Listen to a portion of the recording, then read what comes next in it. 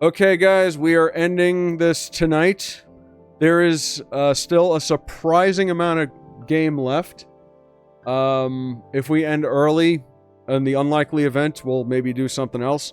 But, yeah. So for those of you who are not with us, quick recap. Mr. Yadakin died. The beloved, fan favorite teacher, and honestly, as someone who's trope savvy, I should have seen that coming. Like, they built him up a lot to be, like, a favorite character, and then a game like this with the high drama done did him in. You were devastated? That was shocking that they would pull something like that on us. Jeez. Ooh. Anyway, we're gonna finish this off tonight. There's only one choice we have to make that will get us to the good ending. So I have the guide up. I also, if we end early, I actually pulled up the other endings. Weird thing is, 2 of the endings are over an hour. One of the longest ending is actually the good ending, so we're gonna get that one. But we can maybe take a quick peek at some of these if there's time. But before we begin, the usual shill. If you're watching this on YouTube, please subscribe. I'm trying to get to 500 subscribers. If you get me to 500 subscribers, no, we're not doing that anymore. Fuck. We got 500. We need more though.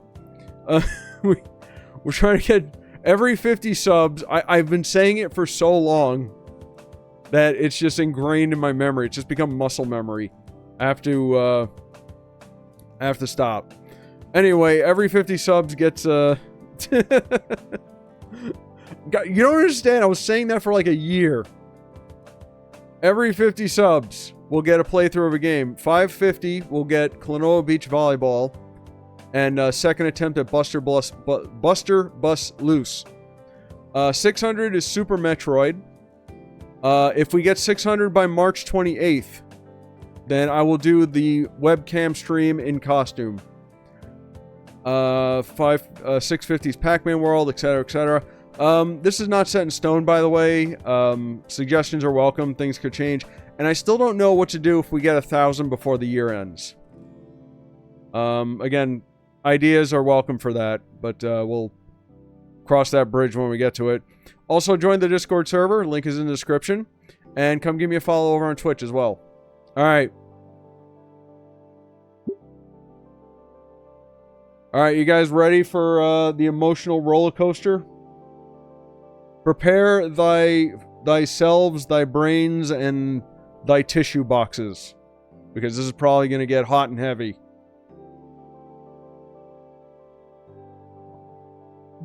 Finish Spyro Dawn of the Dragon? Maybe. I did the Reignited trilogy. I wouldn't mind checking out another Spyro game, but they're a little harder to find. But anyway. So here we are. Inko just got the news about Mr. Iadakin, and he just found Ben and Olivia. Olivia's looking particularly devastated. Let's fucking go. Yep. Ben? From an outsider's view, it looks like Ben is trying to talk her into something. But there's such a stark contrast between their moods. I suppose Ben is mourning too, but maybe he's just handling it differently. He's a much more, he's got his shit together more than other people, it seems. And thy butt cheeks. PS2. I mean, playing a PS2 game for me is not that difficult. But, again, we'll see. We'll deal with it. That's the plan I have in mind. What do you think of it? Olivia? Yeah, okay. Olivia's probably came off as weak and unfocused, like she wasn't talking to Ben at all. Can I count on you to be a part of it? Sure. I remain obscured from view, except you're totally not. This doesn't seem like a conversation I should intrude on. I'll just catch up to Olivia after. Honestly, I'm somewhat surprised Ben is talking to her. No, maybe that Olivia is listening to Ben. those differences are being put aside. Once our priorities are aligned, I had thought to come out to find Olivia too. I wonder if Iedakin was a mentor to each of us. Like he'd always be around to help us out, but now all the little things that make you anxious or aggravated are gone in an instant. And all that's left is reality. Why bother with this dramatic garbage? If now's not the time to be brought together, then when? I'm thinking too much. My hands are shivering. Something in my heart threatens to fall apart, but not now. The voice is too quiet for me to hear, but whenever she said wasn't what Ben wanted to hear. Olivia, I need to know that you're with me on this. Yeah. Olivia? Ben kneels right next to Olivia's chair, putting the two at eye level, though she keeps hers averted to the side. I need to know that you're in on this fully. There's a strange panic in the plesiosaur's voice. Please, Olivia, for him. Finally, after what felt like a few minutes, despite it only being 4 or 5 seconds, Olivia looks back at Ben's face and gives him a meek nod. I'm going to take that as a yes, then. The Gator girl gives no other reply to Ben's words. The only sign that the words are registering in her mind were that her hands suddenly get gently shaking all the while her claws dig deeper into the wheelchair's armrest. She's going to need to replace those, man. How many times have we read that line? Those things are probably destroyed by now. Her bulwark broke at last.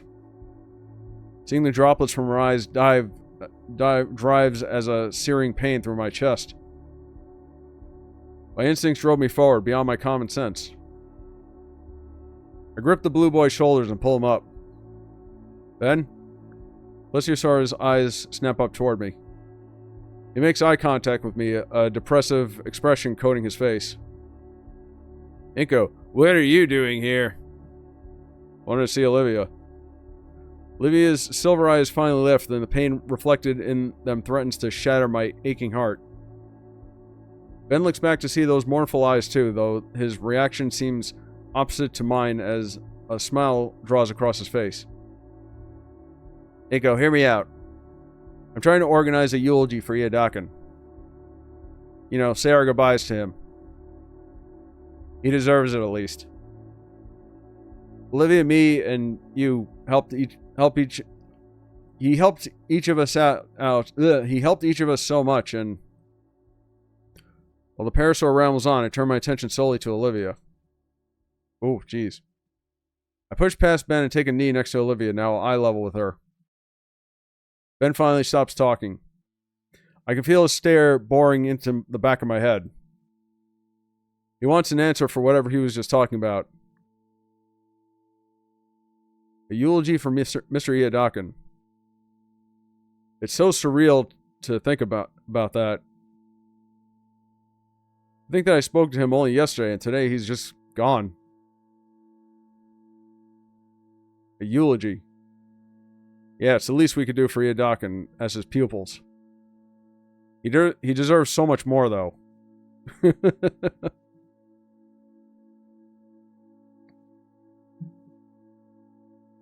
Right, yeah, Olivia's probably feeling what I'm feeling right now. This fight between reality and emotions. Iedakin's gone and I'm still trying to process it, trying to accept the fact that I'll never see him again, or listen to him again, or get advice from him again. Never get to impress him or show him how much I've improved because of his lessons. My God, they're really drilling this into your head. I don't think I'm ready to accept that he's gone. First stage is denial.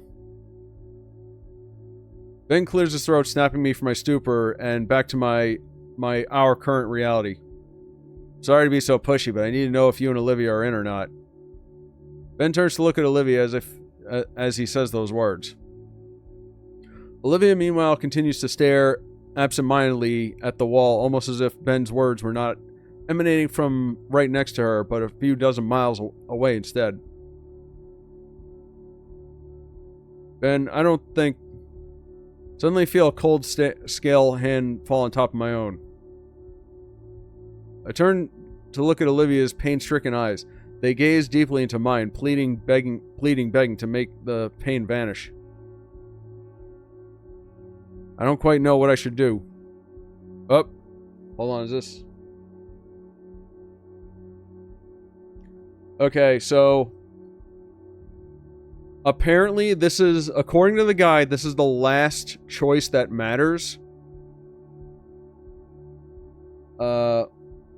Choosing, we're not ready to say goodbye is the correct answer. And with this, assuming we did everything right,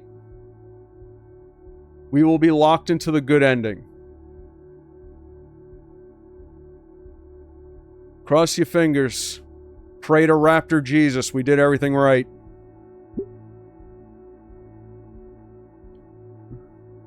Over here to slap some Gator ass. The fuck is this? I know, right? Man, the story of this game, and apparently this game is supposed to be a parody of another game. The story here is actually extremely well written, and it's a bit long. That's not really my only criticism with it. My only real criticism with this game is that the dialogue could have been trimmed a lot, and they could have still made their point. But other than that, it's incredibly well written story. Can you give us some time, Ben?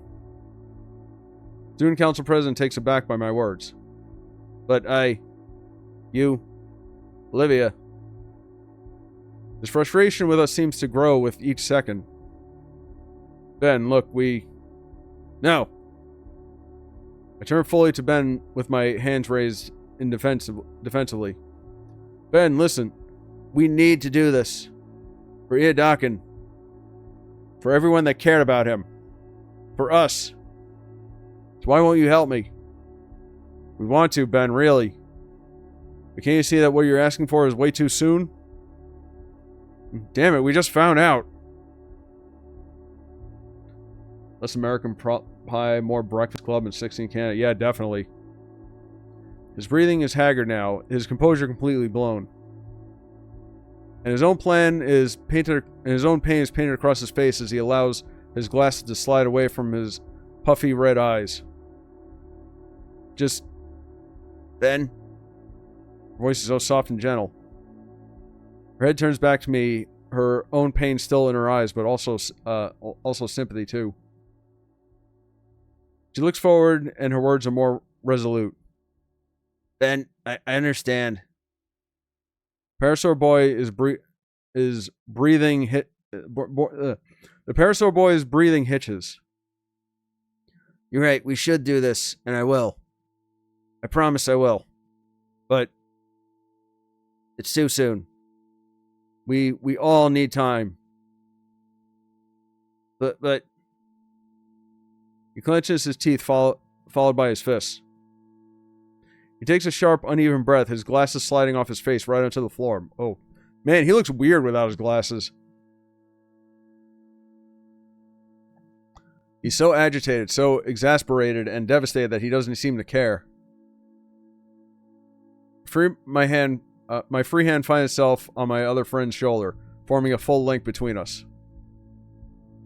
Olivia reaches down and picks up the prescription glasses, using her sleeve to smudge them cleanish. Looks like a My Little Pony character with... Oh god, he does. Like remove this.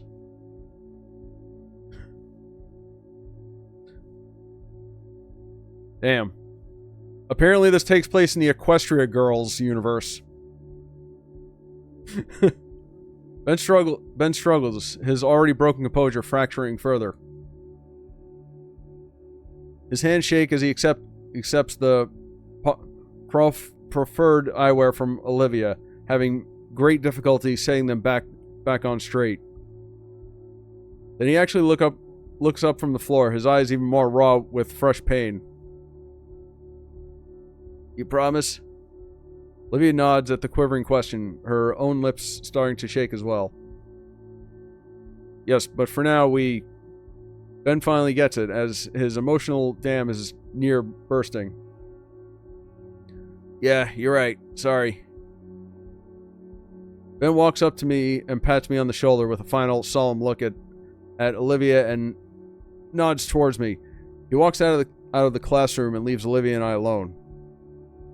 As the door clicks behind me, I hear Olivia take a sharp and sultry breath before turning back to look at me. Her eyes are glossy and puffy on the edges. Trails of tears stain down her cheeks. And her expression is of someone who doesn't want to believe that it's true, but knows deep down that it is. As I look at her, I feel my emotions come back twice as hard. No, I need to be strong for her sake, damn it. Olivia, I try to find the proper words to say something to her. Anything that could give her any sense of comfort to ease her pain. But I feel my throat begin to tighten like someone's hand is around my neck. I don't even notice that I'm crying until my vision becomes blurred with tears. Without thinking, I wrap my arms around the Baronoxus and pull her in for a hug. Damn. Olivia seems shocked at first, frozen by my sudden reaction. But then I feel a pair of arms wrap around me and hands clutch my jacket. Can't handle this, I know. This is crazy, man. Olivia begins to softly sob into my shoulder. I feel my own resolve break down as I hear increasing pain in her cries. When we're like this, I can't even pretend to be the stronger one anymore. Maybe I could bear the pain for Iadakan, but seeing Olivia like this, I hold on tighter. I don't want to let her go. Suddenly she mumbles something into my shoulder. What was that? We pull apart and I look over Olivia.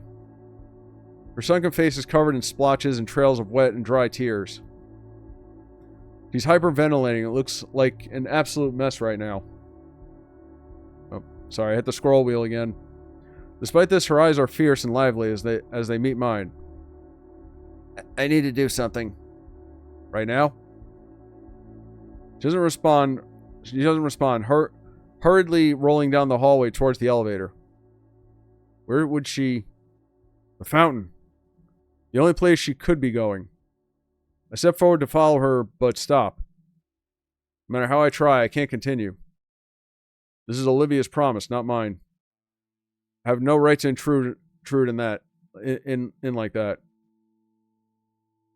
My hesitancy robs me of any choice in the matter. She went alone. I'm a fucking idiot. Well, now you figured it out, bro. Alone? In this freezing weather? While she's going through this? The hell was I thinking? Start my silent march through the halls, out the building, and onto the frozen wilderness. It's cold out, freshly starting to snow.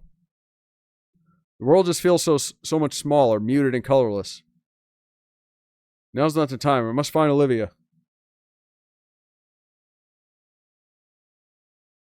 There's thin tire tracks in the thinly laid on snow, pathing out down the sidewalk. I follow them. The path is serene. The falling flecks of white make it feel like one of Olivia's landscapes.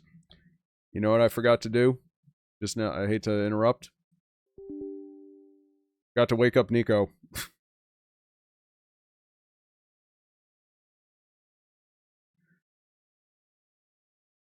Fountain must be around the corner. Oh God. Hold on, he's not ready yet.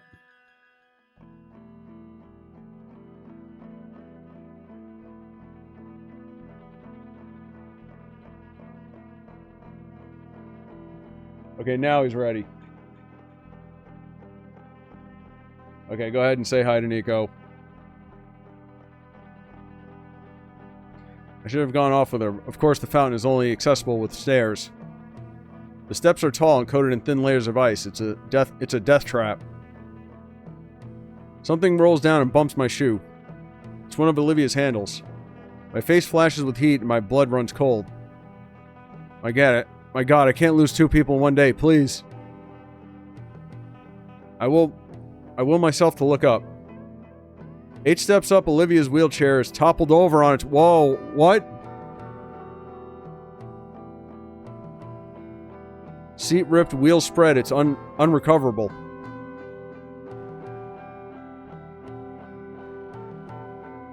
Olivia's 2 steps further, halfway into the next ledge. Her arm reaches up for the next one. Olivia! Olivia stops and slowly looks back. It's a look of shock and humiliation at being seen like this. She turns back and starts pulling herself up to the next step. Damn it, Olivia. I take a step up and catch myself. It's a wonder she got even this far. I find my balance and start marching up towards her. Her arm slips in the ledge and she falls back. I caught her in my arms from behind. I didn't make it. She looks up at me, her eyes still filled with tears. I carefully set her down on one of the steps. She hides her face in her palms. I don't think she was walking. It had her standing up. But I think it was meant to be like she was trying to get up or something. She hides her face in her palms. I failed here, Dockin. Olivia chokes back a sob. Just a stupid fuck up. Fucking chair. And then continues to weep. I sit there and stare a moment, trying to figure out what to do. I really haven't ever been in a situation like this. Poor girl is shaking, rather it's from the cold or her situation, I don't know. I instinctively wrap my arm around her, pull her close to me. Olivia shifts her body accordingly, and we end up in an embrace. Her sobbing calms down to just occasional hiccups, and her body is no longer sapping the heat from me either. Sorry, Inko. Sorry for what? Everything.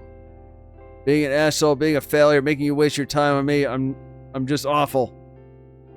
Don't say that. I love you. That's what I wanted to say. Now isn't the time.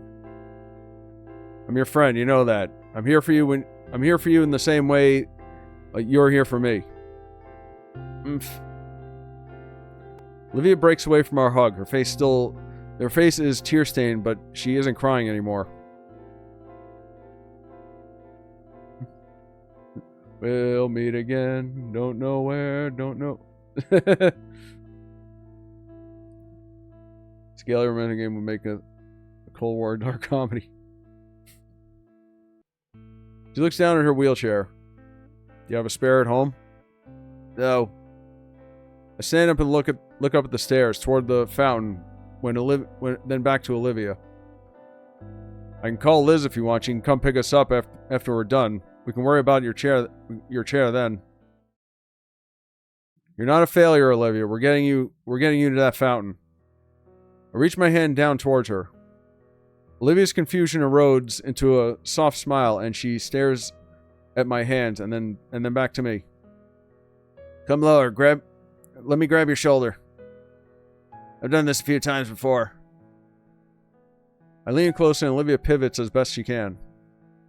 Once more, she uses her tail as an anchor in place of her legs. I'm holding her up pretty well. Never considered it, but that tail must be pretty muscular.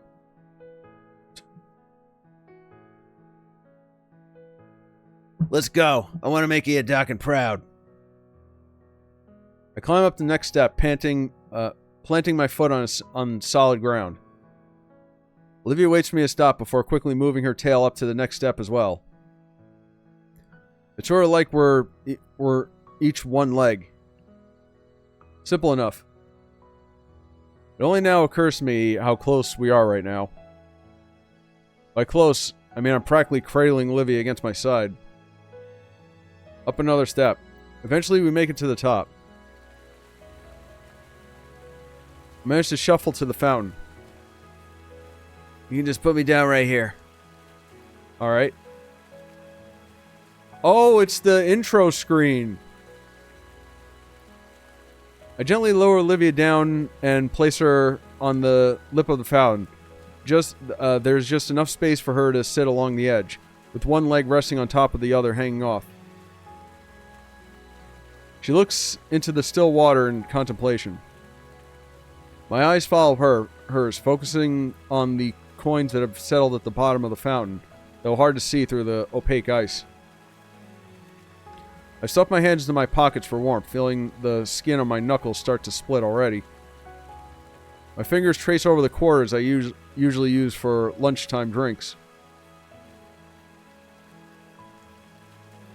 Ice Skater's Sub-Zero. Oh, really? That's cool.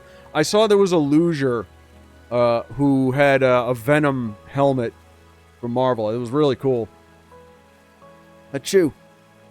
The powerful sneeze draws me away from my meandering thoughts to see the Gator girl quiver in the cold concrete seat. Damn it. Her jaws clenched tight, baring her sharp teeth to the world. Her nostrils flare with each of her breaths, the hot air creating a puff of visible mist. And her eyes are filled to the brim with a fiery rage and salty tears. I want to break the silence between us. I ask for her thoughts. She's deep within them, though. Raging within her own mind. Finally having the moment to process everything that's happened. In the end, it's Olivia that breaks the silence with a single quiet disdain-filled curse. Damn it. Her eyes shut, keeping her tears from falling. Damn it. A hiss seeps through her lips. I made it. I finally made it, but... The thought goes unfinished. She lets her shoulders down and turns her gaze away from the sprouting water. Listlessly gazing toward the obscured afternoon sun, that's just managed to peek through the clouds, the snow-covered trees. Maybe she's imagining that's where she is now. But what now? I withdraw my hands from my pocket, holding it open for her to see the pocket change in my palm. Scanning over the water features before us, I think back to all the times I wanted to do just this with someone else. How about we make a wish? Olivia's brow furrows as she glances off to the side. Her fingers grip her hoodie, and I watch her as she considers my suggestion thoroughly. Sure, a wish sounds nice right now. I motion for her. The Gator girl holds her hand out to me, and I drop a quarter into her palm. On 3? I nod and reply. 1, 2, 3. I wish for... Our twin coins flip in the air together. I watch as the coins spin skyward, crashing through the falling snowflakes. At their apex, the coins seem to pause, just to briefly touch one another. And with a synchronized plop, both of the quarters hit the water together. I lean forward to see that the coins even landed in the same side heads. Wonder if that's double our chances of making our wishes come true or something. I let out a huff in amusement from Olivia's comment. Though the more I think about it, the more I hope it does. Coin hand holding. We stay there looking at the fountain together in silence. For a moment, it feels as though time has stopped around us. It's just me and Olivia experiencing the moment together. Almost makes me forget what had just transpired, what we were dealing with, what kind of future the two of us were looking at. For this moment, though, none of those dreadful thoughts mattered. What matters right now is finding a small bit of peace, of solace. A bit of calm before the storm that was inevitably coming. A harsh wind chill finally brings Olivia and I out of our thoughts. Hey, I'm sorry for being super distant earlier. You don't have to apologize for that, Olivia. Everyone goes through these sorts of things differently. I know, but I just feel bad. I know I'm not the only one who's sad that Iedakin is gone, but her pause makes me stop and turn around to face her. I can see in her face that she's trying to form the right words. Iedakin was the first person who I felt was a role model for me. He didn't just believe in me, he made me believe in myself. Not just for my art, but being able to succeed in general. I knew that Iedakin meant a lot to her, but I never realized he meant that much to her. More than anything, he actually cared about me. About my thoughts and my dreams. I felt... Olivia's lips tremble as she struggles to voice her thoughts. Normal. God, it probably sounds stupid saying that. I shake my head in disagreement. You know, Mr. Iedakin was important to me as well. It's okay, Olivia. I know how you feel. You gave me some of the best advice I've ever gotten from anyone, and encouraged me to follow my dreams like you. Wish I had met him sooner. There's a moment of silence between us, the air filled with a mix of sympathetic emotions. A shard of sadness for the passing of someone who had made an impact on both our lives, but a sense of thankfulness that he graced our lives. Guess we both got our issues, huh?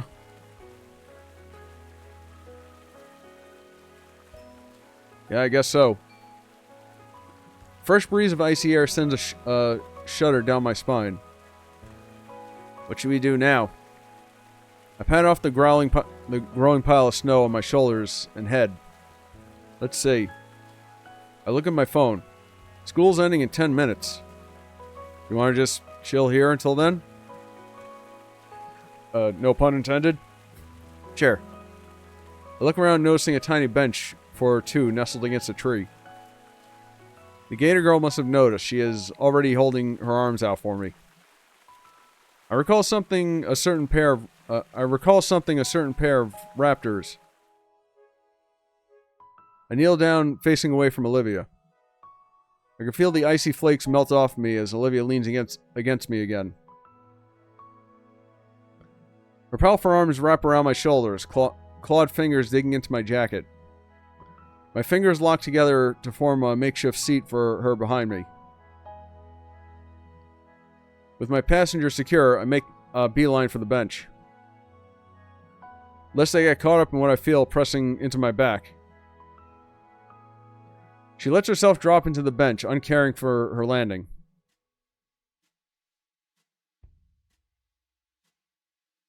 Taking a passage from the Book of Olivia, I also drop uncaringly next to her, just glad she had glad to have some shelter from the increasing snowfall. So here we are, mission accomplished for Olivia.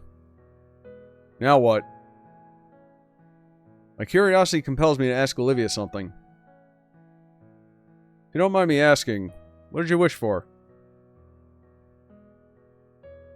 I don't think you can tell someone what you wish for, or else it won't come true. The superstitious side of myself says that she has a fair point, so I decided to not push for any further on it. Just curious is all.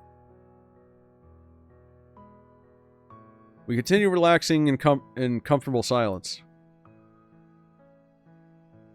I mean, I don't mind telling you if you tell me yours. I'm sorry, there's something funny about this. He's like an emoji. I guess that's only fair. What did I wish for just now? It's hard to put into words. It's not something specific, rather a feeling that I keep coming back to. Back before I came to the school, I would have wished for more friends or a successful future, or to take back something embarrassing from the past. Please put on some winter coat. You're both gonna yeah, really. And she's cold-blooded. Looks like Krillin grew. That's what I said at the beginning of this. But now that I think about it, I didn't need to make a wish. That's too vague. I know, but I don't know how else to put it. Come on, at least try. My best memories from my past few months. This. This being outside in the freezing cold? No, not that. What do you mean then? I struggle to find the words without making myself sound stupid. Yeah, we've been calling him Saitama too. He's got a lot of he looks like a lot of different people. Like Michael Stipe from REM. Or Billy Corgan. I was gonna say Jason Statham, but no, he's not that cool. You know, we've hung out a lot together, but it's not often that it's just the two of us. Just us? Yeah, that doesn't happen a lot. Wish it was like that more often. The Baryonyx's eyes go wide. Shoot, maybe that came across as too weird. I mean, I just want to get closer to you, you know? I watched the beginnings of a blush form across Olivia's cheeks. My eyes. Again, impressive that she would blush underneath all those scales. Wait. I didn't mean it like that. I want to get to know you better. She glances away, laughing nervously as the tone changes drastically. Yeah, I understand. Totally. I breathe a silent sigh of relief. Smooth. If you believe they put a man on the moon. If you believe a man can love a gator. Want to know what I wished for? If you don't want to share, you don't have to. I asked for yours, it's only right. Ahem. I wish to know what I want to wish for. Glance across the bench towards her. Can't make sense of anything right now. I want today to be over, Frozen, and to have to never happen all at once. I want Iodakin back, but I don't want to just replace him with someone else. Too late to start all over. Stops to wipe her eye, but they're already dry. All I've ever wanted was to be someone he would be proud of. But it just feels impossible. She looks away. I ended up picking something lame, sorry. What's that? Olivia's still looking away while I can hear her hesitation. I can't tell what she's thinking. I threw in that coin, and out of everything racing in my mind, the one thought that stuck out most was just... She chews her lip in contemplation for a moment, and when she finally continues, her voice is a soft whisper. I want somebody I can trust. Feel my face heat up from her words and her tone. Even with her head turned, I noticed her red flush creeping over Olivia's face, too. I instinctively jerked my head in the other direction. Shoot, what do I do now? God, just fucking kiss already, jeez. We're both sitting motionless, neither daring to say another word. I listen closely, I feel like I can hear her heartbeat from here. She can probably hear mine as well. I don't even notice the cold anymore. Maybe we can just stay like this for a few weeks. No, don't be ridiculous. Quote Tristan from Yu-Gi-Oh! Bridge Series. Just fuck already! You need to tell her how you feel. Come on, man, step up! I cleared my throat searching for the words that wouldn't come. She just said she wanted someone to trust. I mean, You can trust me. I hear shuffling from Olivia. Damn it, I can't work up the nerve to turn my head towards her. My neck feels like a rusted hinge as I try to disobey my body and look at her through my periphery. Do you trust me? Despite my words, she nods her head vigorously and blush grows dangerously bright. Well? I shift my body towards her on the bench. I trust you too. Suddenly she shakes her head a bit to bring herself back to reality. I can show you the wait wrong thing. Maybe I can be honest with you then. You're silly and you're ridiculous. Maybe a little over optimistic. You're thoughtful and adventurous, and you're so willing to just take me with you. You don't treat me any differently for this stupid thing. She lightly hits the armrest of the bench. I guess I stopped noticing at some point. Well, yeah, I mean, obviously, you're like... So many words dance on the tip of my tongue. Like? My mouth and my brain are at a standstill, one wanting to just blurt whatever, while the other keeps it all in and disseminates it all in a thoughtful manner. Hang on.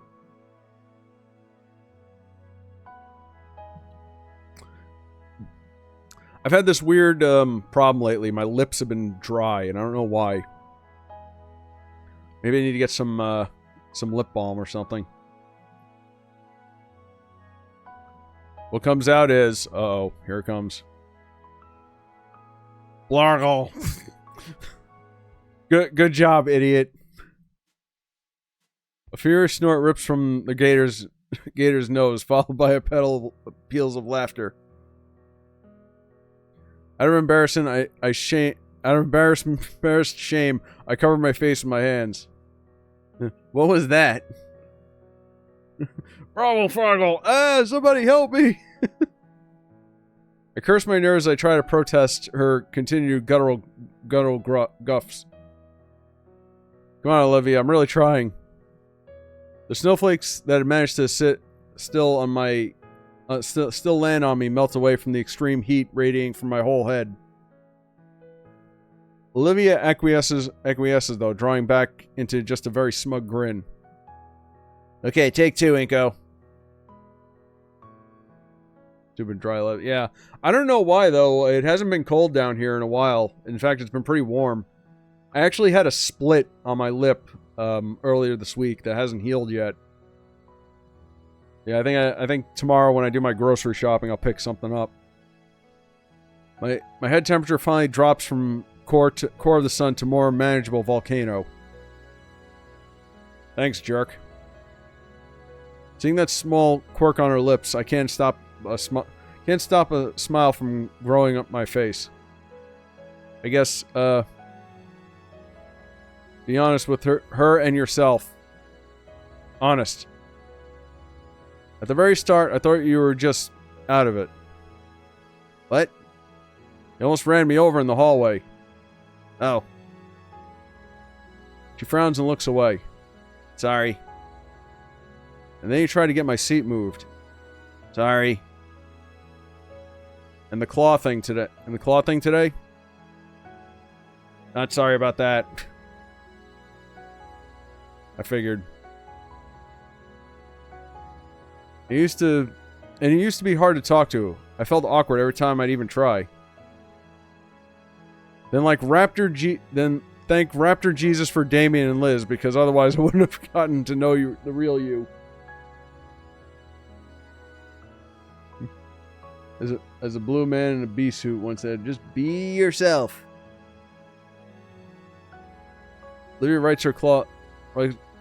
Olivia wrings her claw fingers together.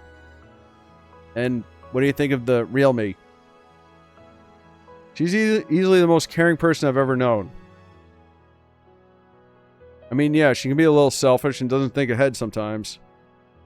But when she cares for something, she just has to do everything she possibly can, or for whatever it is. Is that what you think? Yes. I think you're quite caring and passionate and what? You know, Missy Dawkins saw that in you too. Olivia's eyes water at the mention of our mentor. Thank you, Inko. Now's the time, Inko. Come on. Yeah, just say it. Hey, Inko? Say it, say it, say it, say it. Come on, man. We didn't come this far for nothing. I was compared Inko to fucking Kylo. Oh, no. He's not that bad. Come on. You like me? Give her the answer. Yes. Why does talking have to be so hard? Words are hard, man. I prepare for Olivia's smug one-liner to crush my weak confession. Instead, I just watch as Olivia brings her hoodie up and hides her eyes with it. Really? For some reason, seeing her like this fills me with a well of confidence. Yeah. Can I hear you say it? I like you, Olivia. I don't get how. Her hood peels away just enough so that I can see her shimmering silver eyes. Why would you like someone like me? I like you too.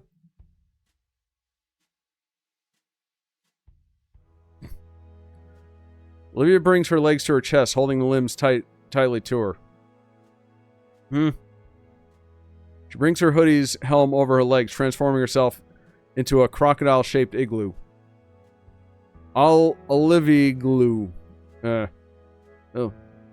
Slippers were a bad idea. Oh crap, yeah, you okay? Fine, just call someone. I cough awkwardly and get my phone out to call Liz. Hello, Inko, is that you? Are you supposed to be in class right now? Scalar let Olivia and I out early.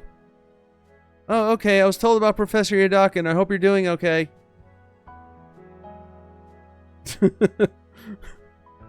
Yeah, I'm alright. I'm with Olivia by that old park by the school.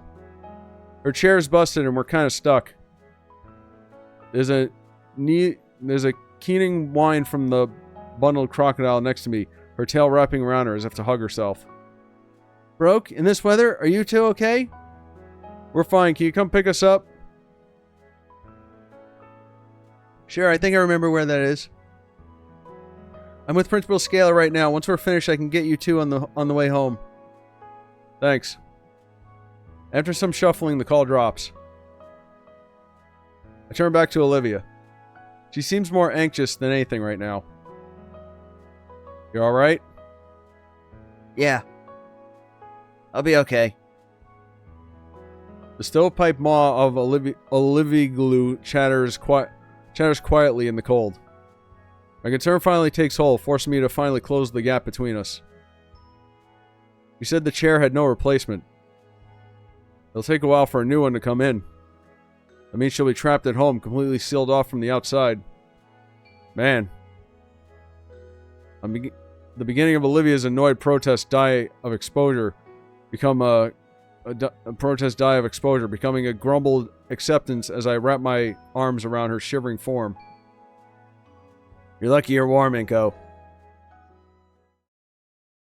Yeah, I definitely feel like it as her body shifts and nestled closer against me. Olivia's tail lays on my lap. The shivering reverberates through it the most. I lay my palm atop it, feeling the cold limbs shaking slowly still. Some long distance trivia about limbs losing heat the fastest spring to mind. In the hopes of keeping frostbite away, I pet the heavy tail, and as I do, I hear the silliest sound rumbling from Olivia's chest through the rest of her. It's like a purring cat almost. There's a new sensation on my cheek now, soft and warm. Oh, there it is. Finally, the lips are planted firmly on my cheek, and this feels nice. And there was much rejoicing. Yay. We did it, boys. Fuck yeah. As I continue to warm her tail, I feel her warm lips pressed more and more against my cheek. I don't know if kisses are supposed to go for this long and be this wet. And now the lips are moving some pointy things that are there, and oh, Olivia, little too far there. Munch. And that's her teeth. Oop. Olivia instantly lets go for my cheek from her non-lethal bite. Cheek numb. Her primal instincts are taking over. We need to corral her quick. Oh fuck, sorry. I'm new to this stuff. I'm nervous. It's okay, really. Okay. I put a hand on my cheek to feel the damage. I feel the indents of her fangs, but nothing serious. I almost even started falling asleep before we hear a car pull up at the bottom of the hill. Olivia perks up and leans forward, and I try to see who it is. A few seconds later, Olivia raises her head above the stairs, scanning like a submarine periscope. Crap, it's going to be tough getting all the way back down, even with Liz's help. I look back and smile at Olivia, still huddled against her and cling to my arm. Like Sonny Crockett and his pet alligator relationship has gone way too far. You got here in time to see it. Yep. Apparently there's still more game still. So, you ready? Today seemed to drag on endlessly. Liz's arrival had ended our embrace, and she had quite the dour look on her face. She said she'd been in a meeting with the principal, and I can only imagine how the faculty and student council were reacting to Iadoggin's passing. Her mood seems to lift a little, at least when she saw Olivia and I both huddled together beneath a tree. Olivia's mood, on the other hand, plummeted, probably from the way Liz and I had to carry her to the car. The ride to the Payne household had been silent, save for Olivia's grumbling and embarrassment. I think I'd be in a similar mood if I was treated like a sack of potatoes, but then again, how else we were supposed to carry her? I suggest more leg workouts to Coach Sully, just in case. Damien and Randy were waiting for us at the curb, the older man looking over Olivia with worry. When your friend told us, Soph and I were beside ourselves. I'm fine, Randy. Randy didn't really hear her, as the instant the car door was open, her legal guardian pulled her up into one hell of a bear hug. Come on, I'll get you kids some hot cocoa. Damien watched on with a smile of relief as his father hauled her over his shoulder and marched into the home. When I goddamn go, you're gonna freeze. I know, they're all look at Damien. He's got nothing on.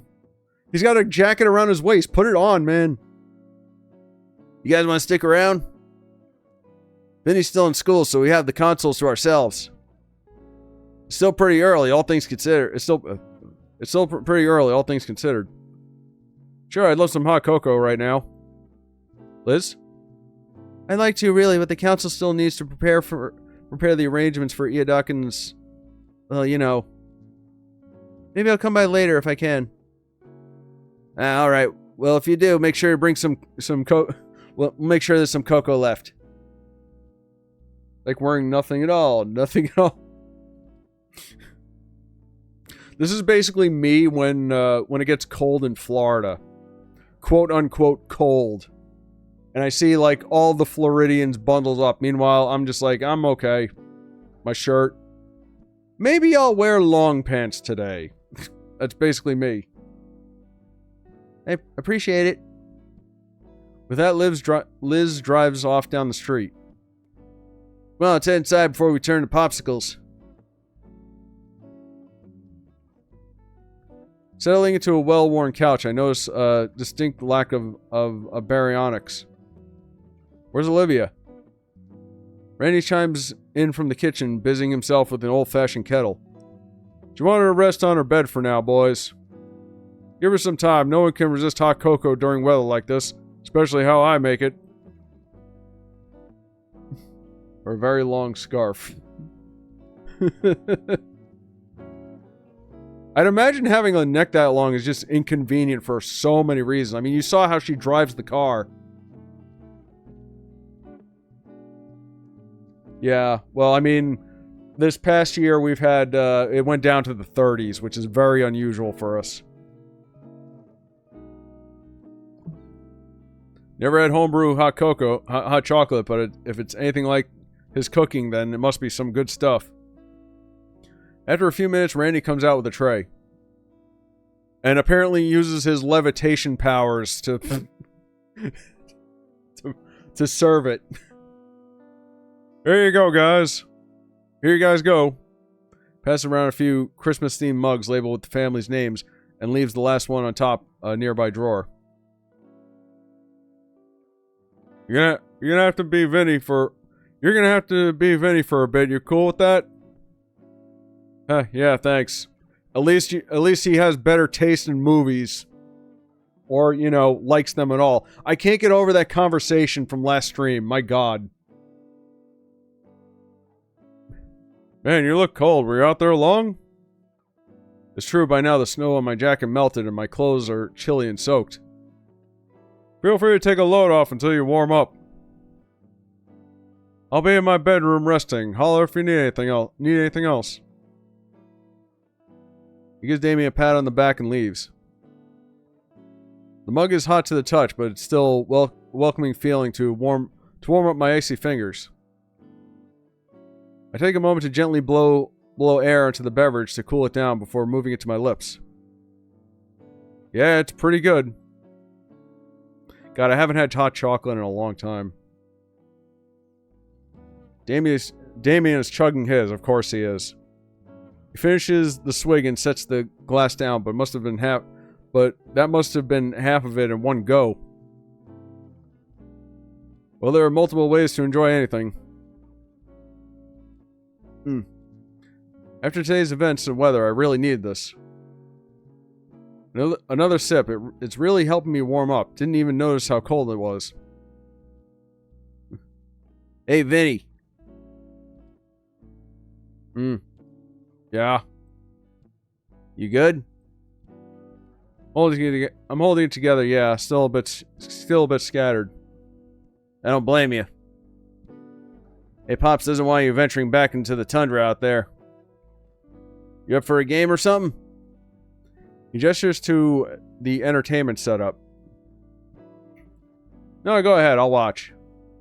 Damien thinks for a second, a few gears in his head turning in conflict. Really, I don't mind. Alright, I'll get set up. Damien sets up a game, searching several mismatched cases for the right CD and gives the screen a good thump to get it to work properly. Maybe watch Logan Paul. Oh man, you know he would be a Logan Paul fan. Ugh.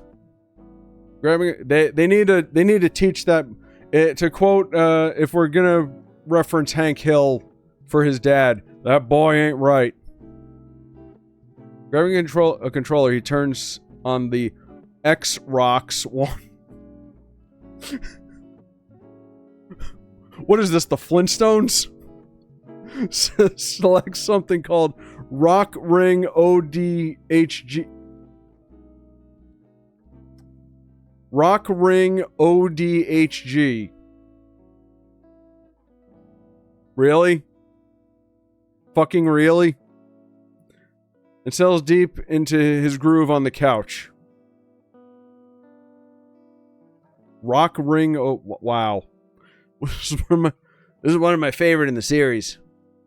After a minute or two of gathering a full lobby, the Diplospino Dino, wow, that's a mouthful, picks his class and begins his virtual rampage. This is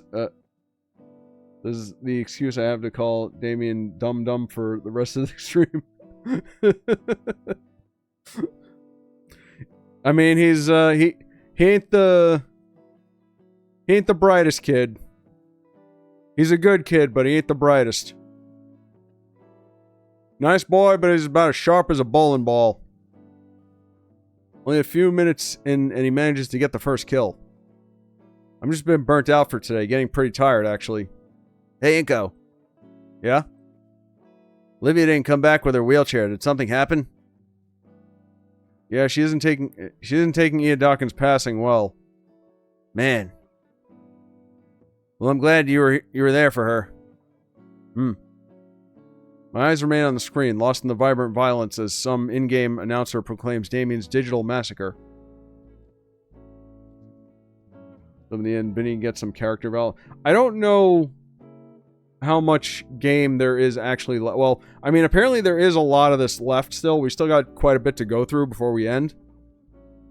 So I don't know if there's going to be time for him, but let's assume that at some point he does, at the very least. On this part, Damien frills waver like crazy, and it looks as if his arms wanted to wave in victory. You want to talk about it? I don't want to take up your time, Damien. Come on, man. We've known each other for a while. You can be honest with me. Not sure where to begin, really. Yadokin was really cool. I don't have the right words for it. Somehow I think I'm unqualified to speak on it compared to Olivia. She knew him better than I ever did. It was important to her, yeah. We talked about it for a bit before Liz picked us up, but I'm worried I'm not much help. Well, that's what we're here for, right? To help her out in any way we can. Best thing to do is to be ourselves for her, and she'll eventually go through the motions her own way. Yeah, that makes a surprising amount of sense. Even slowly look at Mug over at Damien. I mean, even he gets he makes sense every once in a while. And you make it sound easy too. He briefly meets my gaze before turning his attention to the screen. I know I'm not the smartest guy around, but I do know Olivia. We don't share parents, but she's still my older sister. Older sister? Her birthday is first, duh. And knowing Olivia, she'll be able to manage. But how are you managing? Me? Trying to sort the maelstrom of emotions running rampant in my head is overwhelmed, I guess. Wish I had gotten to learn more from him. Olivia could probably recite some of his lessons by heart. She probably could. I remember the first time she got to work with some special paints in class. She was just ecstatic. She came home a mess, covered all with blues and greens and leaving behind tracks wherever she went. When Mom saw the carpet vandalized, she threw her right into the backyard and hosed her off. I ended up joining in because it looked fun. Man, thank God for him. He's such a ray of sunshine on this on this emotional roller coaster we're on. Eyeing the hallway leading to her room, a part of me wants to see if she's all right. That part simply wants to be closer to her again. Damien looks back, the unspoken question clearly written across his arched brows. What about Olivia and you? Speaking of, I may have told Olivia that I liked her. About time. Huh? What? You two have stuck together like glue ever since the summer barbecue. I mean, come on now. Everyone with half a brain could see this because you were becoming more than friends. All the signs were there. Everyone knew except you.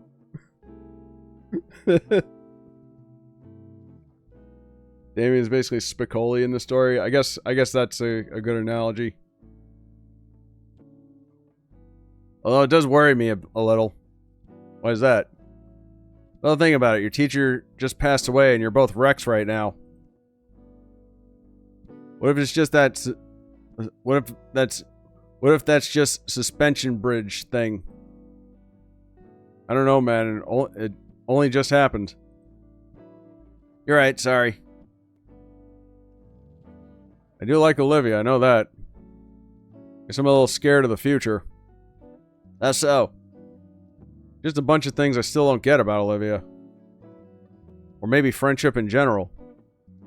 When I first arrived at St. Hammond, I never really had any friends like you guys. So to suddenly be involved in all this, I don't know.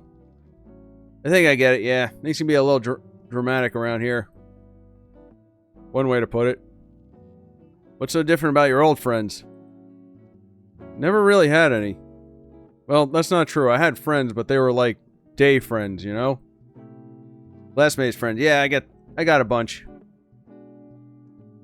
And your folks constantly moving seems like they only ever lasted like a year tops. Yeah. Am I a day friend? No way. You come to our parties and everything. In fact, look.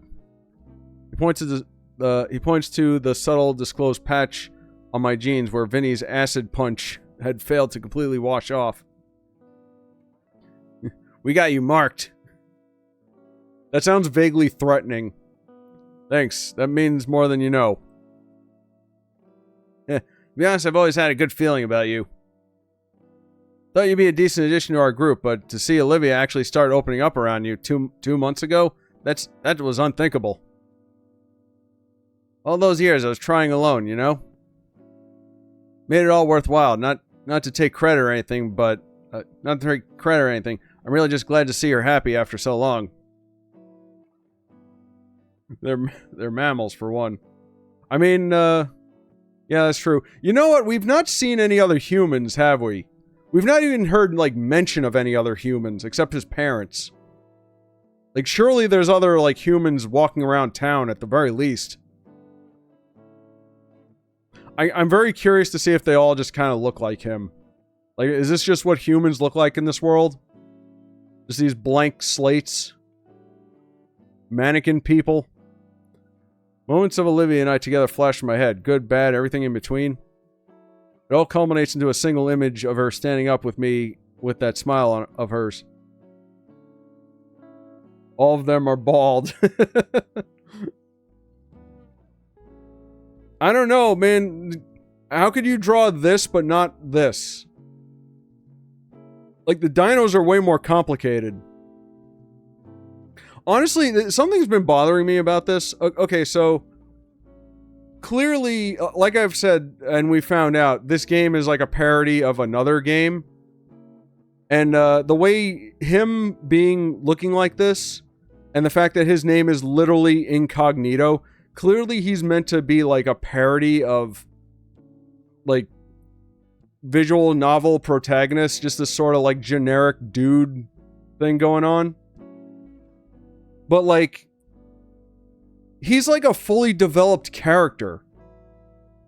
Like he's more than just like a cardboard cutout. So I feel like him being of this design is kind of like taking away from that a little bit.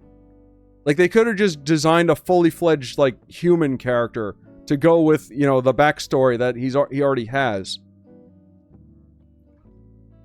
So, I get that he's meant to be, like, you know, kind of taking a rib at, you know, visual novel protagonist, but still, I feel like it's kind of odd that he's not like a fully developed human, at least not visually.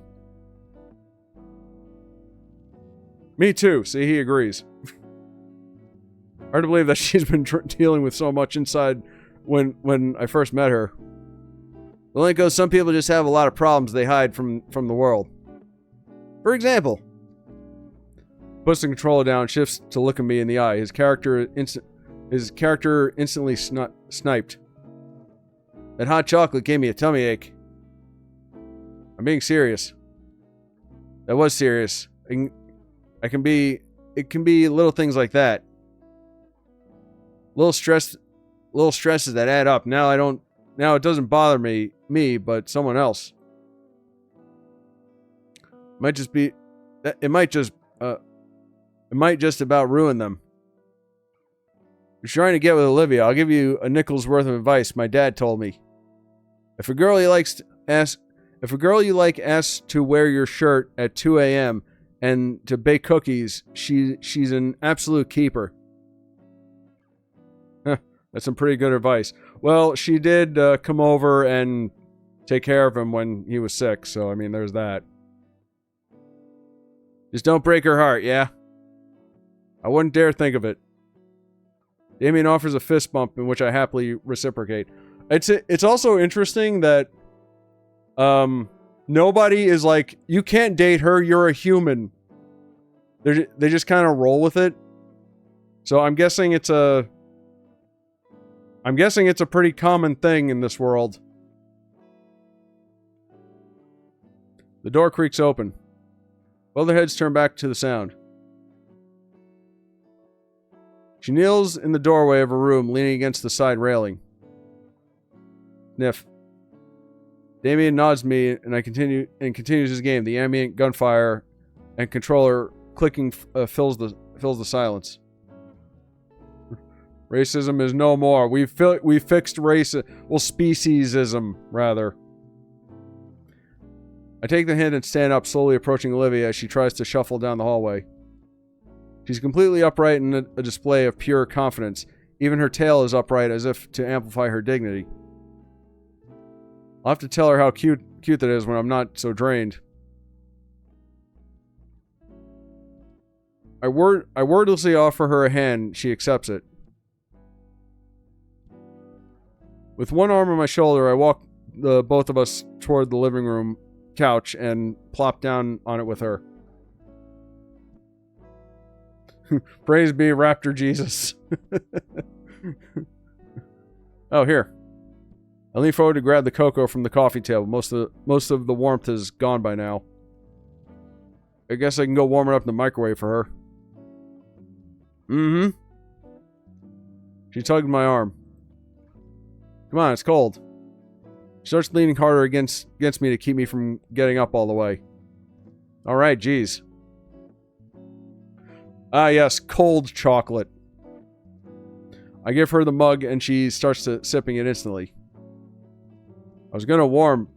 My voice dies as I feel her settle against my leg with a relaxed hum. Her body relaxes more and I'm allowed to sit up enough for her to settle in by my shoulder. She's warm. The two of us watch Damien's game continue. Olivia continues sipping down her drink, letting one hand free from the mug. Her hand finds its way to mine, and our fingers curl around each other's. Excuse me. Damien plays a few more games. I don't really keep track of how well he does. He finishes one last match and yawns, stretching back over the couch. Alright, that's probably enough for me. I'm gonna get going, give you two some space. Okay. Damien gets up from the couch and slides his controller near the cabinet where I lied before. On his way out, he stops to look into my eyes. Hey, keep things chill, man. Don't do anything stupid, alright? Yep. That's impossible for him.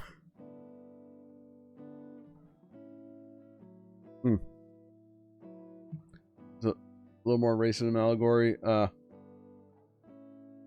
doesn't seem to be that here, though. He nods and heads off into the depths of the house. And just like that, it's quiet once more. Is she asleep? Hey. I don't think you've seen my room before, have you? Not at all. You want to see? I'd love to. I watch her brush. I watch her blush. Am I getting good at this? Okay, just walk me there. Similar to before, I help Olivia up off the couch and we shuffle our way toward the room. Wow. Not sure what I was expecting Olivia's room to look like, but I'm surprised.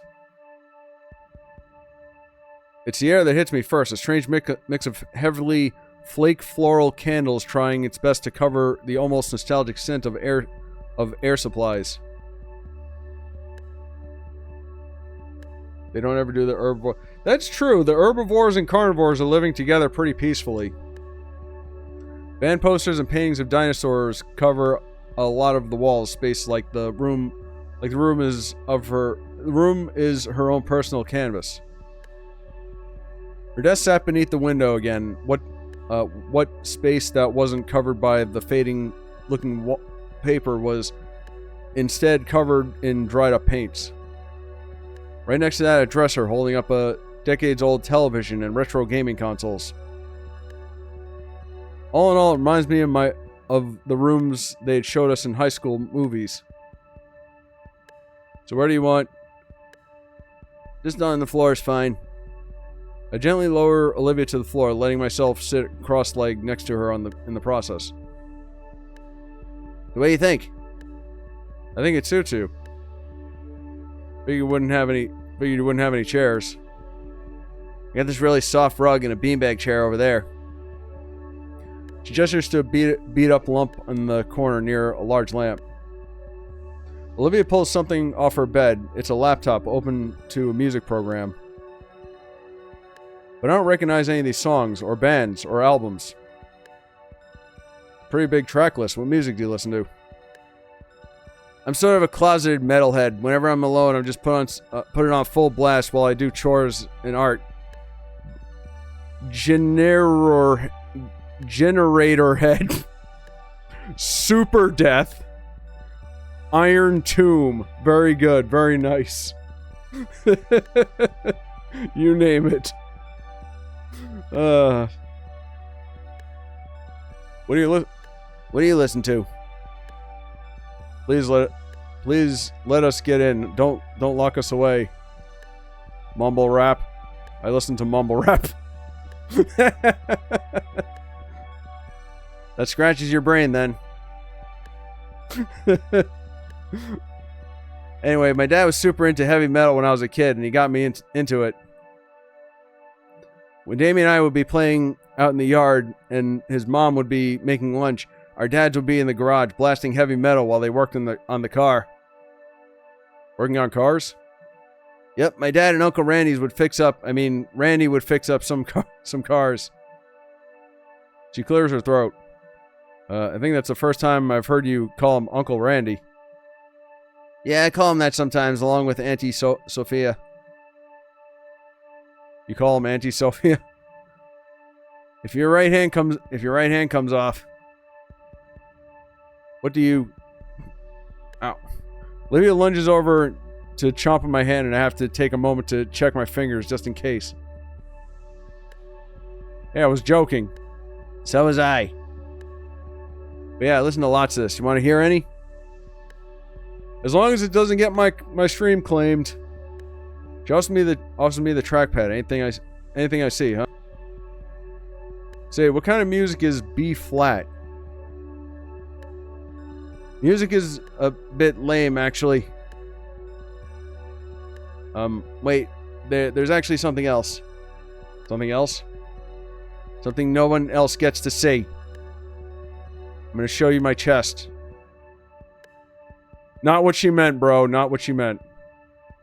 Here it is, look. Olivia holds out a small wooden box. There's 2 Russell's metal latches have long since age past their use.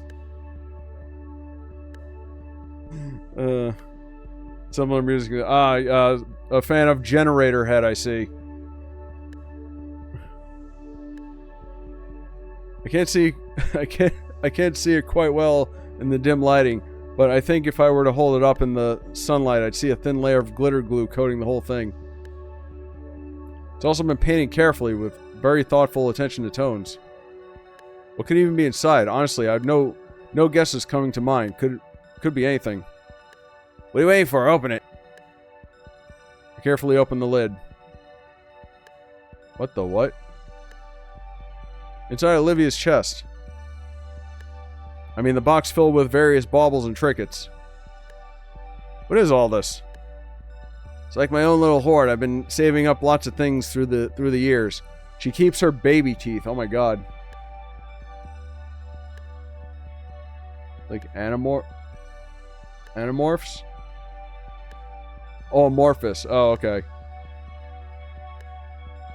I thought you meant I read that as Animorphs, the book series. It's like my same thing. Okay, yeah. Nobody else has ever seen it. She holds out the box for me to take. It's heavier than it looks. It must be some high quality material. With the box in hand, I sit at the end of the bed. Olivia managed to crawl her way to sit beside me. We get to see her chest. No dino tooth fairy. Sadly not. Can you imagine the money you get for a dinosaur tooth? You could get $2. She reaches inside to grab. It's a picture of Olivia's chest. I mean, of Olivia at the shore. This is from last summer. Dad had a weekend off, and we all went swimming together at the beach. The sun was just setting, and decided to take a picture since it was a nice view. Plus, I felt pretty. Maybe we can go together sometime. Maybe, yeah. She places the photo back in the box.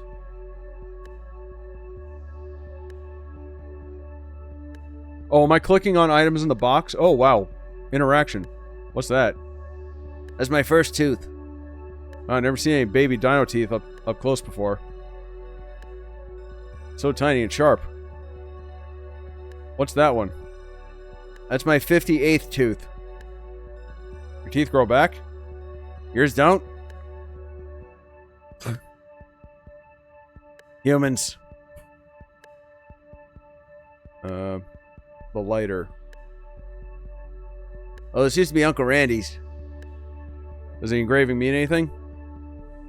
She shakes her head with a soft smile. Not really. He said it's harder to steal and hide stuff that looks unique. Really, I think he thought it looked cool and not tacky. I think it looks cool. You would. Okay. What's that? What are these? There's a couple of cool rocks I found around. I like how they look, so I kept them. I grabbed one of the rocks to give it a closer look. It's gray with thin brown lines all around it and smooth to the touch. It'll be a perfect skipping stone. That was my favorite. Tastes like salt. How do you know that? I tasted it. We're gonna look at the brush last. Oh, hey. Well, some of these look really cool. Especially, I picked them out myself. Where'd you get these? I pick one up whenever I see one. They're a dime a dozen. Okay. Marble? I love this little guy. What's that? Let me show you. Olivia rummages through the box and plucks out a tiny hexagon piece. Then she places a plastic ball onto it. Right before my eyes, it transforms into a little robotic-looking dinosaur. Oh. This is a Gabukan Dinoid, to be exact. Oh, it's a Bakugan. The little balls that you flick and play the card game with. I was hooked on the show when I was young and always asked me to get the toys for my birthday and Christmas. Vinny got the rest of my old collection. This one has always been my favorite, so I kept it here. And the brush. Paintbrush? Very important paintbrush. Olivia's lips turn upward slowly as each bristle of the brush flicks away from her thumb. Though she averts her eyes away from mine, I can see the green of her scaly cheek turn red. Sorry, I just got sentimental for a moment. It was the first brush I ever had. Dad gave it to me on my 5th birthday. Her tone faltered slightly. Dad always asked me to make him little drawings. And every time I finished one and gave it to him, he'd tell me it looked amazing. I could barely draw a circle back then, but he'd get a gush over me and... She shakes her head. I think he put them in a scrapbook. I don't know, but he'd keep them all. Olivia looks back at me, her embarrassment turning into bashfulness. Thanks. Minutes go by as Olivia continues showing off her personal hoard. All tiny objects that Olivia's chosen to keep with her whole time, eagerly explaining the significance of every little piece of her she got locked away in here. By the time we're done, she's resting her muzzle on my shoulder. It's been a crazy long day. I'm pretty exhausted myself. Can you put this back on the dresser there? Sure. I gently move off her shoulder, much to her muffled groans of protest. Then I carefully place the box back to where it was on the dresser. A small friend pokes his nose curiously through the bars of his cage. Hey, little guy, long time no see. Were you napping? Black and white mirrored replies with a series of squeaks. I like to think he's saying that he's glad to see me. Hey, Olivia. I'm pretty exhausted too. Bed's definitely off limit. That leaves either the floor or the couch outside. Or that beanbag chair looks pretty inviting right now. I slump into it, the beads inside scrunching under the weight as I settle in. It's soft. Smells a bit like paint in Olivia's hair. Does Olivia lay on this while she works? As I start to drift off, the last thing on my weary eyes take notice of Olivia sleeping soundly on her bed. With how emotionally draining this whole day has been for us, it's nice to see her looking so peaceful.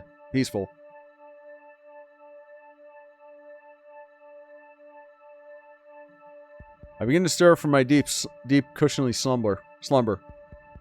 I feel like there's something heavy across my stomach, stopping any ability to move. Did someone throw a weighted blanket on me? I'll give you one guess. Actually, it feels like whatever's on me is vibrating. What is it? Olivia? She's on me. My entire head grows hot as my brain tries to process the situation. How we're, and she's... Her chest pressing close to mine. I can feel her rhythmic breathing against my body. It's deep, slow, and with a subtle but noticeable rumble with each exhale. If I focus hard enough, I could probably feel her heartbeat. Close your eyes. Avert your eyes, Nico. Don't look. Turn away and earmuffs, please. Maybe she sleep crawled into the beanbag. I didn't realize until I was on it. I should probably wake her up so she can get back to her bed. Anytime I try to move, her limbs cling tighter around my body like a boa constrictor. With all but Olivia's tail wrapped around me, any attempt of escaping her hold is fruitless. Olivia looks even more peaceful than she did on the bed. You're in my bed now.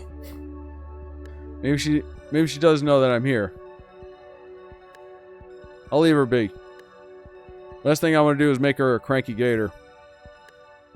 With my free hand, I managed to grab my phone. Checking the time, the digital clock says it's only 5 minutes past 4:30. Plenty of time to continue my nap. I nestle my head back in the beanbag and let the feeling of Olivia's rumbling lull me back to sleep. This feels nice. My morning alarm lulls me from my sleep and onto the world of the living. I ended up spending the night at Olivia's place. Randy and Sophia thought my parents would actually be worried that I stayed with strangers for the night. When my folks hadn't answered their phones, Sophia was left fuming. Randy didn't look as bothered, though, and the two calmed down after I made something up about a business trip. Honestly, I'm probably right anyway. On the upside, I got to spend the night with Olivia. Last night, we even turned the living room into some kind of blanket and pillow fort. It felt childish to huddle up on the floor with Olivia and watch her play old computer games on the outdated TV, but I had more fun than I'd like to admit. But now that Fridays rolled around, it was time for school. Olivia's wheelchair is out of commission until Randy can go get a replacement, meaning she'd have to miss out today. Given the state of both her emotions and wheelchair, it pained me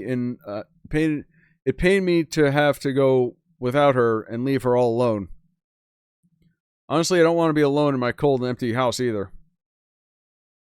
Miss Sophia is one hell of a cook. Last night she made a delicious meatloaf. Guess I know now who Olivia got her culinary skills from.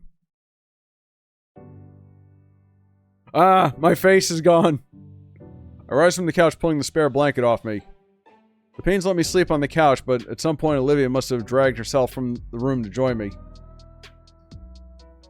As I try my best to get up without waking her, I pull out my phone to check the time. It's about the same time I normally wake up. I'm kind of impressed with my own internal clock. You awake, son? Ah. Ah, there's his eyes. God, that looks so weird. Again, they could have just designed him as a person. They didn't have to do this. I jump as Randy makes his presence known behind me. His hand idly buttoning up a floral shirt as he motions ahead toward the unconscious Gator laying on the couch. Guessing he has the early shift. She wasn't there when I went to sleep. Don't worry, I'm not accusing you. Damien's already up and the kitchen's got cereal. Don't be late for school. I nod in response, taking a few moments to put my jacket and glasses on before heading to the kitchen.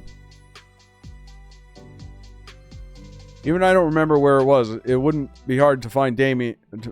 Damien's busy slurping honey oats like a jet engine. Oh, Inko, you hungry? Before I even reply, the Dilophosaurus jumps out of his chair and makes for a nearby cabinet, procuring another bowl and a spoon, which he slides across the table.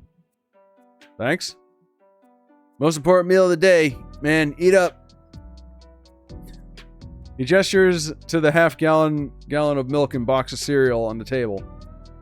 I take a seat across from Damien and pour myself a bowl. Normally I'd skip breakfast on account of getting upset stomach during PE.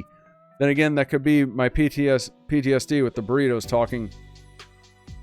With spoon in hand, I scoop up cereal and began eating. You know, as far as cereals go, it's a little bland. If I had to guess, they probably avoid any of the colorful sugar-filled cereals to prevent Vinny from bouncing off the walls. Yeah, I'm pretty sure we gotta keep him away from sugars. Honestly, him too, really. More than he usually does, at least. That kid needs some, like, Ritalin or something. I continue enjoying my bowl of cereal with less ferocious haste than Damien. It's not long before we're both done, and Damien stands up without any intent on cleaning up after himself. They should be getting here any minute, so we can wait outside. Sounds good. I take the time to rinse off the dishware in the sink before anything else. Damien looks a little guilty as he realizes what I'm doing. Finally, with breakfast dealt with, we get ready to head outside into the cold, harsh world. As I grab my backpack by the couch, I take one more glance at my slumbering girlfriend. She's taken up the entirety of the couch now, the blanket we shared falling away as she spreads out into the spot I was just at. Did I give her a kiss goodbye? Yes. Maybe fix the blanket for her? Do it.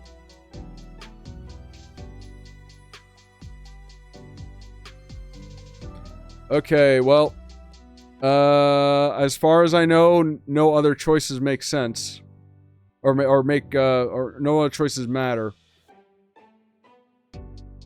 What do you guys want to do?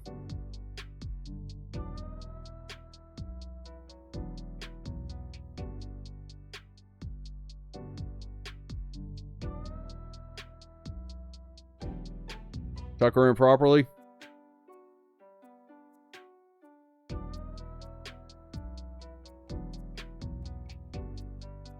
Alright. We're gonna tuck her in. Brow scrunches up. I can see the goosebumps spreading on her arms. Kneeling down, I take the edge of the blanket and bring it back over her. As I turn away from her, something catches my wrist. Olivia's hand. With bleary eyes full of sleep, she looks at me, silently asking me to stay. Oop. Liz is here. His words make Olivia tighten her grip. Painfully tight. Ow, hey, I'll be back tonight, okay? She's fighting to stay awake with her eyes fluttering and hand gripping waning. Olivia. Promise. My hand adjusts the blanket again. Promise. Too much of the room. Okay, fine. I think she accepts that as she lets herself slump back into the couch. Inko. Sorry, I had to do something. Damien huddles himself and charges into the cold right to Liz's car.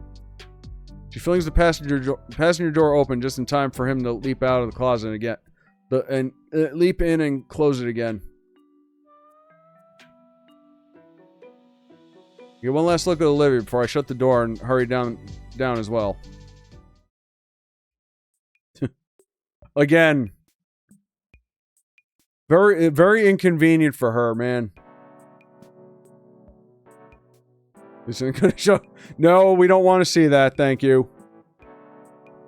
Oh man, the car's nice and warm. Morning, Inko. You really stayed the whole night? Liz stares down the road toward the starts down the road toward the school. Morning. Yeah, I didn't want to be alone in the snow. Is that why you smell like Damien's deodorant? His clothes are looking pretty ragged by now, too. Shut up. I'll have to get a shower and a fresh change of clothes as soon as possible. Damien and Liz keep the conversation moving, and my mind starts to wander. Man, poor Olivia. Who knows when a replacement chair is coming? Could be anywhere from a few days to weeks. And she's just going to be stuck home the whole time while I still need to go to school. Won't be the same. We won't get to be together at the art room after school. All alone, just talking, making fun of my bad paintings. Just us. Man, wait till the doctor finds out we're... Ooh. Damn it. Well, I guess he knows by now then. Man, I really won't be the same. Yo, Inko, you good? Seems pretty down all of a sudden. I'll be fine. I appreciate you guys, really. Been the best school year of my life so far. So thanks for being my friends. Hey, you're cool too. What brought this on? Damien. Oh. The school year's been pretty special. Hanging out with you guys so much has changed in such a short amount of time. Even if things are shaky right now. Oh, even things are shaky right now. It's been worth it. I have hopes for what comes next. Me too, Liz.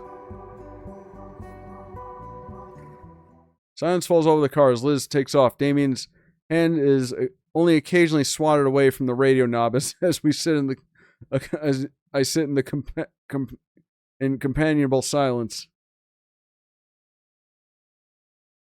It's nice taking a different scenic route to school.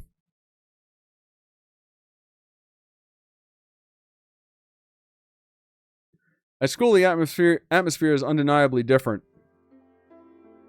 It's as talkative and rowdy as ever, but there's less of it. I don't know. Maybe it's just my mind playing with me.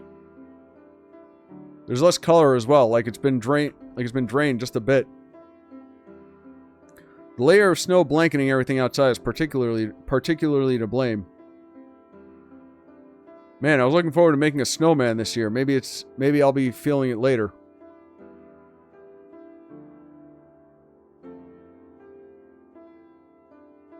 Solly was as stern as ever in his class, whether it's just that he doesn't care or his own form of respect is beyond me, but his hat was on just a little tighter than normal today. Too many feelings today. Moping isn't going to get me anywhere.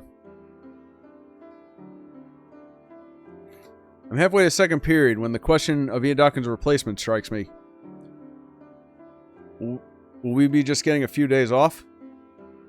There's no way they can just find a new teacher in such short notice. Class is probably going to be on hold for a while.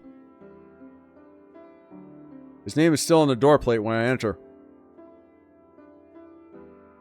Inside, many of the students chatter with each other normally. Some nervously glance up at the teacher's desk.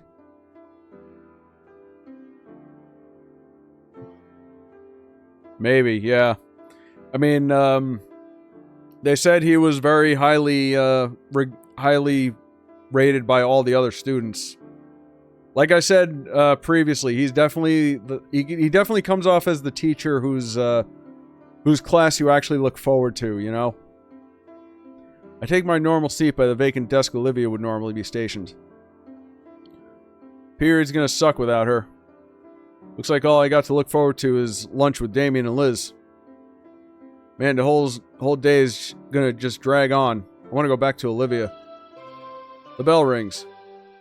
An unfamiliar woman in a suit walks in, clipboard in hand. She nods at us and starts reading mechanically from some script. The substitute tries her best, but there's only so much you can get done in your first day on such short notice and with just some papers to read out. Her tone doesn't help, drawn out and empty, and I feel myself losing focus. I look down at my half-taken notes. Shoot, Olivia would probably kill me if she knew. Doot. The substitute looks at the class phone in frustration as she walks over to answer its call. They both mumble back and forth for a few seconds before. We got an Incognito class. Is AA Ron Balake here? How about D Nice?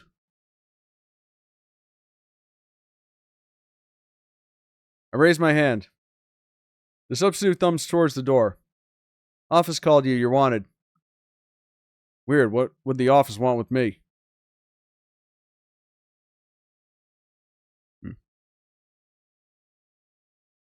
Alright, I just had to check my phone. Kept getting messages for something.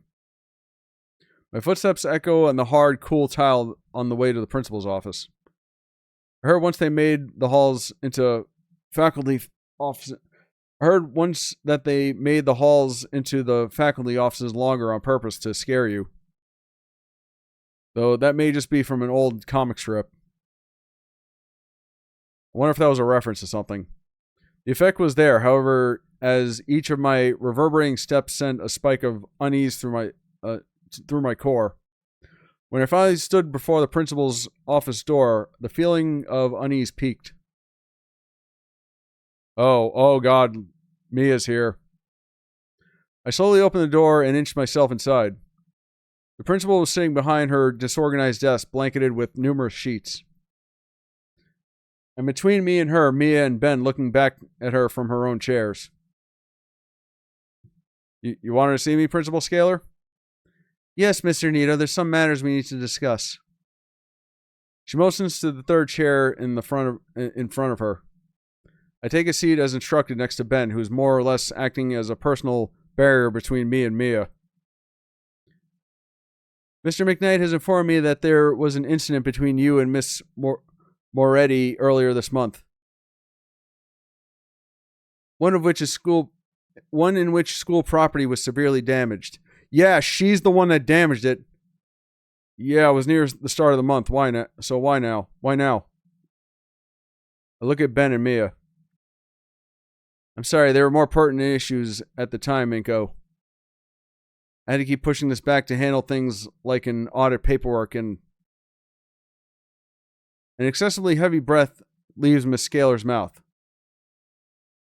You should have given me the reports for this as soon as it happened. Miss Scaler looks at Ben as he frowns. Dude needs to really get his priorities straight. This needs to be resolved by the end of the day, Benjamin. Her tired eyes turned away. Please, so that we can finish this as soon as possible. While she spoke, my focus was on Mia. and the smile that crept across her face. From what Miss Moretti told me, it was you who instigated it at first place. No. Care to explain? What? Principal Scalar, Mia was the one who... We're aware that she caused the damage, Mr. Nito. Oh? The older woman leans forward with pen and paper in hand. What we need to know is how the incident happened in the first place. Oh, dear. I think we should hear Mia's side of the story first. Oh, you son of a... Oh, you... She was the one who inadvertently caused the damage after all. Mamma mia, what a twist. The red scale girl nods, holding out her hands as she begins. Miss Scalar, I was just trying to talk with Olivia that day. Oh, fuck off. When out of nowhere, Inko shows up and starts getting on my case. I was trying to tell him that me and Olivia were just working on a project when... Bam! He just whips out his camera and blinds me with... Fucking liar. What? I didn't slap her in the face with a tail-mounted glitter bomb. And because I couldn't see, I kept running into things, even knocking things over. I didn't mean to do that, Miss Scalar. Yeah, right. I know I have a temper, and trust me, Ben's been helping me work on it, but you can't blame me for going around like a headless chicken. She can't be serious. I look at the principal and see that she's just listening to her right through her teeth. It's even the first time he's done this. I tried talking to Olivia back in September and he pulled her away. I swear he's been out for me ever since that first day of school. God, I hope they don't believe her. I hope she doesn't believe her. Principal Scalar, that... Shh. My jaw slams shut briefly as the principal denies me the chance to defend myself. Her eyes turn downward to a particular stack of papers atop her desk, carefully scanning one page and flipping to the next. The silence of the room is unnerving as she flips through page after page, finally breaking the quiet by clearing her throat. Now, Mr. Nito, you can give me your side of the incident. I recount the events as Olivia and I had done with Iodakin, including the part where he saved us with a stun baton. From the moment Mia took Olivia away to find them in a classroom when she slapped herself in the face with a glitter-covered poster. Leaving out the nature of the blackmail, of course. Getting everything out in the open is relieving, and I'm able to remain calm and collected the whole way through.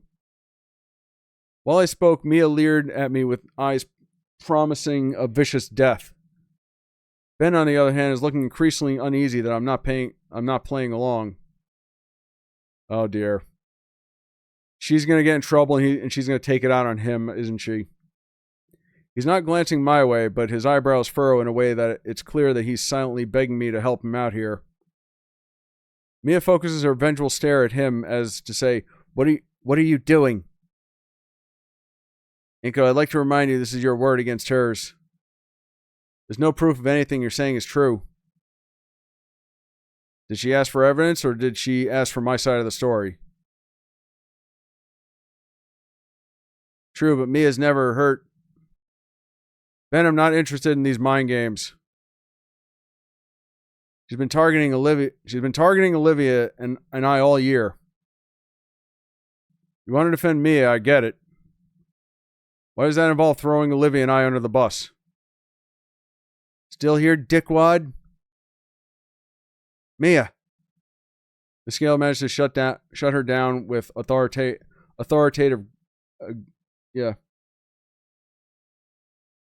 Cursed timeline, Mia kid. Oh no, secret bad ending unlocked. Don't even care why you're trying to screw me over, but is there even a reason? What the hell are you doing, Glasses? You letting the schmuck walk all over you? I'm waiting. It's complicated, okay? Is it? If you haven't figured it out, you can leave Olivia and I out of this then. No. Okay, fine. You want to find something to blame? I'm going to take responsibility away from Mia? I know your guy. The guy responsible for everything. Ben raises an eyebrow. Well, yes, that would be ideal. You. Oh, damn. None of this would have ever happened if you hadn't hurt Olivia in the first place. What? He knows what I'm talking about. You know what you did. And here you are 4 years later, still up to the same tricks.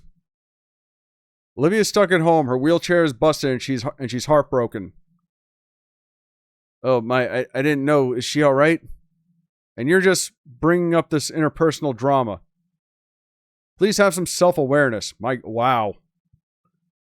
Bro getting talked to. Jeez. I have more important things to be worrying about, clearly. I don't care to be part of whatever house of cards you have set up here. Damn it, Ben sucks in sharp breath through his teeth, sagging heavily as he lets the air escape in a long sigh. Sorry, Mia. The plan's a bust. The fuck? How? I can't do it. Not like this. There are other things I can do for you, just not at anyone's expense.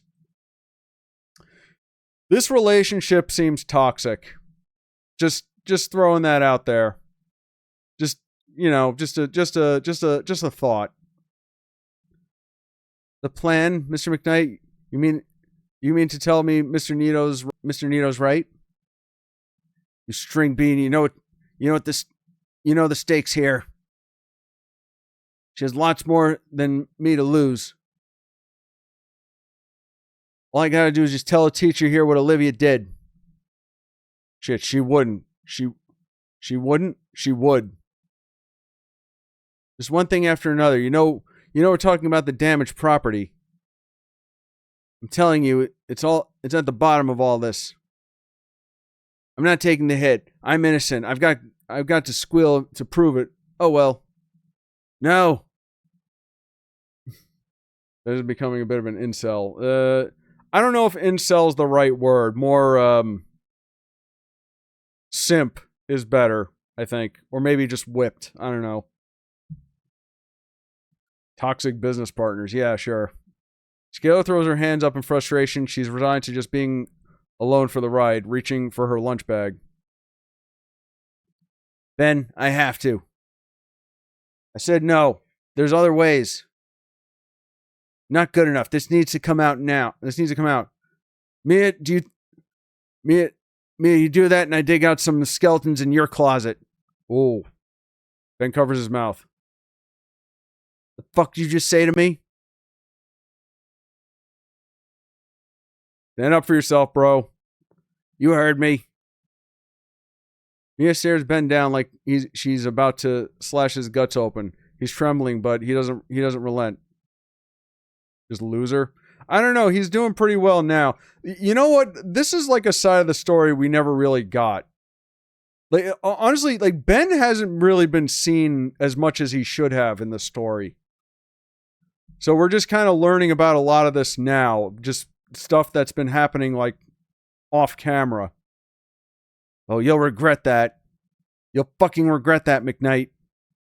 I ain't doing this shit. I have fun trying to bang Inko's girl or whatever. She turns around and stomps out of the room, completely ignoring all three of us. Another bout of silence overtakes the room. Scalar, Ben, and I look between each other. Well, that was eventful. Between Iadokin's report, Inko's account, and whatever that was, I think I have enough to work with. But we didn't finish. Come on, Benjamin. Do you have some soul search? Don't you have some soul searching to do? He stares at her, bewildered. Seriously, Ben, please try to figure this out. Go back to class, the both of you. He still doesn't move. I opt to take the first 2 steps toward the door, glancing back and motioning for him to do the same. Eventually, he follows me out of the office.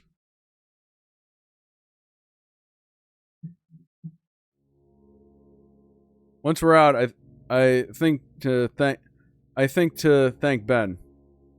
But why? He's one that accused me of dragging me in here to begin with. He just fixed his own mess. Ben runs his hands through his hair. Oh shit. I'm in trouble. You alright? I don't know. Look, I'm sorry about all that. Everything's just getting so complex. I feel like I'm losing it. I'm always juggling so many things, and so many people have different rules. I can't just let it start to get to me. I just gotta keep it up, right? What is it? Good question. I can't say sorry. I'll be fine. You should go. With a nod, I start heading back to class. Wait. Oh, for the love of... Will you make up your mind? I turn back, catching Ben's flinch. Is Olivia going to be alright? I'm going to visit her after school. I told her I like her, so she told me she likes me. Or she tells me she likes me. Oh, congrats. Thanks. Then, when you see her, could you tell Olivia... Tell her I'm sorry about then. I didn't mean for it to hurt her. His fingers are clasped together in supplication. And while he looks sincere, I think you should tell her yourself. Once you see her again. You're right. I will. I give him a thumbs up and I continue to lunch.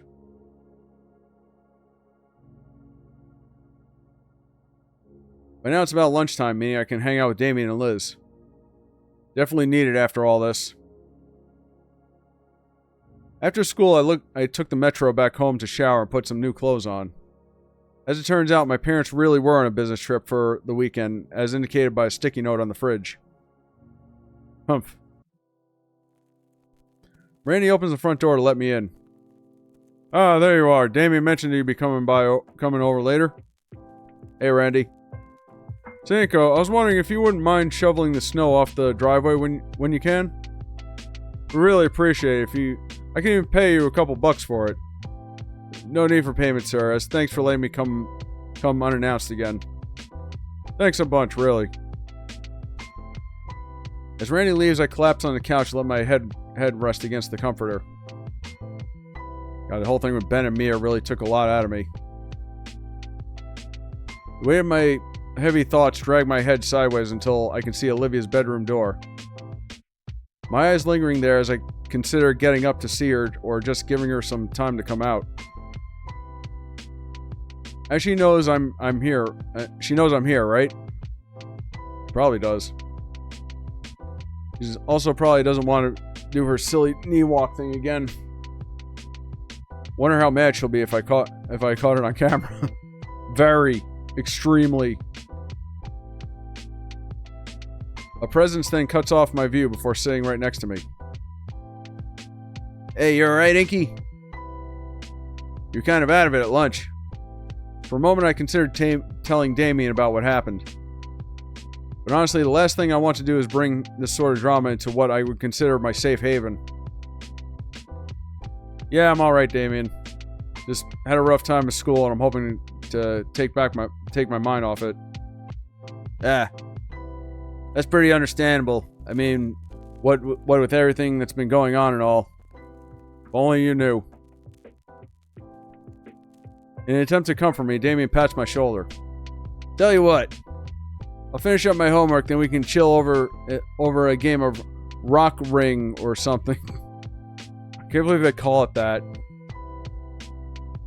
That sound good? Yeah, sounds good.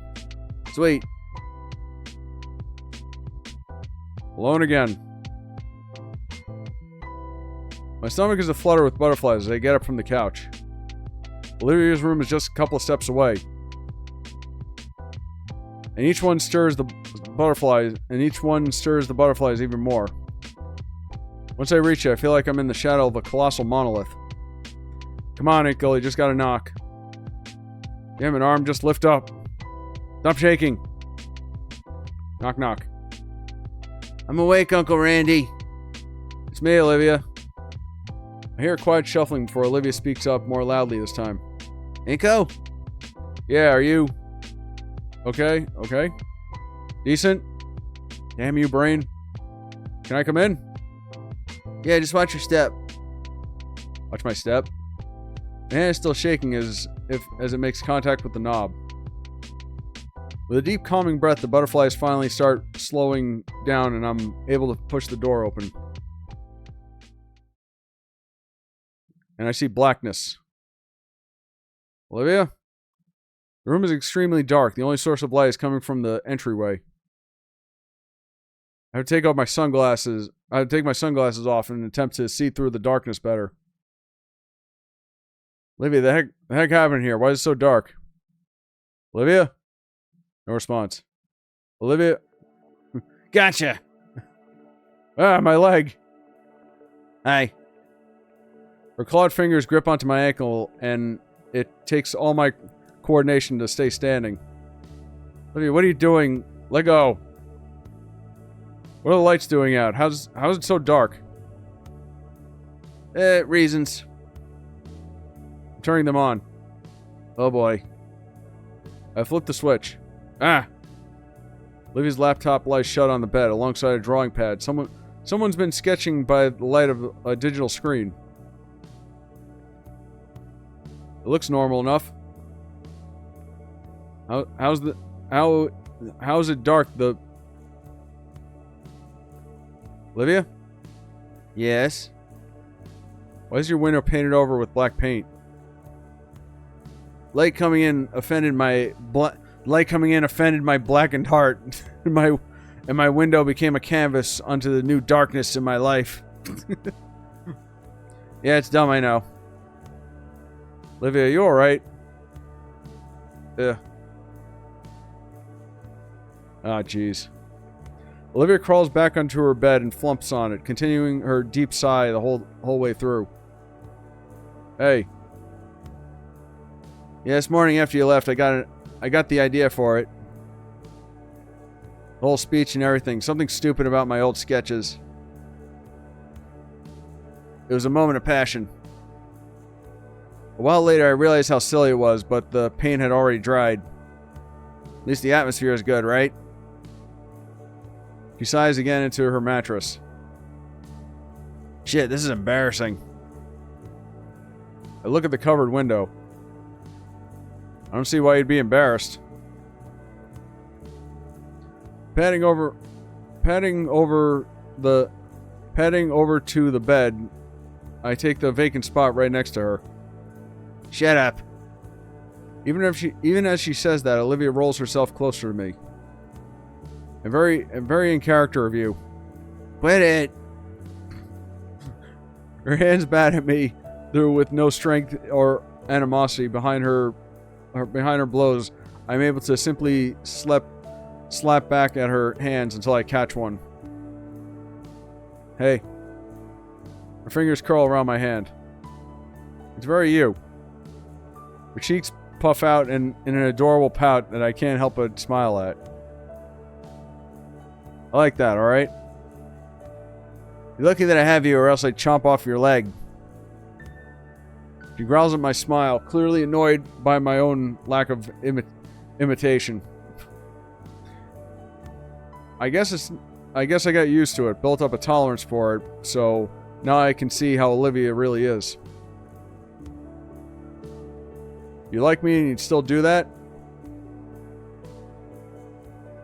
Her bluff called, Olivia buries her face against my thigh and growls louder. But her finger's still clinging tightly to my hand.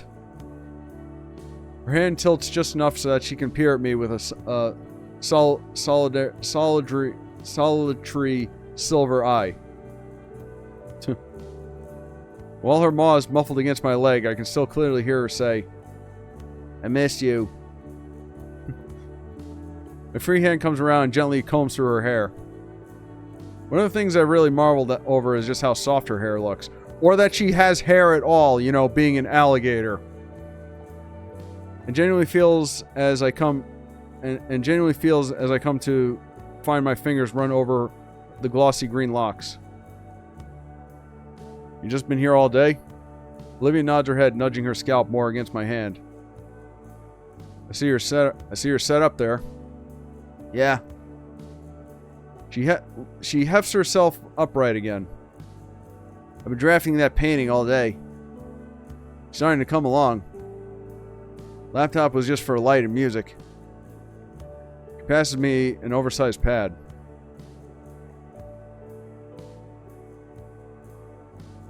True to her word, the sketches are looking more and more refined. Each one gets closer to the one that she's going for. Once it's done, I was thinking, I can ask for it to be shown in the eulogy. Oh? Yeah, think they'll let me? They better with all this effort you're putting in. Yeah. Want to hear something weird? Had a long day, hit me. This painting, I think it's special. When I woke up this morning, I felt lost enough to block it out of the light of my room. Then I just remembered my promise, and I got to work. It still hurts. When I'm working on it, it's like it hurts less. Like it's what I should be doing. Like I'm doing it right. That's not weird at all. Really? Come on now. Alright, it's super weird. I think less of you now. Ha, but really. She bites her lower lip thinking about something. It's missing something. She gestures to the page I'm on, the most recent sketch. I don't see anything wrong with it. It's vague. There's no detail. At the fountain, I tried. I really did. I can't remember, but I can only remember so much, and... Inko, Hey. Absolutely. I'll take the best dang pictures you ever see. Thank you. First, though, how about letting the sunlight back in here, alright? Yeah. Probably for the best. How would I go about doing that? I move the washcloth across the window pane, but slowly but surely scrubbing away the dried paint into chunks. Good thing Olivia keeps spare bottles of paint on hand. Or at least Miss Payne and Olivia keep spare bottles ever since an incident involving a much younger and more rebellious Baryonyx smearing paint all over the walls. As I continued scratching some of the errant flakes of paint with my fingernail, my ears pick up the sound of a digital camera going off. In my peripheral, I see Olivia holding her phone toward me. Taking a picture of me when I'm not looking my best? For shame, Olivia. I don't have my face on. She looked fine. I like, featureless men. What's so special you need to take a picture for? Nothing, just using you to mess with unstable human women by posting my catch on their forums. Ah, that's neat. What? Most of the paint has gone away. I toss the rag aside and scrumble to take a seat beside Olivia. She cackles to herself as a new post with the photo shows up. I've never heard of this place before, but it does look like a forum specifically for women. That is to say, non-dinosaur. Isn't this that lizard lounge site Liz doesn't like? No, this is a rival site for only human women. We're always messing with each other. Olivia's post features that picture she just taken, appended with the text, "Mine now, skinny whores, your days are numbered." There's a reply calling her a dirty trigger. Oh, is that? Olivia, I don't really appreciate being used for this sort of thing. Nah, don't worry about it. It's cool. No one will recognize you. I promise. I see they just IP banned. Oh, she's being a troll. Got banned for that? Now I can get around it super easy. And then I get to do it all over again. Their tears sustain me. She's been cooped up a little too long, I think. Okay, that's enough internet. That's it. I'm taking you outside. I shake Olivia's leg to get her moving. Come on, you've been stuck in here all day. Come to the world of the living.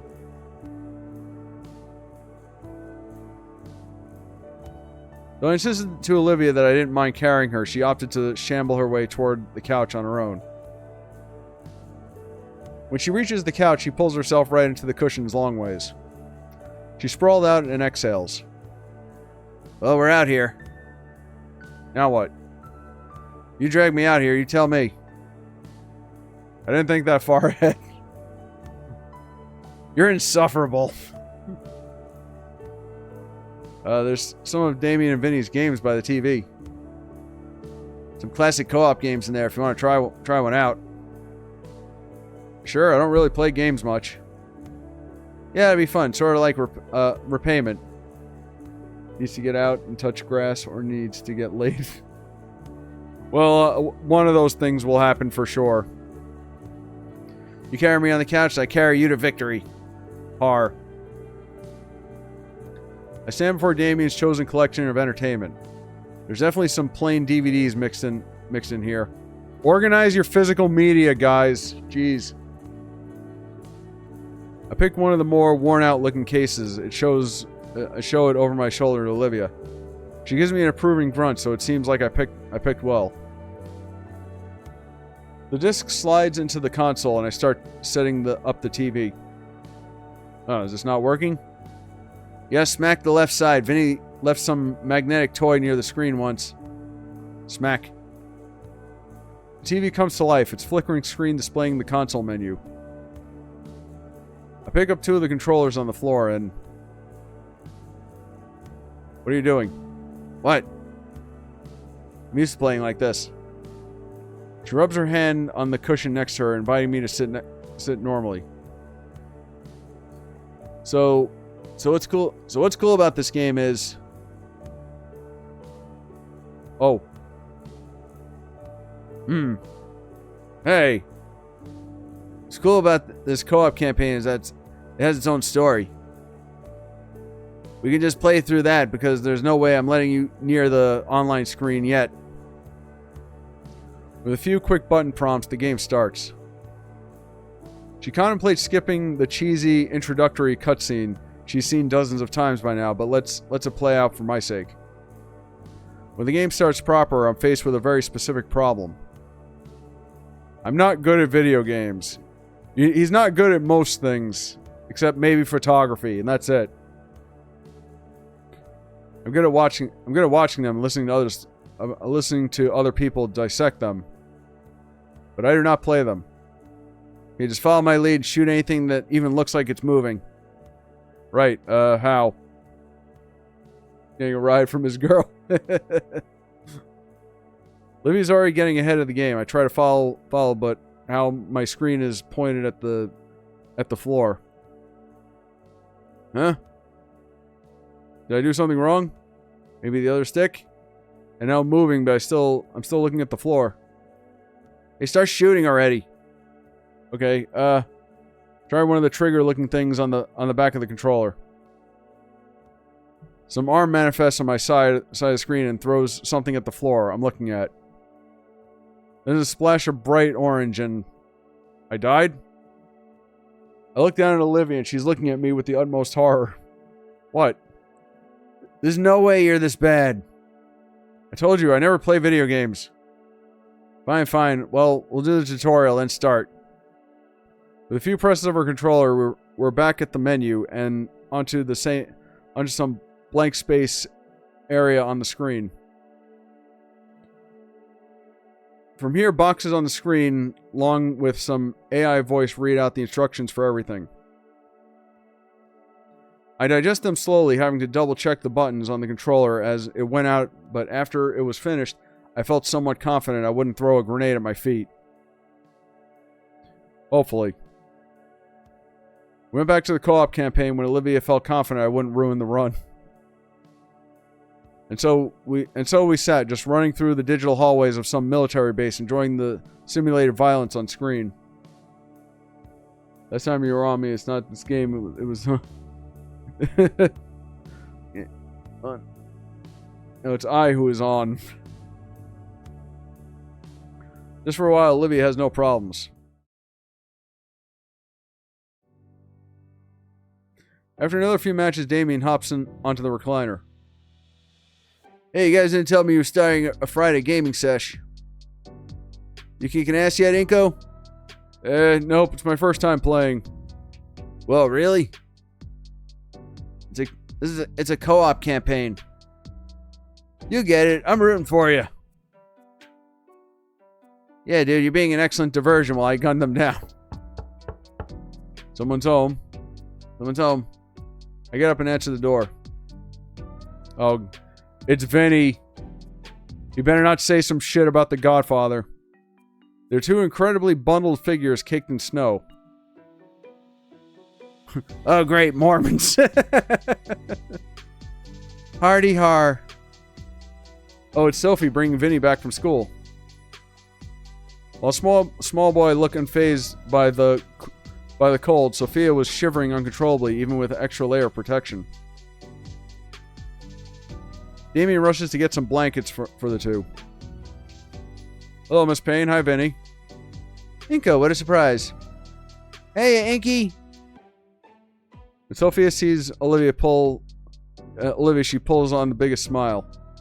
And Olivia, it's so good to see you spending time outside your room. Thanks, Auntie. Whoa, you guys started a game night?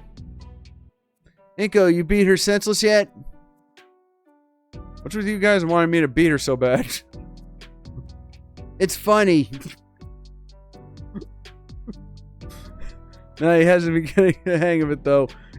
So you never know, yeah? Hear that, Liv? He's coming for you. Yeah, sure. When he ties both my arms behind my back. Actually, no, I'd still win. Oh, you know the rules. You gotta put up or shut up.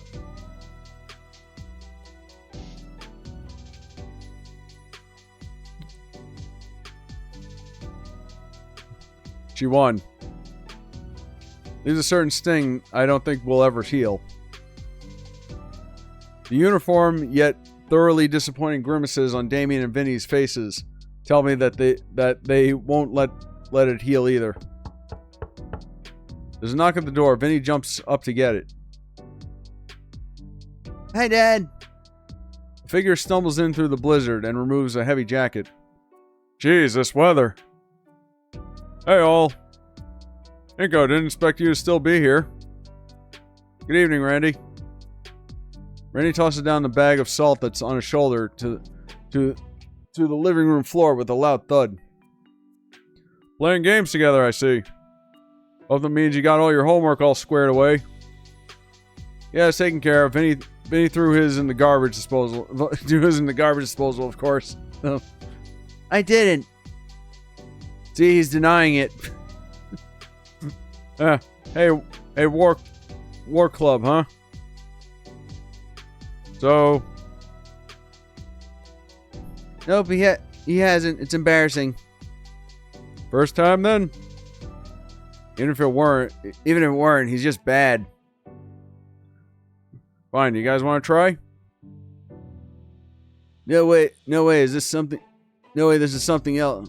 This is something else. I'm watching this to the end. Vinny nods in respectable agreement. Well, I join you kids, but it's my turn to figure out dinner tonight. Need something warm after everyone's been out in the frigid cold all day. Your mother's nearly frozen solid. Something warm does sound good right about now. Oh, I just remembered. Hold on, I think I got something. Ah.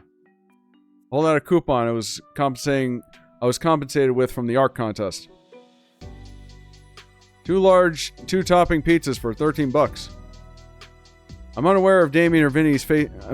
Unsure if Damien or Vinny's faces light up more from the mention of pizza, but Randy outshines both of them for the insane price drop.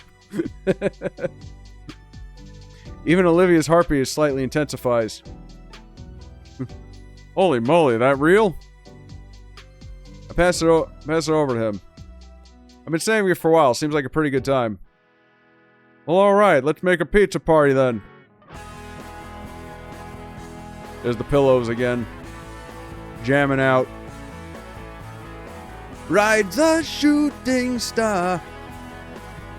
Randy takes a moment to dial the number and make the order. I go check on Olivia, who's just ecstatic as the Pain brothers. Pizza time. Just pizza, no need to hyperventilate. I so need this right now. Still be out. It'll still be about a half an hour. What's your favorite? Anchovies. Really? Yeah, they don't sell them much these days, though. Something to keep in mind. Rainey finishes his call and gives a celebratory fist pump. You're a lifesaver, Inko. Was planning on getting together some sashimi or something. Sophia said she really wanted to try my specialty. Phew. We got 2 large meat lovers coming in. This place is pretty they're gonna fucking ravage those pizzas. He'd be lucky if he gets a slice. Jeez. This place is pretty fancy. They got stuff you like. They got the stuff you like, Olivia. They asked for an extra pie piled high with as much as they could put on it. Olivia's face beams with joy at the end of her tail wagging like an excited puppy. I take the distraction to sniper from across the map. It's fair, he got you. Randy shoos Damien off his spot on the recliner. He joins us on the couch.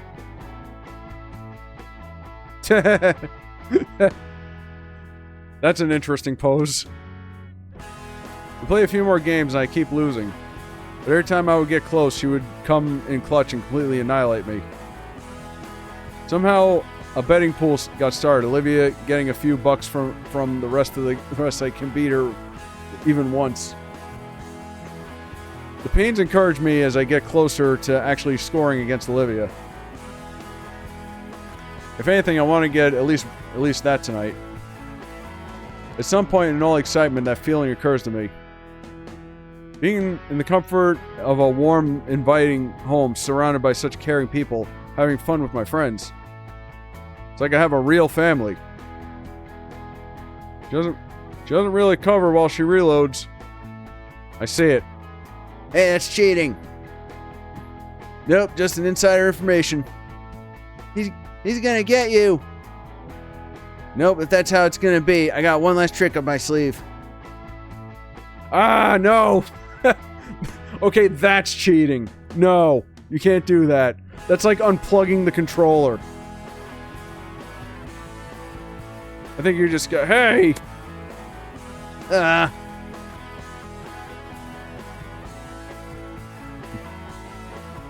don't know how any of you are keeping up with all this. Oh, that would be our dinner. Randy heads to the door with a hand ready, reaching for his wallet. Pizza, what's the special occasion? We're gonna treat ourselves good and eat good tonight, hon. That's the special occasion. Not that I'm complaining about pizza, but isn't delivery pricey these days? Randy returns with the boxes stacked in his arm, flashing the used coupon in his other hand to Sophia. Her face dons an expression similar to the others earlier. See? Okay, everyone, get a plate and get some. Feel free to make a mess if you want to clean up. Feel free to make a mess if you want cleanup duty. Damien and Vinny leap from their positions and have their plates in a blink of an eye. The air is filled with delicious scent of sauce and cheese as Randy opens up all the boxes. Damien and Vinny immediately dive for the meat lovers like ravenous sharks. Oh god. Oh god, look at them vibrate. The pepperoni and sausage on the table looks appealing, but Randy passes a plate with a slice of anchovy pizza over to Olivia. Thanks, Uncle Randy. Dang, the anchovy one actually looks pretty good. I don't think she'd mind if I sample from hers. My hand slowly inches toward Olivia's plate. Mine! Taking a moment to assess my hand's integrity, I purse my lips at her. Oh, come on, Liv, I just want to try it. Nope, anchovies are Gator girl only. You wouldn't take something from your girlfriend, would you, Inko? She flutters her eyelashes at me while presenting a prominent pout. I want to try it, though. More eyelashes fluttered. I can even see moistness in her eyes. She's giving you the puppy dog eyes. You can't resist. Wow, she gives a new meaning to crocodile tears. I'm surprised it took that long to make that joke. My god. But a devilishly clever idea spawns within my mind. Pizza. After all, if she wants to play the girlfriend card, how about a trade or something? The pout fades away in her confusion. Trade? For a bite? Her confusion morphs to curiosity. Maybe. What are you offering? With a smile, I lean closer to Olivia. And closer. And closer still. Olivia's face is aflame with her blush, growing hotter and hotter by the second. I feel a puff of hot air from her nose flow against my chin. Her eyes are as wide as saucers now. This. My lips tap lightly on the edge of her maw. Blech! The gator is successfully stunned. Now's my chance! I quickly go for the kill and chomp down a slice of what she's holding onto. I pull away from her while chewing on my hard-won prize. Pizza is very salty, but with rich flavor. I can taste why she likes anchovies on her pizza. Olivia's eyes are still wide, and her mouth is cycling open and closed. Ew, Mom, Inko gave Olivia cooties. Food tastes best when stolen. Oh, you bastard. Well, Olivia, you okay? His hand waves inches in front of her face. I don't think she even notices. With a sigh, Miss Payne leans over and taps Olivia's shoulder. That finally wakes her up. Her eyes are now shifting between me and the bite marks left on her pizza. Her eyelids lowering, her glowers at me while taking a bite of her defiled slice. Olivia makes quick work of her slice and then hands the plate to Sophia for another piece of fish-covered goodness. With everyone else focused on their meal, she leans in close. Dangerously close. My cheeks warm up as Olivia whispers into my ear. You owe me more for that bite. She always had a bit of a huskiness in her tone, but...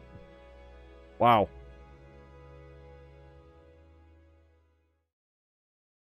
The sun was hanging low by the time the pizza was finished. Which meant it was time. It didn't take much to convince Damien and Miss Payne to take me out to the fountain once Olivia fully explained why. We arrived at the deserted park just as the sun sank behind the horizon. Hurriedly, Damien, Randy, and I got to work. The male Paynes held the widescreen projector of Randy's car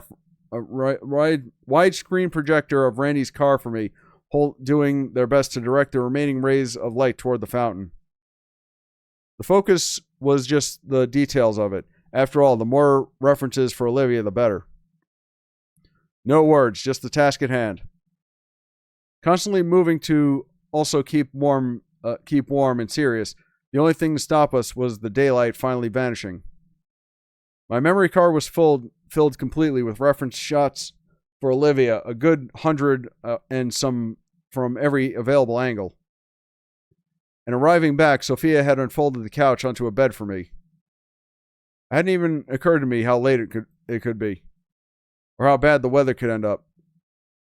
I feel like I'm frozen to the core, combined with my clothes becoming damp from the melting frost. Instead, Olivia dragged me onto the lumpy mattress of the couch bed, sitting right beside me, so I can go through the photos with her. The rest of this household sunk off to bed shortly after, leaving just the two of us in the living room.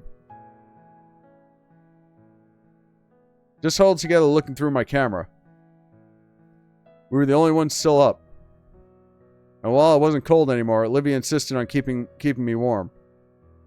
By laying across my lap as she wore a very gator-shaped blanket. Hey. She contorts herself around until she can look into my eyes. Yeah? About earlier. You still owe me. Come on, seriously? It was just a bite. It wasn't just a bite. Her face is on fire, but her eyes remain locked on mine. That didn't count. Or what? Yeah, peck on the nose. That doesn't count. Olivia, I don't understand. That was our first kiss. Okay. Oh. What about the one in the park? I didn't even consider it was our first kiss. Kinda, yeah, alright, fine, whatever. Suddenly, my face begins to heat up rapidly. You owe me $50. It just came to me. It felt so natural to do it. Well, alright. He crosses her arms. Olivia might have looked intimidating if she weren't so splayed out across my lap while she did. So you want to actually... With interest. A fair trade. Even as I look down with her incredulity, Olivia maintains a serious face and posture. Locked in a staring contest where I feel my lack of shades has weakened my defenses. Give me $3.50. She's not a plesiosaur. She's an alligator. I cave in. Alright, I owe you a real kiss. And what else? Want to go on a date. An actual romantic date. A split second, I get my chair back. Alright. So the first part. Olivia's hands reach up and latch onto the sides of my head. I expect her to drag me down roughly, but instead I can feel her hands shake as she slowly guides me downward.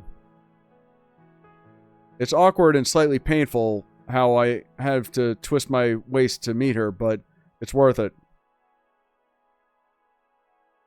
It's soft. Chaste.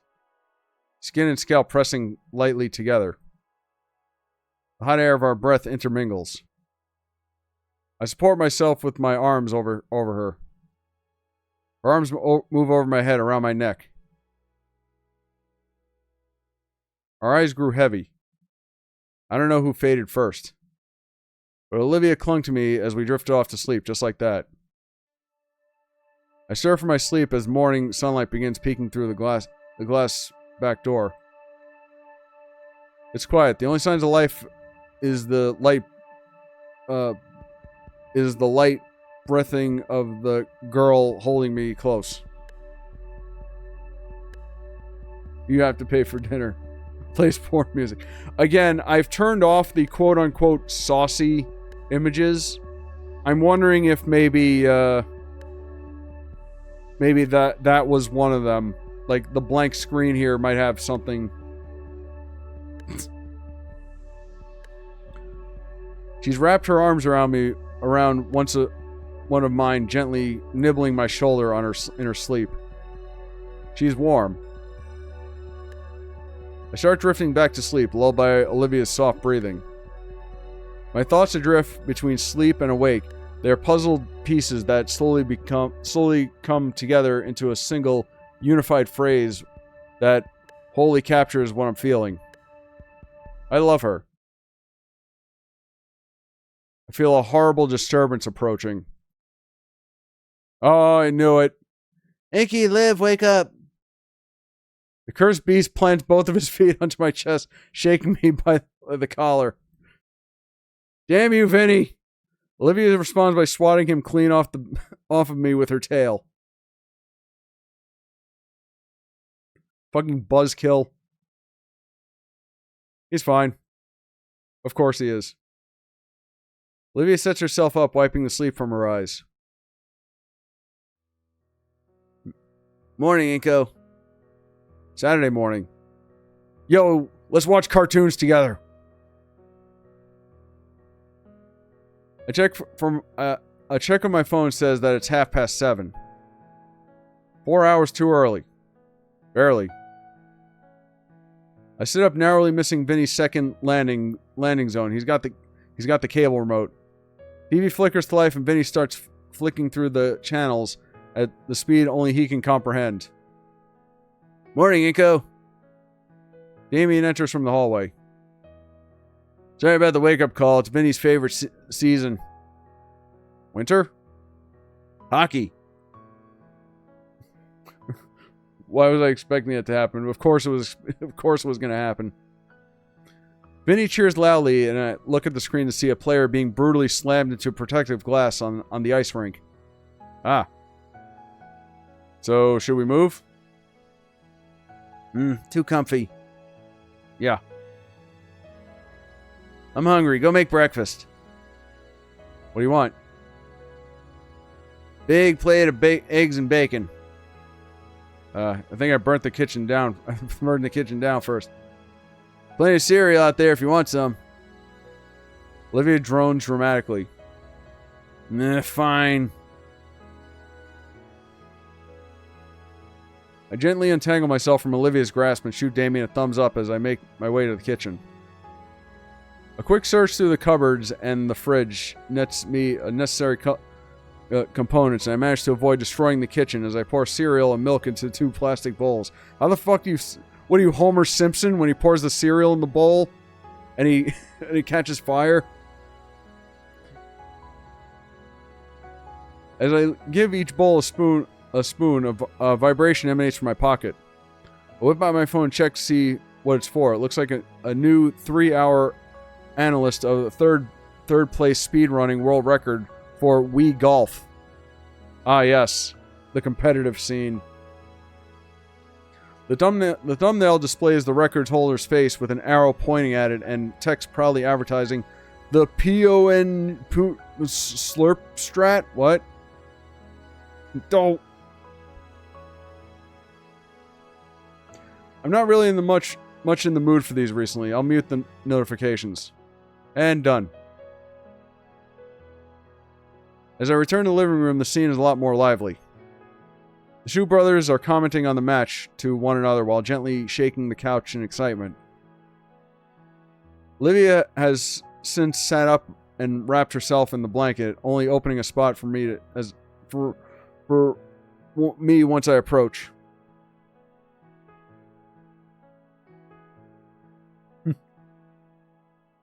Oh. Sounds out to be the Wii Golfs that's themed after Soul Planes. God. I take a seat, offering her a bowl of sugary goodness, which she greedily accepts. Not long after we're cuddled together again, she leans her head against my shoulder. Despite the ruckus, I'm able to find the perfect spot to snuggle with Olivia and enjoy her warmth. This is nice. We do our best to withstand Vinny's ramblings about hockey teams, though it seems like he's more interested in which team gets in the most fights rather than wins the most.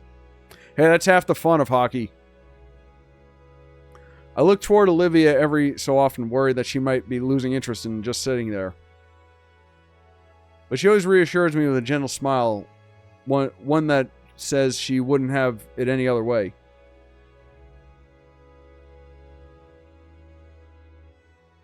Soul Planes here? Oh, God. That's not real, is it?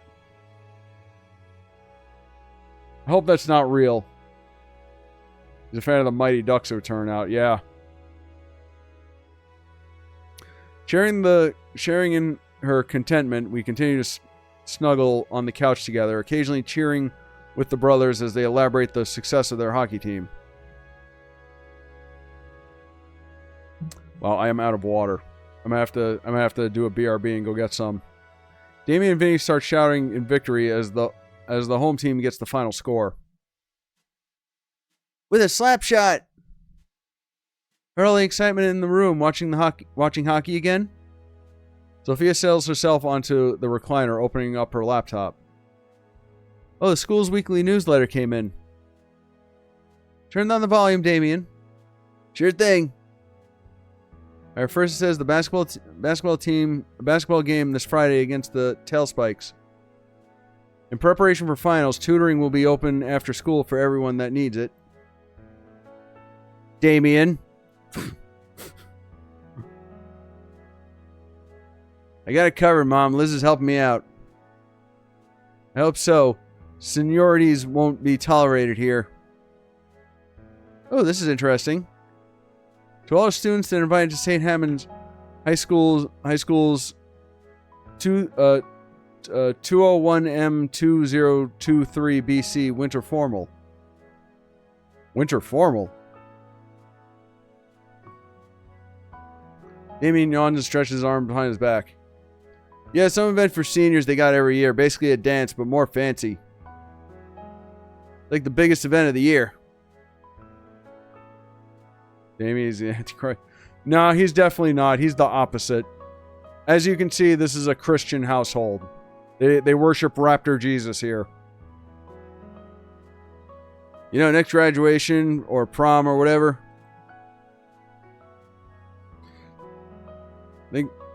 I don't think any of our previous schools ever did something like this. Just regular dances.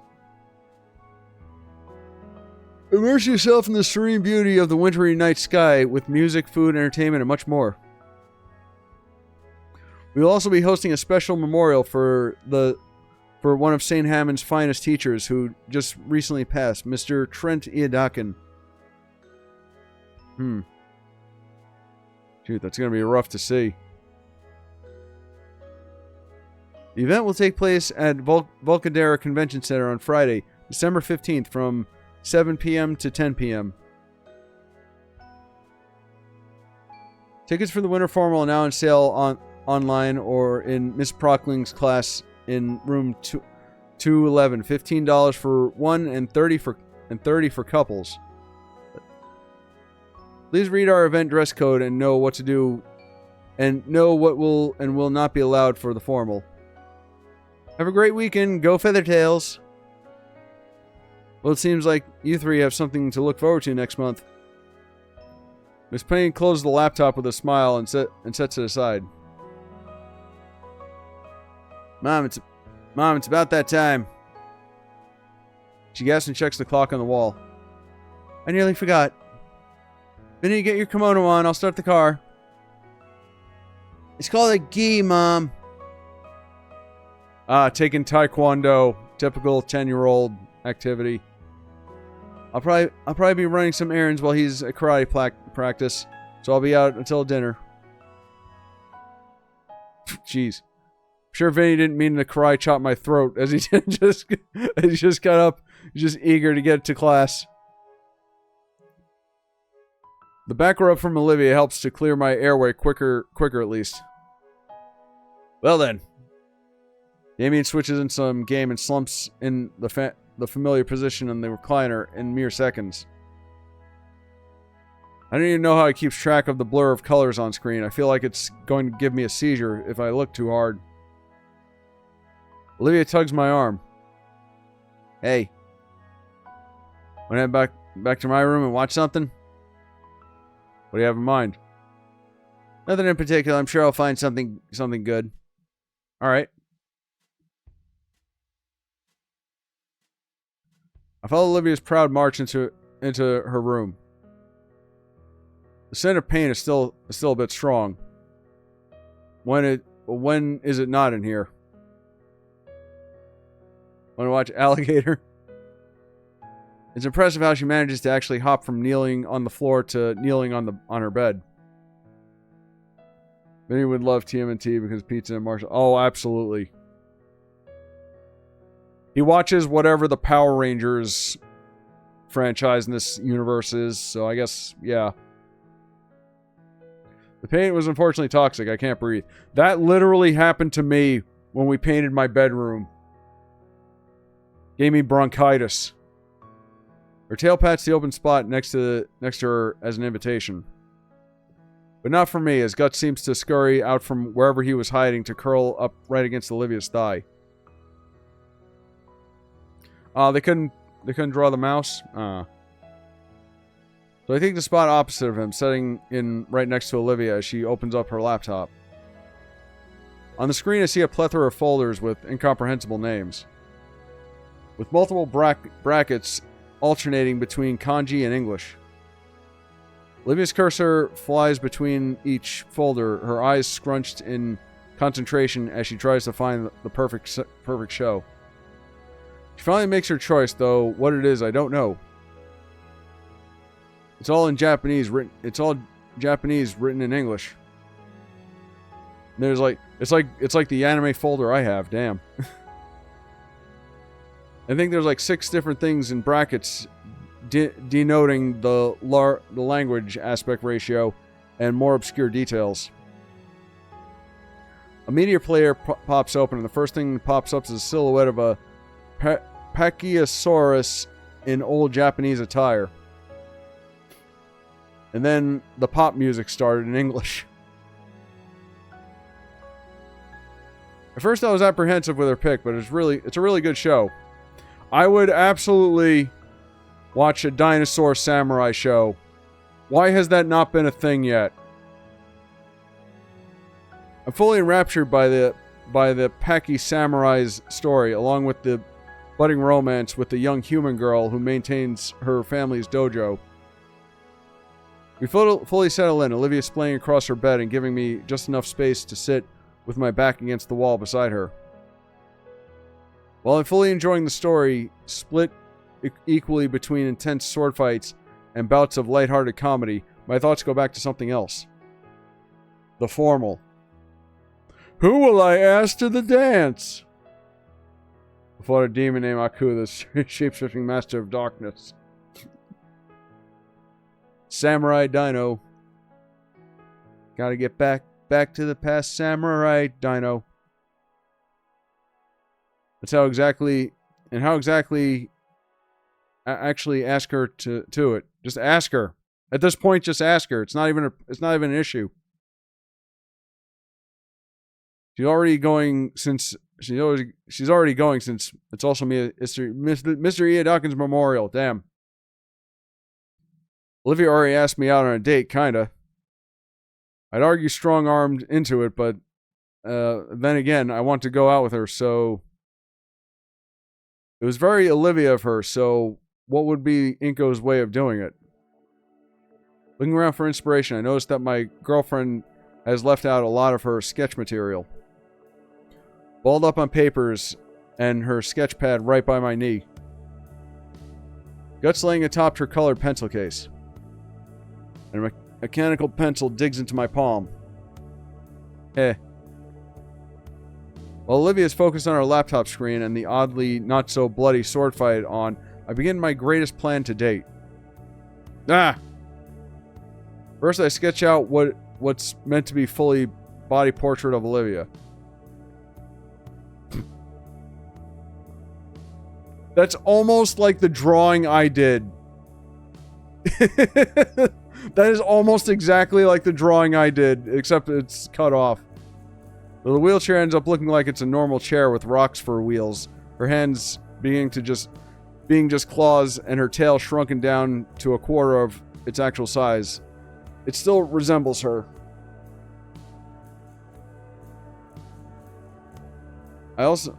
I clipped on a mechanical pencil and slowly reach over with a pad, nudging back of Olivia's head. She swats at it and eventually grabs it, yanking it in front of her. And her tail's wagging a bit. Bingo. She searches for my arm and wraps around it with wraps around it while Olivia furiously jots something down on the page. I lean forward to lay on my stomach beside her with her when she passes it back. Her much better drawing, of course. She's drawn an equally rough portrait of me with my shades missing and my jacket looking more like a button-up. For a while, the two of us resume our drawing game from the start of the school year. You know, I'm surprised that actually, like, there was that one time where I actually, like, drew something in this game, and they never did anything like that again. Also, what the fuck is going on in this?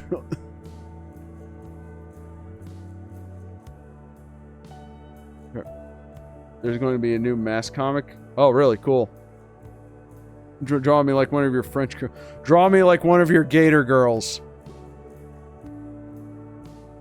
Is that Mia? In the, what's that painting? Saturn devours his son or something? Over the course of the Samurai Show's run, we decorate numerous sheets from her sketchpad with nonsensical doodles. Alright, it's time. Make sure my arm's position is shielding the page. The next drawing has to be special. And I see just the spot for it. Ah. My heart flutters a bit as I look over. Could it be a little better? No, it's perfect. She'll love it.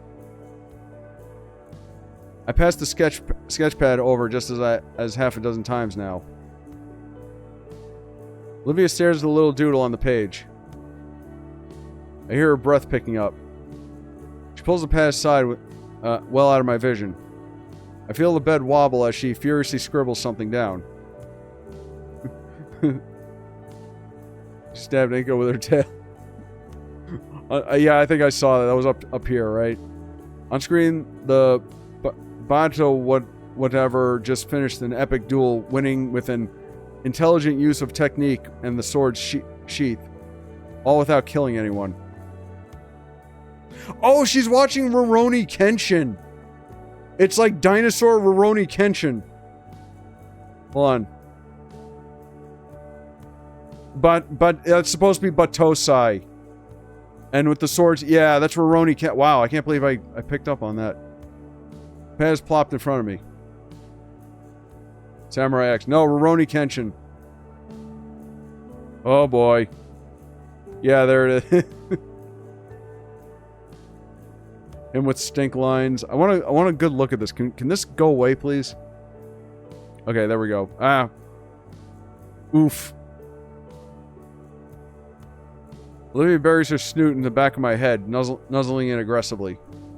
She's making those bellowing noises again. I'll take that as a resounding yes. You're not gonna let me up, are you? You're all mine. She keeps bellowing out her focus slowly. Her focus returns to the episode. Fuck yeah. For the rest of it, we remain like this. I got big plans. Just you wait. 1 week later. My shoes crunch through the layers of snow beneath me. Behind me, the trail is quickly swept over by a fresh snowfall. This was Florida a couple weeks ago. Not really, no. Maybe North Florida, but not down here. Cold bites at my flesh. It can reach my ears, my nose, my exposed hand as it carries my precious cargo. Somewhere in the distance, a dog barks. I'm alone in this frigid wasteland. And to think this started so simply just 4 days ago. I got into a new routine at the start of one school year. Wake up, head to school, do my thing until the bell rings, and then head over to the Payne residence to check on Olivia. She texted me that drafting for the painting the painting was finished, and now it was time for the real task of filling the canvas with color. Every time I come over, I would find her sitting at the edge of the bed with a brush in her hand, analyzing the canvas with the kind of fire in her eyes that only a visionary like her would have. Back on Tuesday, I got a real craving for root beer. Livy told me there was a gas station up the street and around the corner, and asked if I can get her a normal cola with a strange side eye. The trip was frigid, and probably could have seen where I was going, but the soda was well worth it. Once Olivia found out I could survive the journey, she started requesting I go make more resupply missions. Then I got caught on a return trip by Vinny and Randy. Short version of the story, I'm now the resupply man for the household. Well, you can survive in the cold better than them, so yeah. I go to get the precious rations for my poor, freezing, shivering girlfriend and the other survivors of this inhumane climate of 31 degrees. Oh God, it is Florida. A few weeks ago. I was joking. It's been tough work, but it's been a blast. And he still hasn't put on anything warmer. At least put a hat on, man. That bald head of yours is gonna get frostbite. As I approach the front door, one of the survivors eagerly smushes his face into the glass window, ecstatic to see my triumphant return. The door opens for me and slams shut as I'm yanked in before the chilly air can creep in with me.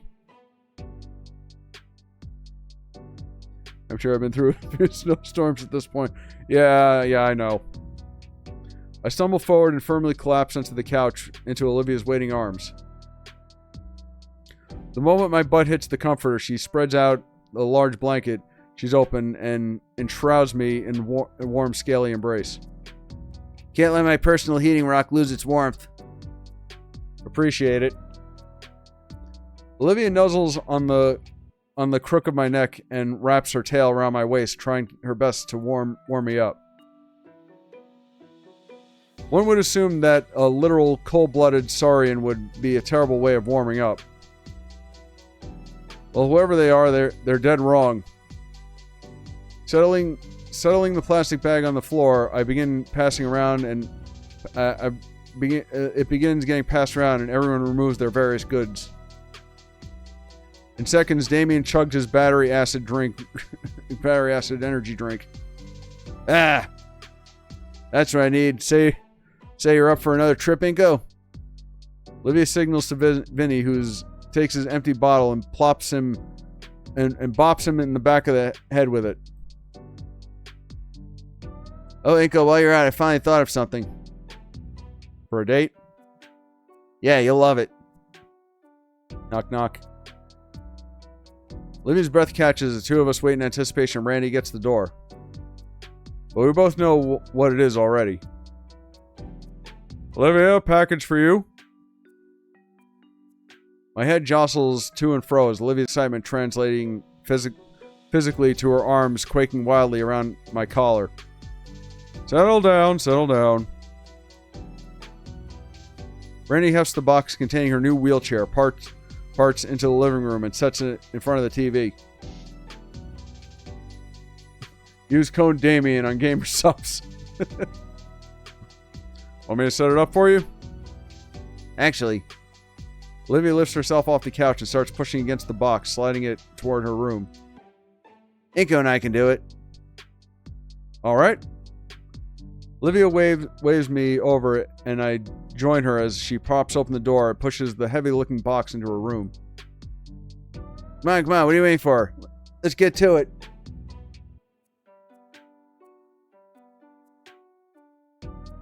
We sit on the edge of the bed with the box before us. Olivia takes a deep breath and extends a single claw. In a single motion, slices the tape open, letting the box flap loose. She starts picking up the individual parts out and laying them around. While she does, I pick out the instructions. Really? What? Come on, give me that.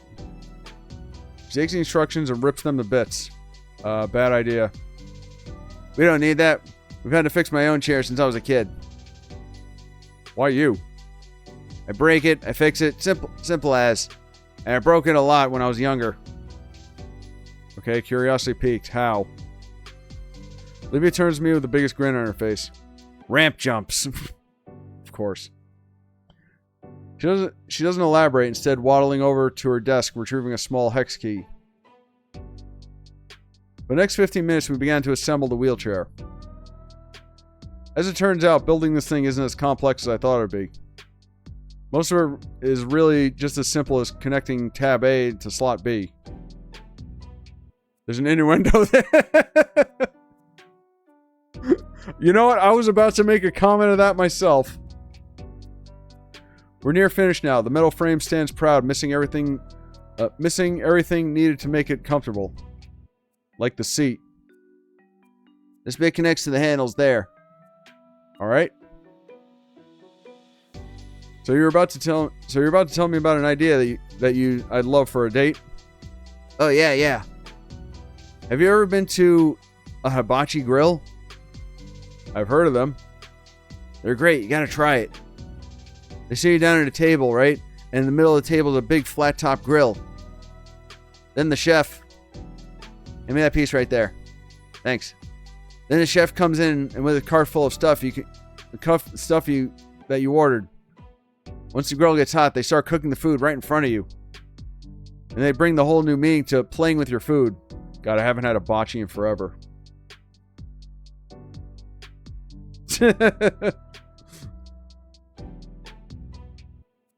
Sounds pretty sweet, right? By the way, that goes in the other direction. Clank. Like, you don't like hibachi? Really? I mean, there's, do you not like just going to the hibachi place? Because it's not like, you know, the food there is really anything complex. Because it's just like beef and chicken and shrimp.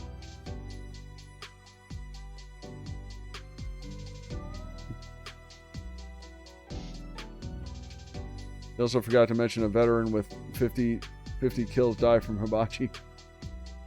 Oh yeah, that's true. I don't like some of the food. The meat is rough and bland. Really? Maybe it depends on how you get it.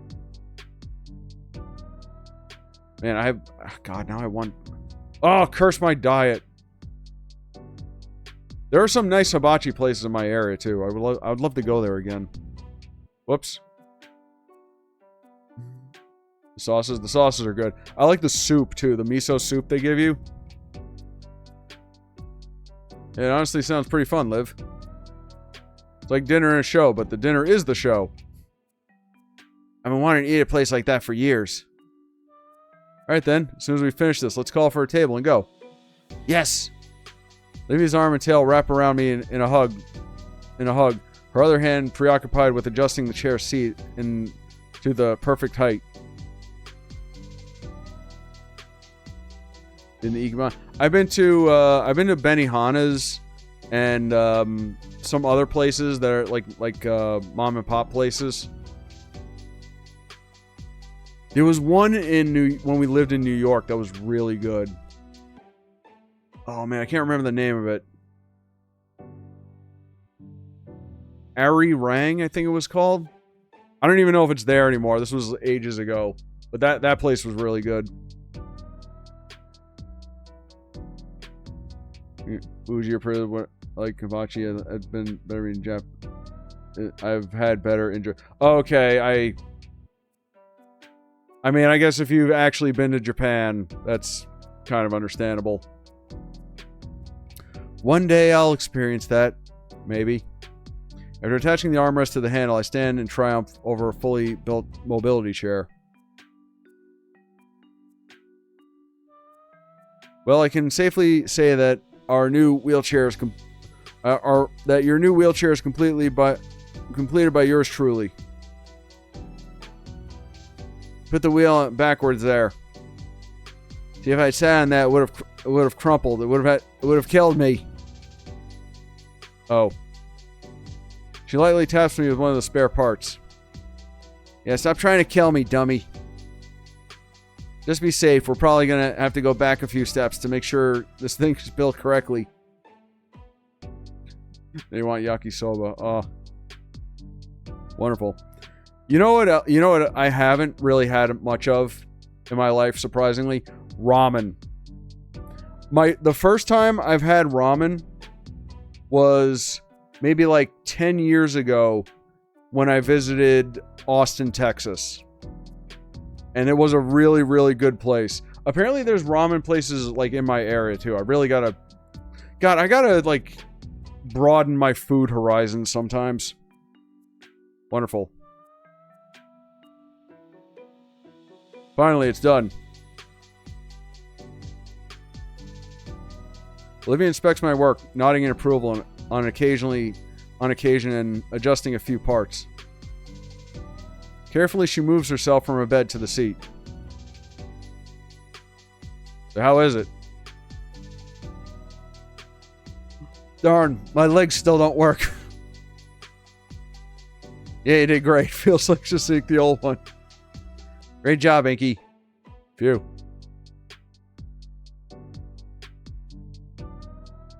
You have the new Kit Kat calzone from Kit Kat calzone? What? That sounds like a diabetic's worst nightmare. Don't sigh yet. The night's just getting started. Her tail slithers around my wrist, inviting me to take the wheel. You ready? Yeah, it'll be cold. I'll be fine. I got a personal furnace with me. Moon silver irises turn to me, half lidded, letting me know what my real role in Olivia's life is now. Furnace, not something sweeter like heated blanket or comforter.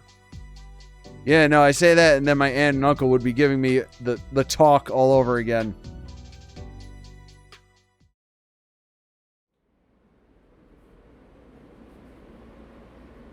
Before we knew it, we're admiring passing buildings as our rail car races towards the city.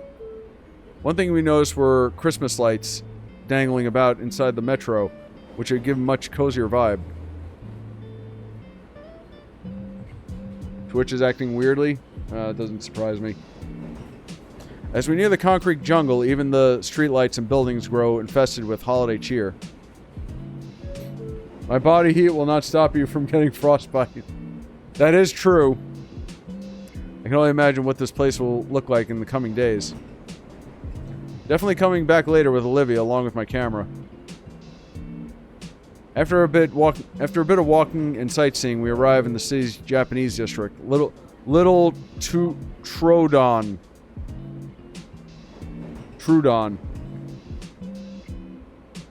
As eager as I am to look around and immerse myself in the surroundings, Olivia's appetite for hibachi outranks it. We can always check it out after anyways.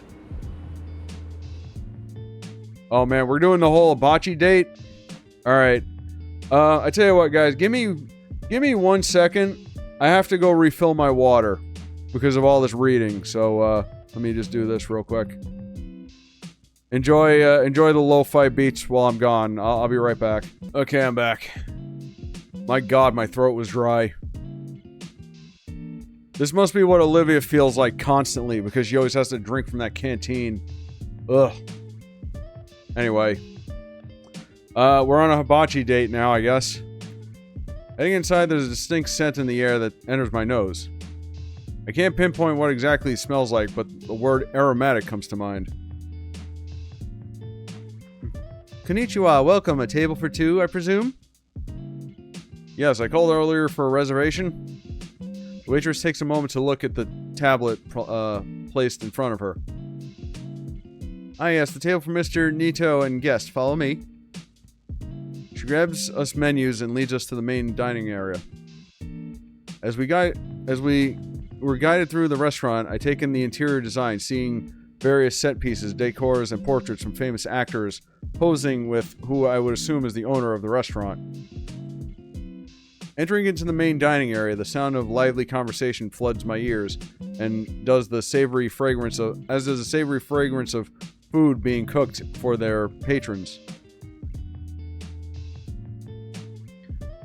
Just as Olivia said, each table had a grill at the center, where a chef was chopping, dicing, and slicing. I can feel my mouth filling up with drool with each passing moment. Oh, God. Can we skip this part? I don't want to be craving hibachi while I'm on my diet. God, I hope my diet doesn't last much longer. Finally, we reach our table where another party occupies the other remaining seats. Enjoy.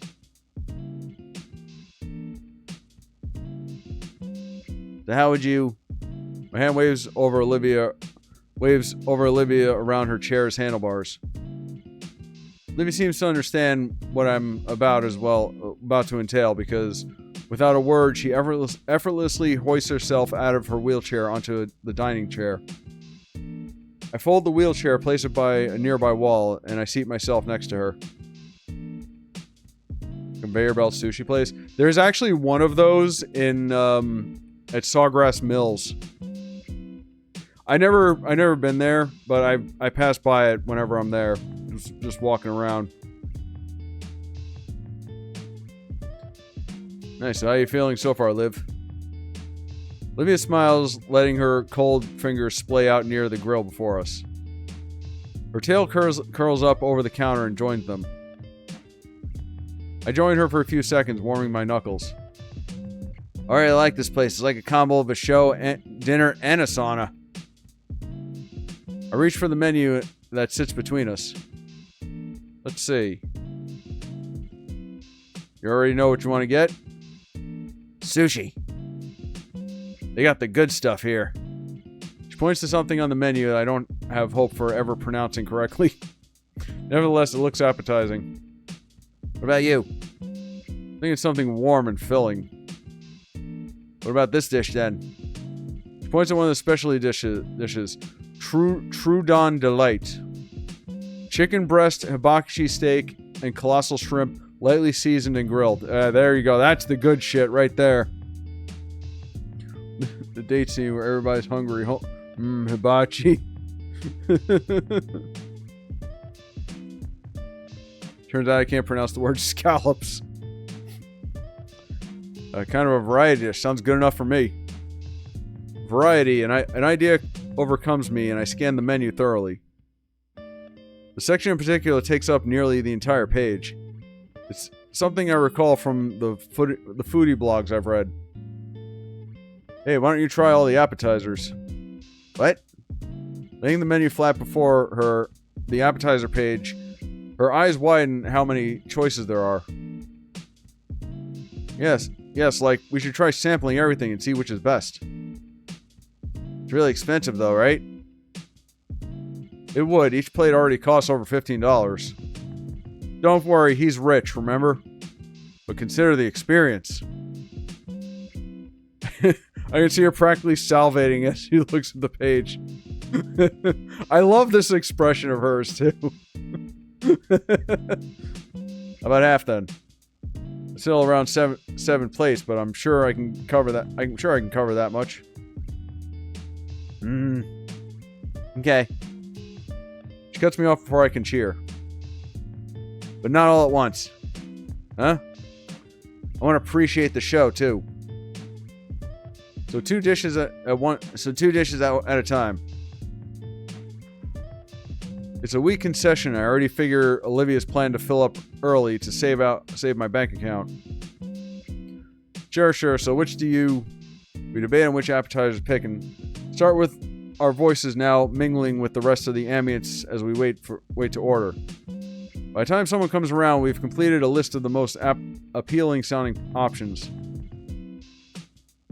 Eventually, a chef approaches our table with a large fork and blade in hand, scraping the two against each other in a theatrical manner before greeting us and holding up the stove. He uses a nearby container of oil to cover the cook. Really? We're going to go through every step of a hibachi place? Come on. This is what I'm talking about. This game is too long. Well, over the covering surface of the shape of a smiley face before setting the assortment on fire and spreading it across the stove with a blade. Olivia, I want everything. Second staff member drops off a cart filled with uncooked meats and veggies that will soon become our dinner. With his ingredients ready, the chef starts his performance, expertly spinning his razor-sharp utensils with a grin on his face.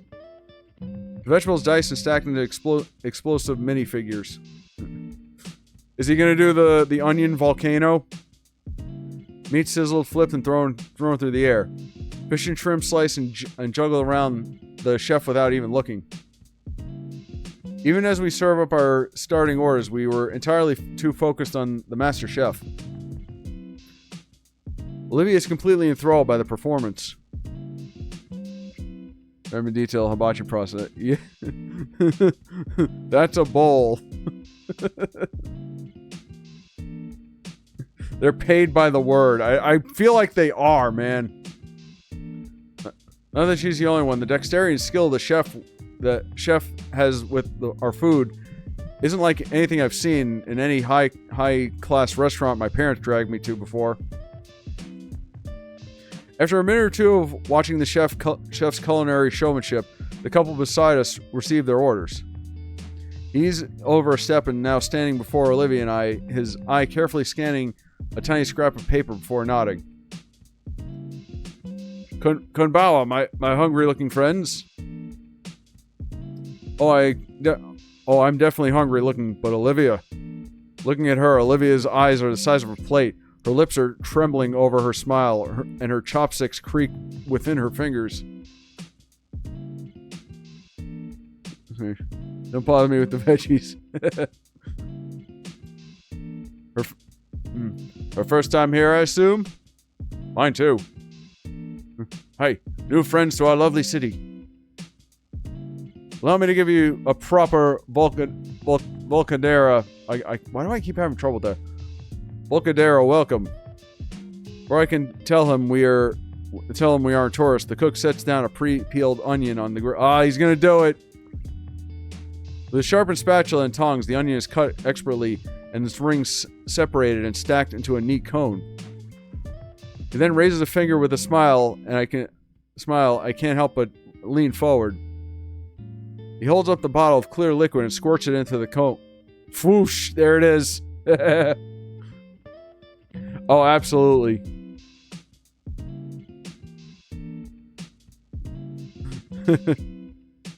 I reel back at the sudden. Everyone's first time seeing that is like the same, like this. Then erupt from the onion cano, fingers tapping just above my eyes. Oh shit, oh god, his one facial feature burnt. You're fine, Inko, relax. Confirming the few bits of hair are still on my head, the chef laughs and slides the onion creation around. Warm enough of a welcome? Quite. He laughs as the onions are added into our first appetizer plate, a sampler of various garnished fish and meats. Olivia is quick to take take a still sizzling piece of steak and chomp on it, chewing on it even as her eyes water from the heat of it. The chef notices and uses a spatula to slide Olivia's glass of water closer to her, which she uses to quickly cool her tongue. Calm down. I'm happy to see you so eager to enjoy my cooking, but a good meal is best savored slowly. I agree. My hand rubs Olivia's back in comfort, but she still smiles and reaches for another cut of steak. Totally worth it. One by one, more of our appetizers are given to us. While I would normally go into detail about each one's unique flavors and how it affects my palate, only one thing really comes to mind. Oh, thank God they're skipping it over. So much. It's freaking delicious. That's all you need. That's all you need. That's all you need right there. Olivia seems to have the same sentiment, currently scarfing down the rest of her salmon trolls. We have not talked about how much of a garbage disposal this woman is. Like every time there's a scene with her eating, my God, she's like a beast. Well, I mean, she is a beast, but you know what I mean. She needs to be living underneath the Flintstones sink as their garbage disposal. My God. Any couples here tonight? For a moment, I glanced at the girl beside me, enjoying her own little moment as she chows down on her food. We are. Ah, well, it's the holiday season, which means... The chef hovers his prongs over our head with something green placed on its end. It's mistletoe. Kiss between a gentleman and the Wani girl, yes? Tender. A lingering pleasantness fills my heart as the chef tosses the mistletoe on the steak, revealing his true identity as garnish. Thank God it's not real mistletoe. That shit's poison. Hey, what does Wani mean? It means gator. Oh. I guess I do look like a gator. Yeah. I was thinking you as the green gator girl. Really? What, as opposed to the green baryonyx girl? You see Damien refer... You see Damien and refer to him as the red Diplosaurus guy, too? Oh, what happened? Oh, you might have,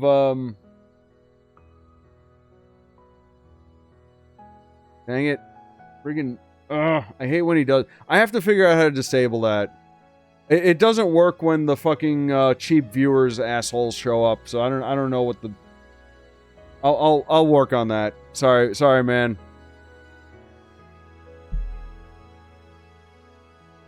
Hey, I'm Inko. Wow, I just heard noises. I crane my head towards the direction of the pink Delapilatoris and the blue Aphorodontosaurus.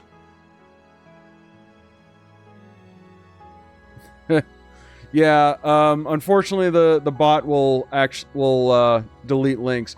I wish it would work when the fucking cheap viewers things show up, but yeah, I wish we gotta fix Nico at some point. I get it. Good. Everyone, I just met a Triceratops. In fact, I met few. I met two. Shut up. I use the chopsticks to fling an onion over to her. She defiantly chomps it out of the air. Okay, who ordered the scallions? Yes. Oh, that was us. Oh, okay. Also, keep in mind, if you type a sentence, if you type 2 sentences and you don't leave a space after a period, the Twitch chat considers that a link. So, yeah, it's just like a little glitch in the system. So that's probably what happened. With one last bite of shrimp, we finished our meals. The chef spins his utensil and gives us a bow, bidding us a wonderful evening. I managed to slip him a generous tip as thanks for our hospitality. As the waitress hands the bill, she asks if we'd like some complimentary ice cream, which Olivia happily accepts. Some dessert sounds really good right about now, so why not? It's not long until we're cutting open sweet, flaky shells of fried cake batter to get to the deep fried ice cream. Oh, so good.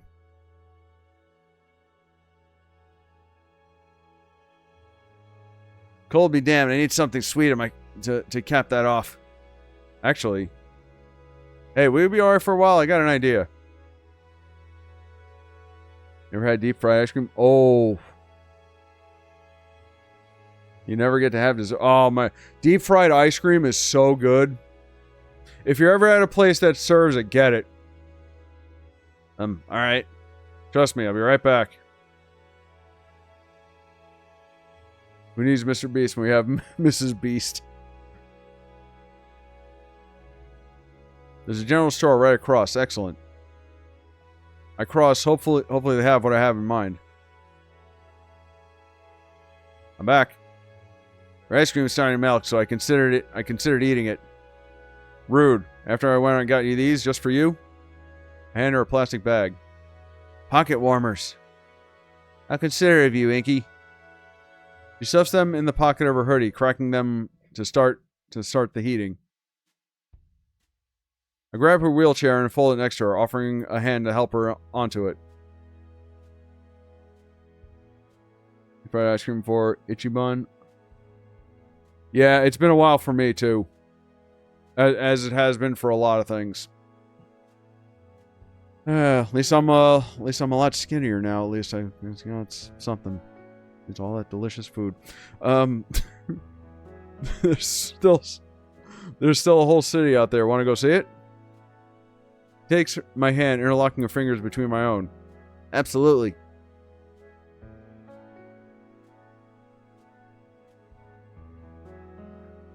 Back outside, I finished the last of my dessert and let out a sigh of satisfaction. That was delicious. I couldn't agree more, though I'm not sure how fond I am of having the smell of hibachi on my clothes. Oh! Hey, Darkstar! Hey, Darkstar! Thanks for the raid. Hold on, let me have Nico give you a shout out.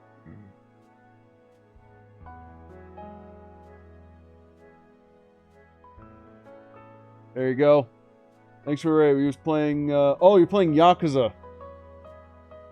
Very, very appropriate. We're in a Japanese town having hibachi. Just now. Oh man. Yeah, the Yakuza series seems like something I'd want to deep dive in at some point. I mean, we've already met Kiryu and Majima in Project Cross Zone. We should probably deep dive into them as we've done with everything else. But anyway, welcome.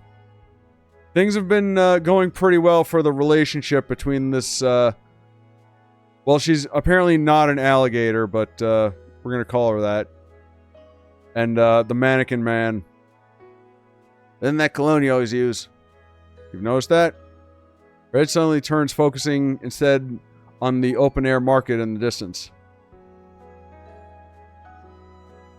Well, we're in Little Trudon. The weather makes foot traffic non-existent. The town is ours. She's close enough. Yes, she is. Where do you want to go first?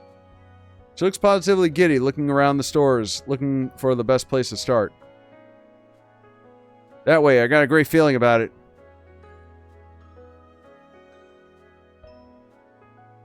Quick works the same. Unfortunately, I have saucy images turned off. For the sake of not getting in trouble on Twitch and YouTube. So you'll just have to use your imagination there. With Olivia as my guide, we make our way toward the shopping center. Man, as if the main part of the city's holiday lighting wasn't captivating already. Little Trudon is just as whimsical. Fairy lights wrap around the street lamps, while paper lanterns hang along the streets, illuminating our path in the reddish hue. Holiday cheer and cultural tradition mesh perfectly together. We're here. Here looking to be some sort of Arabian bazaar from a movie, except built into a building. There's walls and even a ceiling, though the ceiling is plastic and semi-transparent. But the walls are all cut into with cheap canopies jutting from the tops of the openings, and so many colorful knickknacks hanging from them, and over tables equally filled to busting with a plethora of items. Every other stall I see is a seller stationed right next to a cheap heater, waving and shouting to anyone who passes by. While the streets had looked devoid of people, this shopping center was packed to the brim. That's the one. The one? I just know it. Lead the way.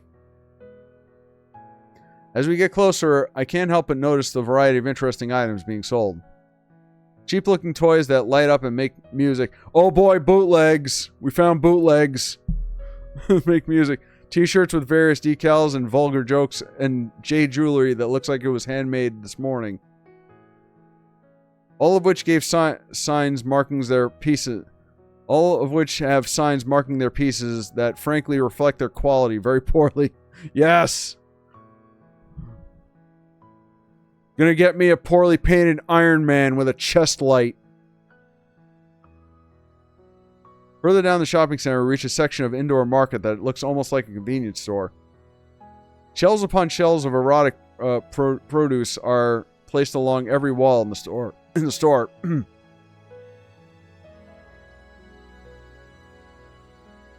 Ooh, I tell you what, the next game we play, whatever it is, not a lot of reading. I'm gonna make sure of that. Blue League Avengers merchandise from that one episode of Shield. To be honest, this has been this hot most of the. To be honest, this has been as hot as most of the porn I've been. Everybody's like, oh god, ew. This has been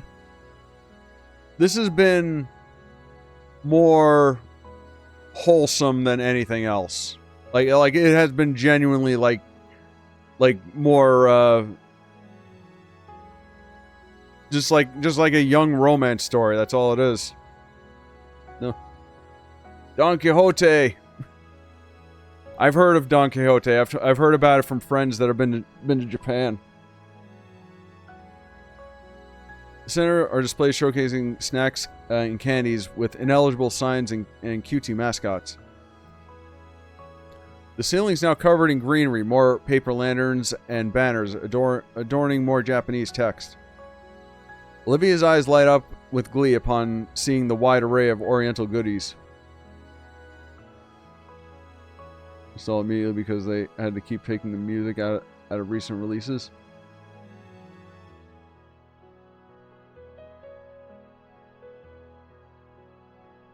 You know, let's make this our Christmas shopping. Man. Back hurts. She nods and grins as we start scanning each stall slowly. Immediately, I'm drawn to one that's exceptionally vibrant from all the toys on the show. Some of the plastic figures are even making noises, though there's a certain rattliness to them.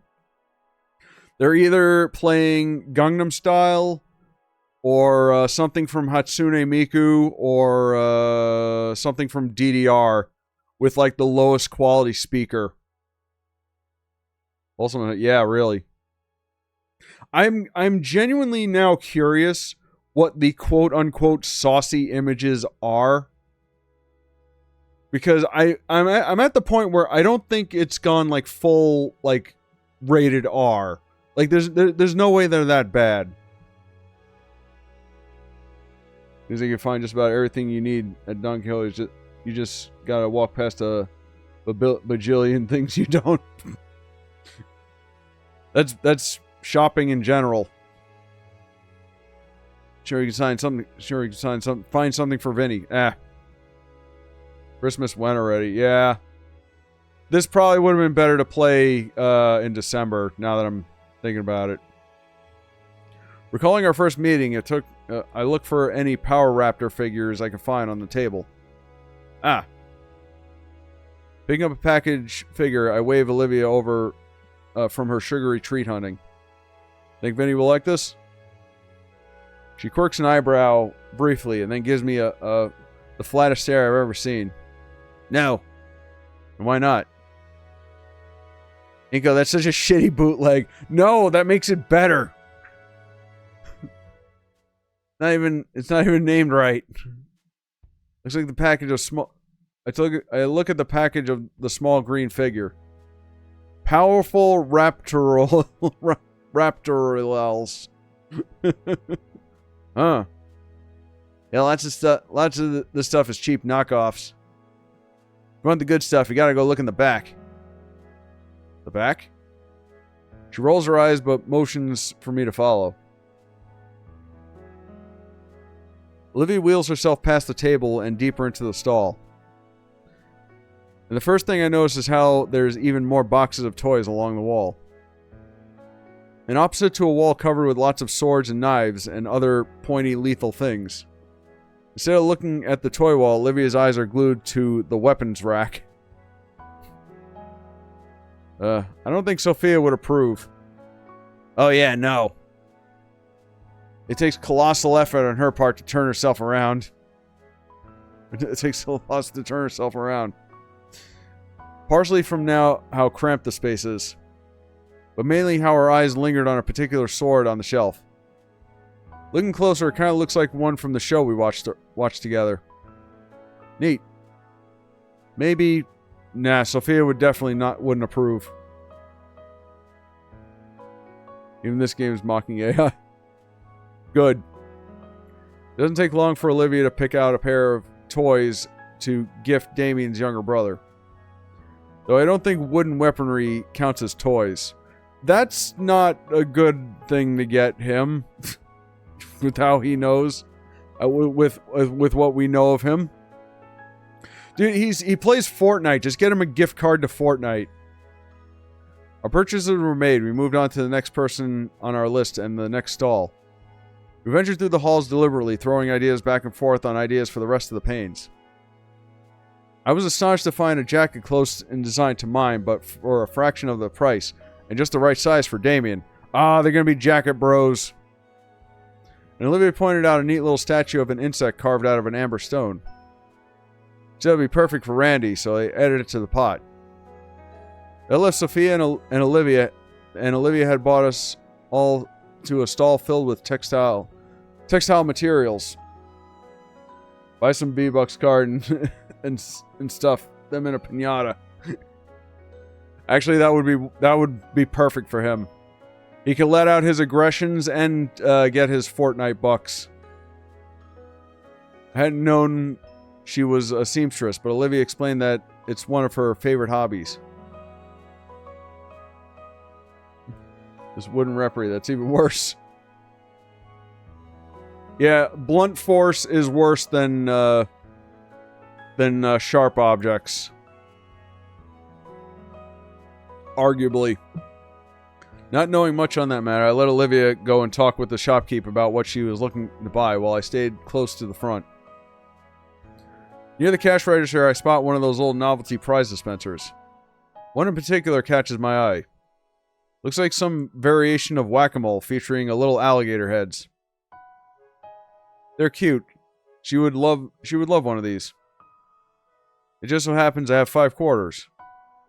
I turn the crank and get a spherical capsule in exchange. What you getting? I got this for you. Oh. I place the little toy in her hand. She brings it closer to examine. Look, you can bop it with a little hammer. Eh.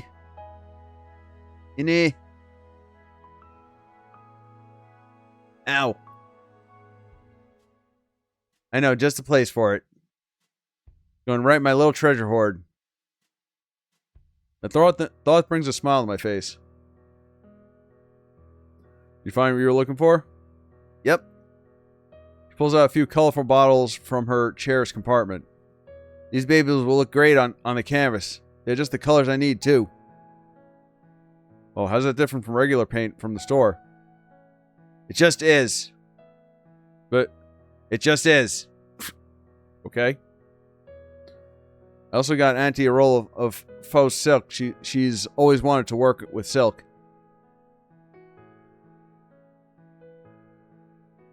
An hour later, we've seen just about everything. Looks like it's just in time, too. All the friendlier stalls are starting to close down. I don't want to get caught in the tight alleyways in the city after dark. So Olivia and I call it a night and start heading back to the metro station. We make one last turn to come to the entrance and... Whoa! Oh, wow. It's a large circular clearing, the widest space I've seen around here. Probably meant for performers and such. In the center was a huge Christmas tree with colorful strings of lights connecting to the surrounding stalls. How did we miss this coming in? Yeah, how did you miss it? Whoa. We both have to crane our necks to see the star at the top. It looks mosaic, each panel a different color to create a star within a wreath. The entirety of it aglow from a singular light source from within. The colored lights bounce off of us as we approach. The color color Olivia's snout in reds, blues, and purples, even some more vibrant greens. Even her breath coming out as vapor is lit up like it's part of a Christmas tree. For a moment, we stare at the Christmas tree in silence. All I can hear is the subtle ambience of our surroundings. It's serene. This was a nice break. Yeah. But you know, I'm itching to get back into it. Merry Christmas in February. Look back up at the tree. It's bright. I wonder where that picture was taken. Merry Christmas, Olivia. Christmas into another few weeks. I know, just felt like saying it. Yeah. Merry Christmas. Olivia's hand finds mine, and our fingers intertwine slowly, and our palms pressed warmly together. She doesn't speak, but her eyes convey so much. I carefully sit down our shopping bags and take a knee beside her. She leans over her armrest, bringing her head close until she can rest her chin on my shoulder. I can feel her lips move over in a silent whisper as she nuzzles against me gently. A smile comes to my face as she mouths her appreciation for our first official date. Following her example, I lean my head back against her. My jaw moves, but no words come out. After all, we don't want to disrupt our peaceful silence. But still, I know Olivia understands my own wordless thanks as I feel her lips quirk into a smile.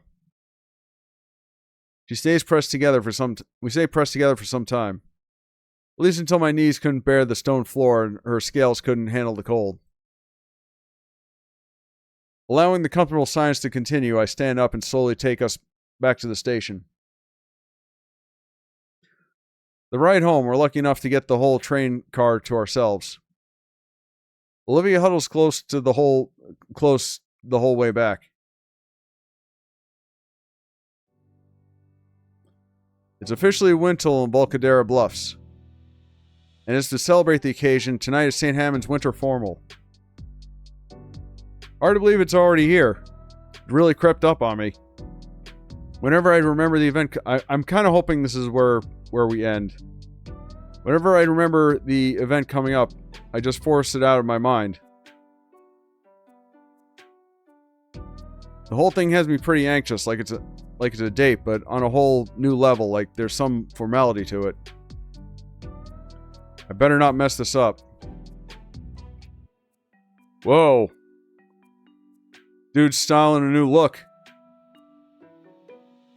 It's a big night for myself and Olivia. I'm at her place now. She sits beside me on the bed, hard at work finishing the painting. I hold her other hand while she carefully brushes. On occasion, Olivia glances nervously at the clock. Each tick is another second possibly wasted. She's really working down to the wire.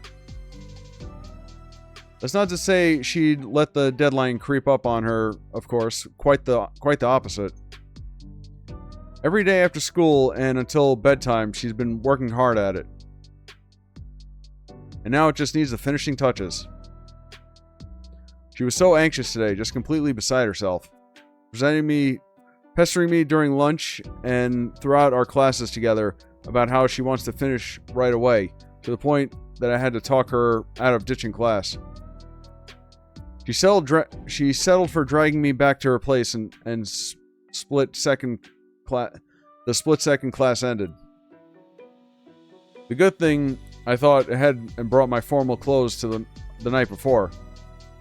Brand new mauve blazer by Jacquard Baryonic. Okay. Freshly tailored slacks pressed to perfection. And polished black leather dress boots. To give myself the extra height. Tiny errant flecks of paint jump off the canvas beside me. Each one gives me a mini heart attack. She told me not to, but I can probably sneak a glance out of the corner of my sunglasses. Cosplaying that one character from Ralph Bakshi's American Pop. Oh god, I haven't seen that movie in forever. He does look sharp, I'll give him that. He is a snappy dresser, if anything. As I try to get a peek, however, a claw gently flicks my cheek, followed by a low growl. No. No peeking. Fine, you said you needed me here for support, and I can't even see it? No peeking, just sit. I sit and watch peak fiction. She gestures to the TV she set up to play Manic as background noise. You think you're finished in time? Absolutely. Careful not to wear out your fingers. I can make it. I just need you here. This being here was enough as support. Though her tail would slither its way to me.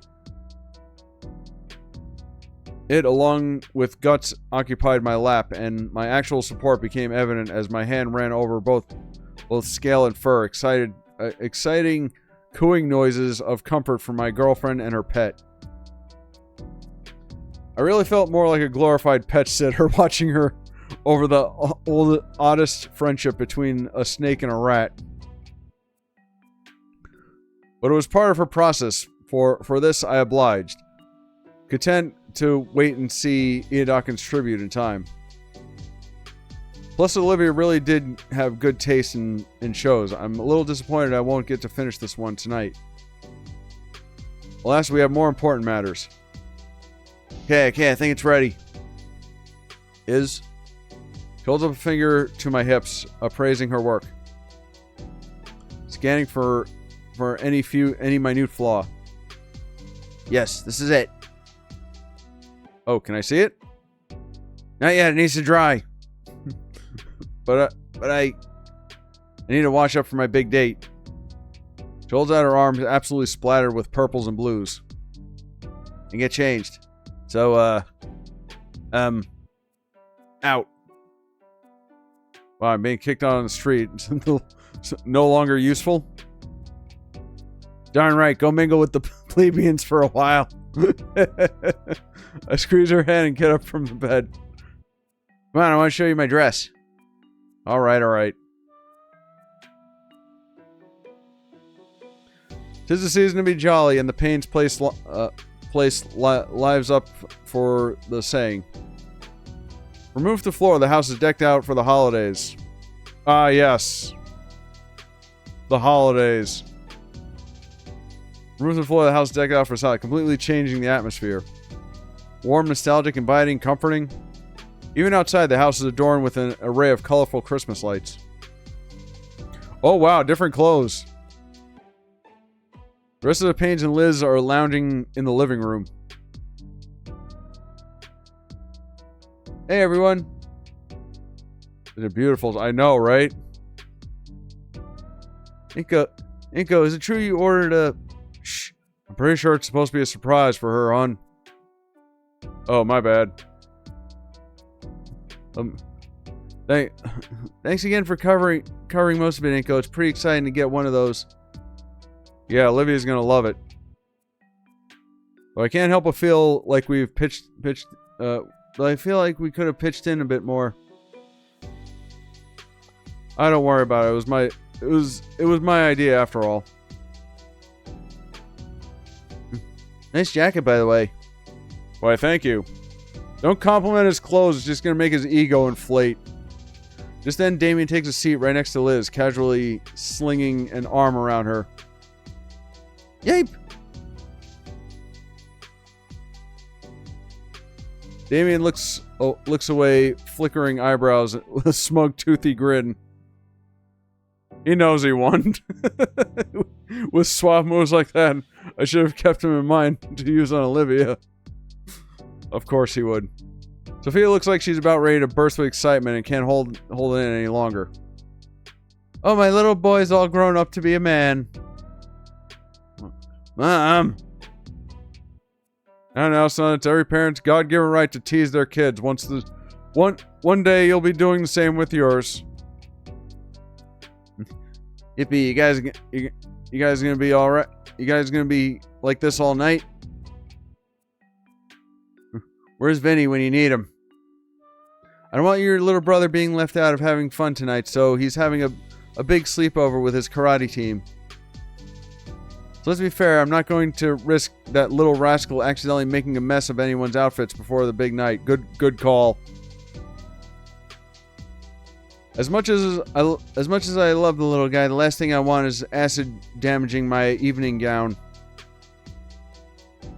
I think I'm coming down with something.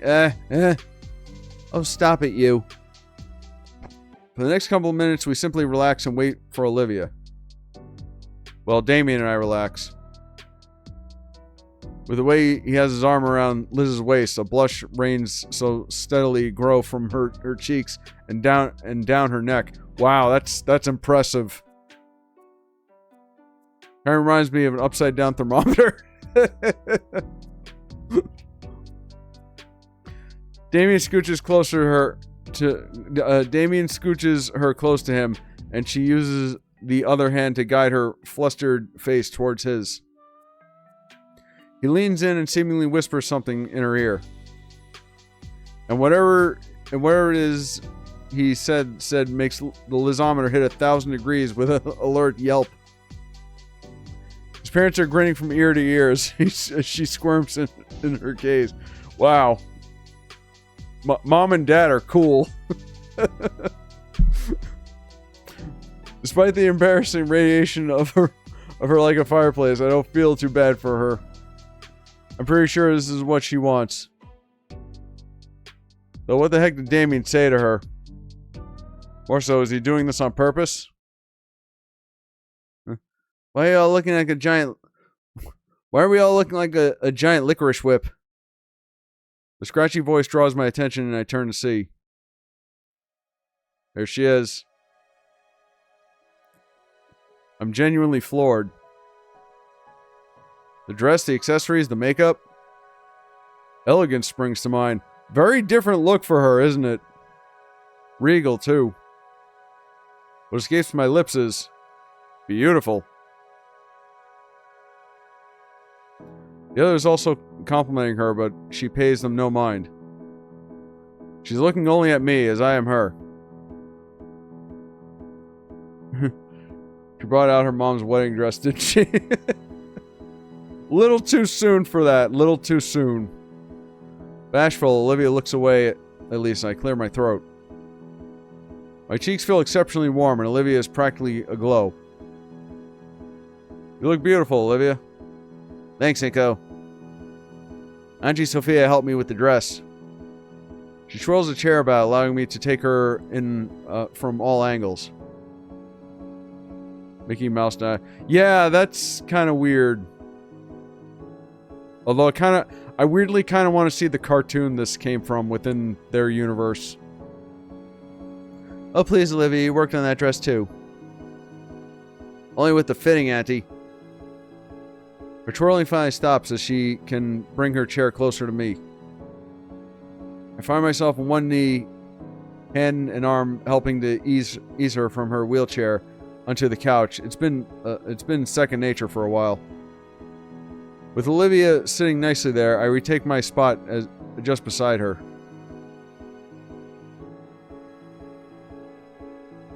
Big Dinosaur looks like Wayne. This guy? Oh, this guy? Oh, you're right, with the shirt. We were saying he looks like Hank Hill. Wow, yeah, I think you're right. I think that's Dennis Nedry. Okay, that's a reference we didn't pick up on. Damn.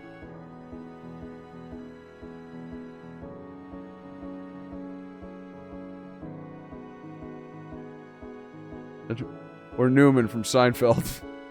Yeah, I guess so. Alright, I guess it's fine. Whatever, he's still got some Hank Hill DNA in him. I don't know. That's a good question. There might be some we missed. A satin-gloved hand finds its place on my palm, and Olivia's head leans lightly against my shoulder. I feel as though my face is aflame with heat. Yet I don't mind, as the girl beside me is presses closer. No, don't get cozy, you two. Your ride to the formal should be getting here any minute. Dodson, we got Dodson here. See, nobody cares. Olivia's head leaves my shoulder so she can look to Sophia. Are we taking Liz's car? I wouldn't mind it, but with these clothes, nuh-uh. Inko thought of a better idea. We all pitched in, though. Olivia looking at me now, squinting over slightly with scrutiny. What did you do? Well, he bought a limo, didn't he? I did that. Amy and Liz are already moving toward the door. I get up and take hold of Olivia's wheelchair, stabilizing it for her. Inko, what? Good night, Randy, Sophia. We'll have her home tomorrow morning. I'll have her home tomorrow morning. Inko! Have fun, you two. Don't do anything we wouldn't. Randy!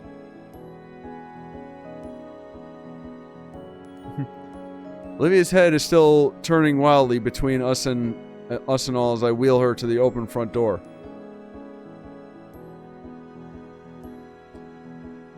The gator head finally stills, and I'm sure her eyes are still wide as saucers as she sees what's parked in front of the house. I figured for such a big night, we deserve a ride in style. What about the tomorrow morning bit? Oh, we're gonna hang out at my place after. Is that why I'm missing my favorite PJs? The limousine driver is already at the passenger door, holding it open for us.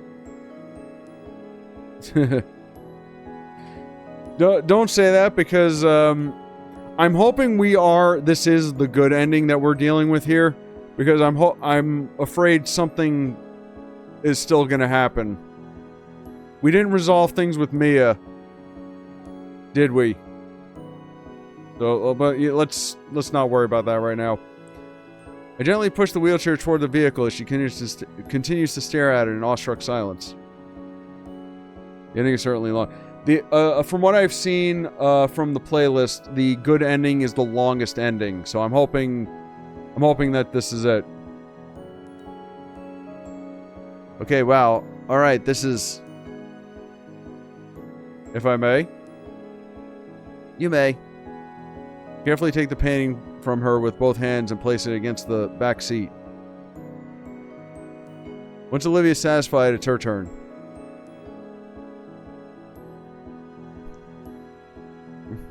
Oh wow, looks even nicer than on the website. And we got the extra tall roof, so you don't have to scrunch your neck around.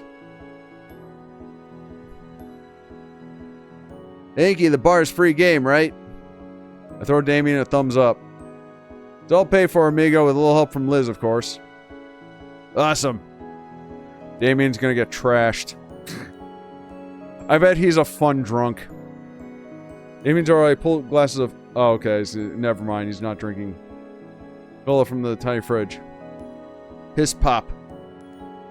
Using his tooth like that was impressive, not gonna lie.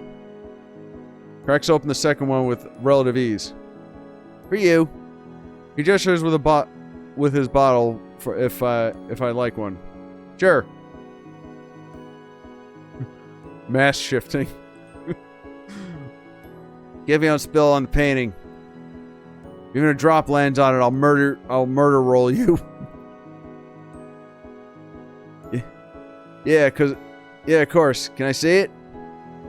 No. No one lays eyes on it until we set it up at the memorial room. I promised myself that. Well, you made the painting without even looking at it. She did. Wow. Shut up, both of you. I lean back to the plush seating, letting my arm rest gently on Olivia's shoulder as she leans her head into my shoulder. In response, a low coo escaping from her mouth. The skyline above Volcadera is painted in an evening glow as we relax to low rumbling of asphalt and rubber. Christmas lights dance on the flicker across the face of the buildings, turning what would normally be a bland color palette into something much more vibrant. The whole ride there, we shared drinks and stories of past semesters. It's like the party's already started. I've heard they got a big name disc jockey this year. I can't wait to dance. I've been dying to check out the buffet. They've been posting about it on the school site. I didn't know you checked that. Special occasions. They got everything tonight, man. You name it.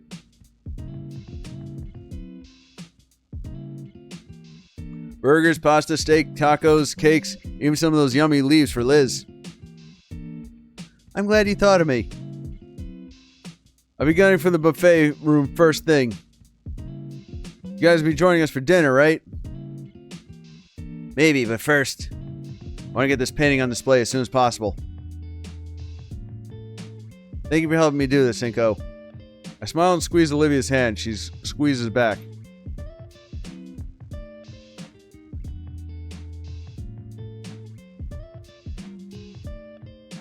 The shining moment finally comes as our limousine pulls into the open carport in front of the venue, drawing the attention of the crowd.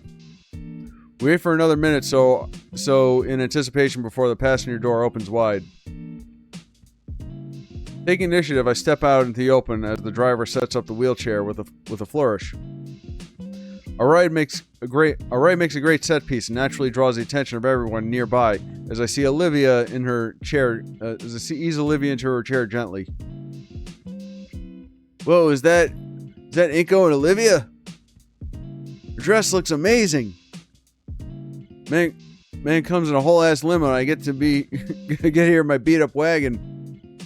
Olivia's smiling nervously while she carefully removes the painting from the back seat. I forget sometimes not everyone is so accustomed to this sort of attention. Have a good evening, sirs and madams. Thanks. The driver before we make our way to the entrance. The decorative red carpet stretches from the driveway right into the venue, giving our walk inside a sense of glamour. As we approach the sign-in table where a sizable line of other partygoers look our way. Figures. Oh, I'm an organizer with the painting for the memorial. Are you two? I'm an organizer with the painting for the memorial. Are you two sorta? What's that mean? It means can we just waltz right in? Sweet. Oh, hey, it's Ben. Wow, I was gonna say he's looking pretty good, man. That tie is way too small. What is that? What the fuck is that?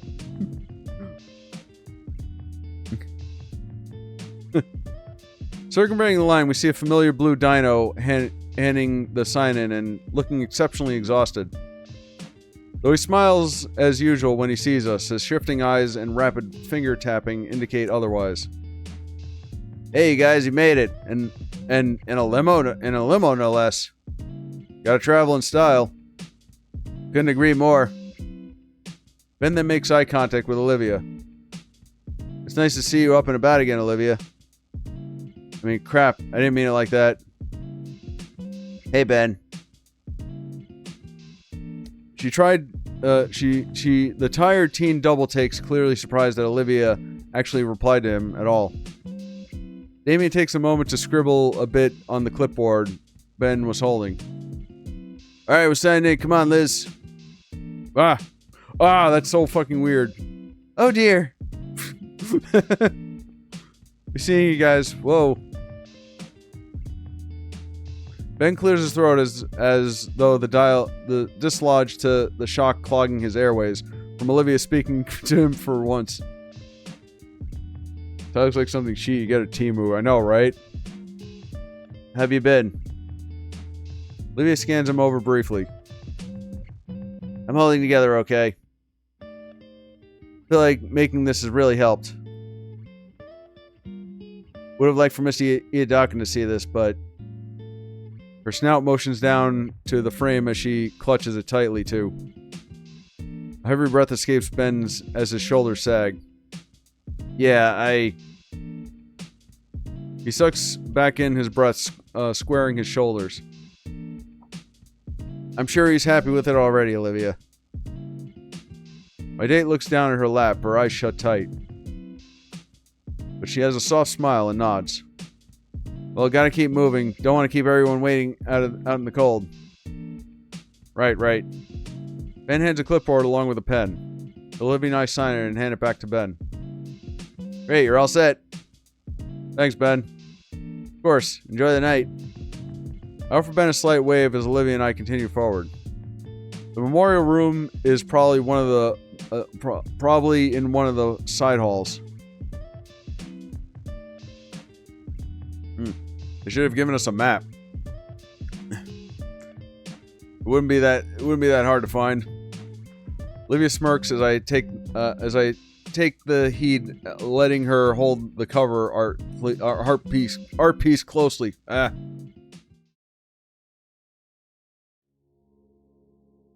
There he is.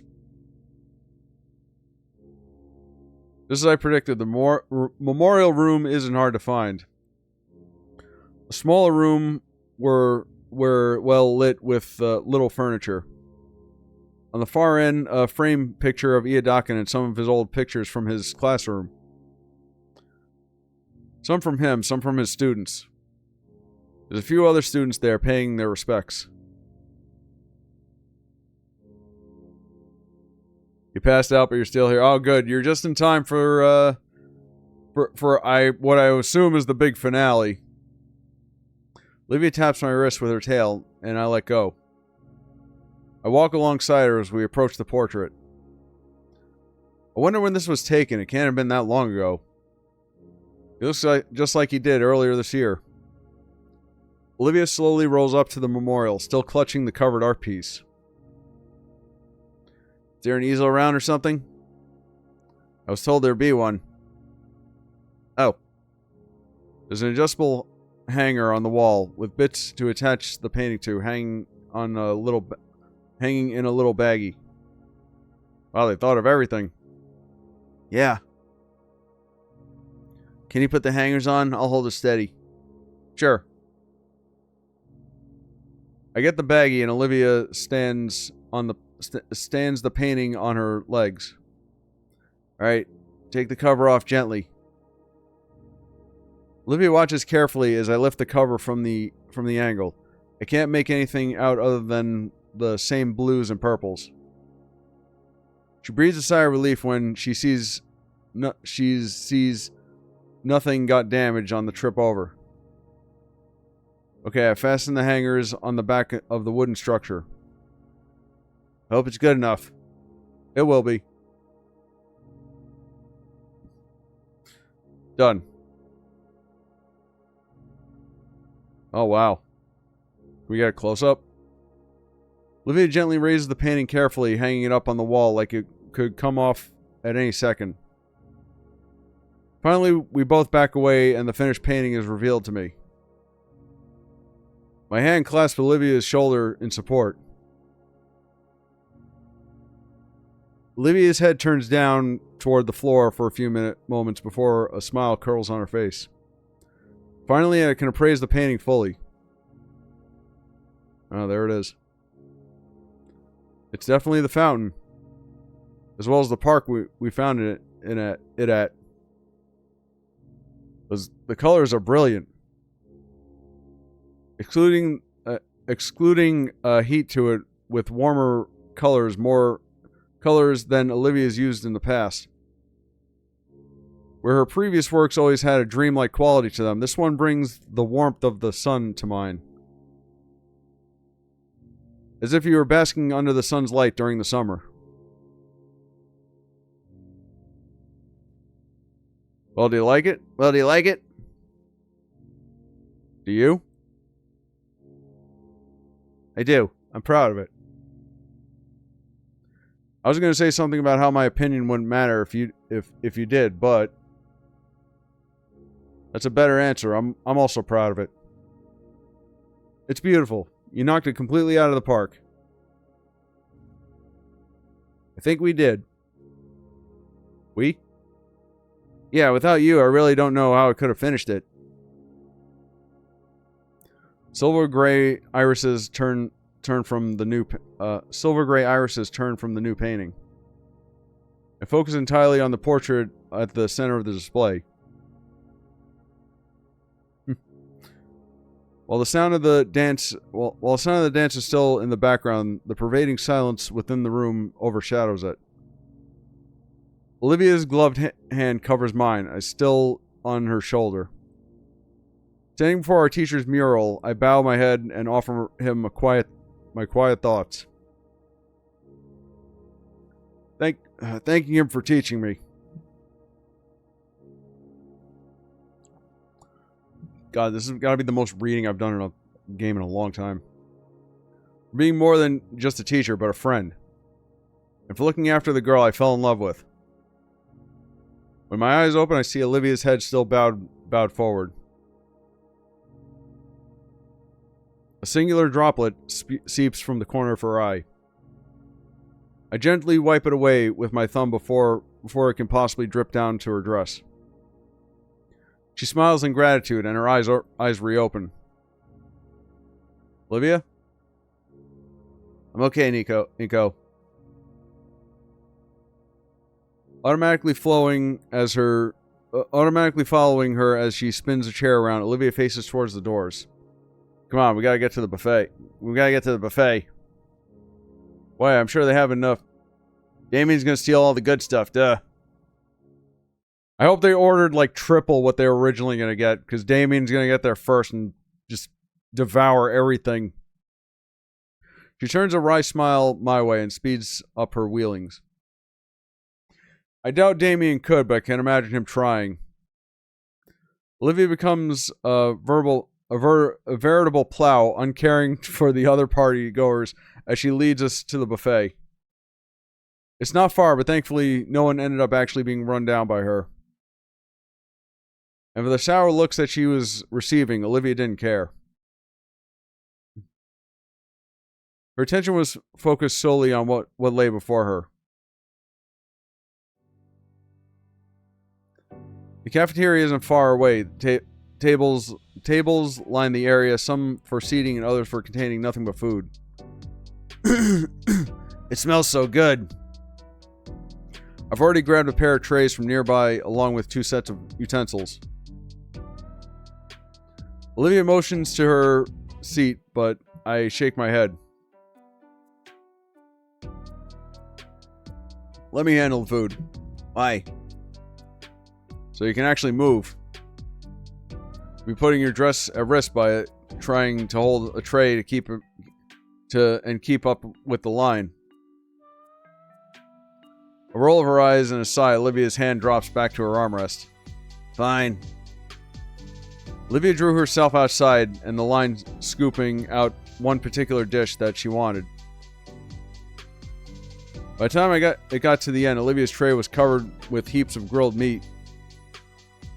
I decided to be on a more eclectic sample of dishes. I wanted to savor my meal as opposed to Olivia's plan to devour hers.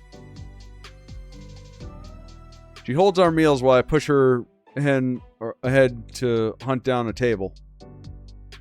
Thankfully, the search is short, as a particular red hand waves us to in the near distance.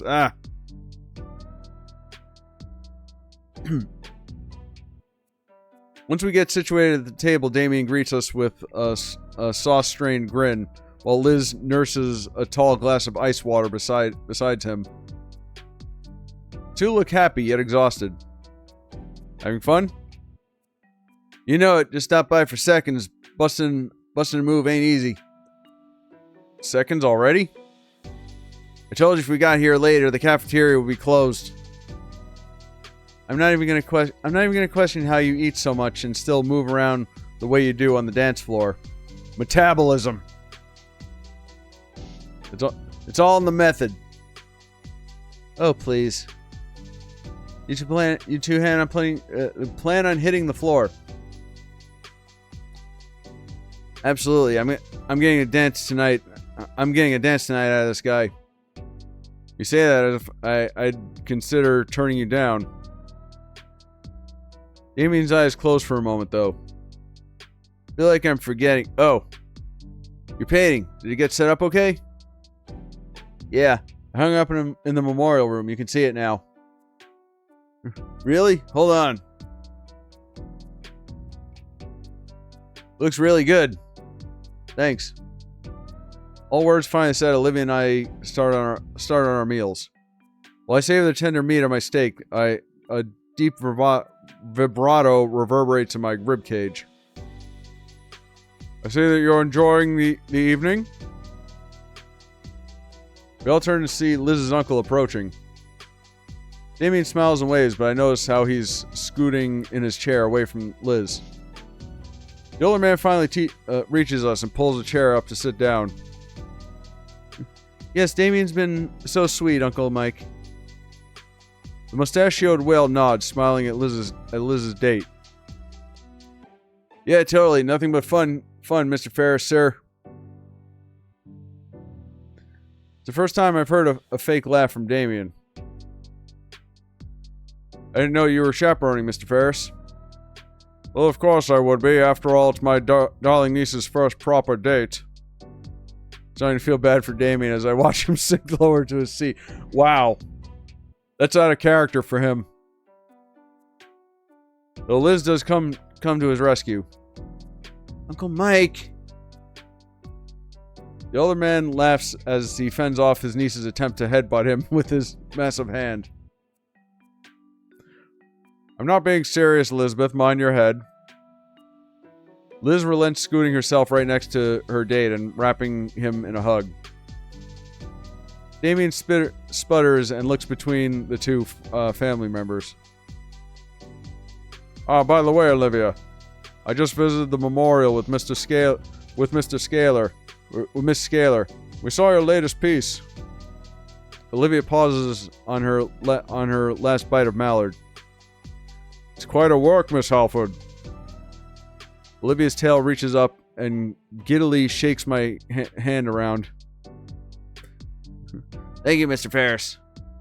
In fact, when your principal saw it, she immediately wanted to showcase it in St. Hammond's Gala.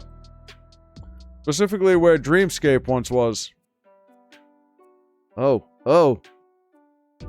It's your painting, it's up to you. I figured I'd come and let you know before you try and take it later tonight. Olivia ponders it while her fork spears a particularly slippery piece of greasy bird. I don't mind, but I like to take it with me when I graduate. Mr. Ferris nods, taking a small notebook from his pocket and writing some notes into it.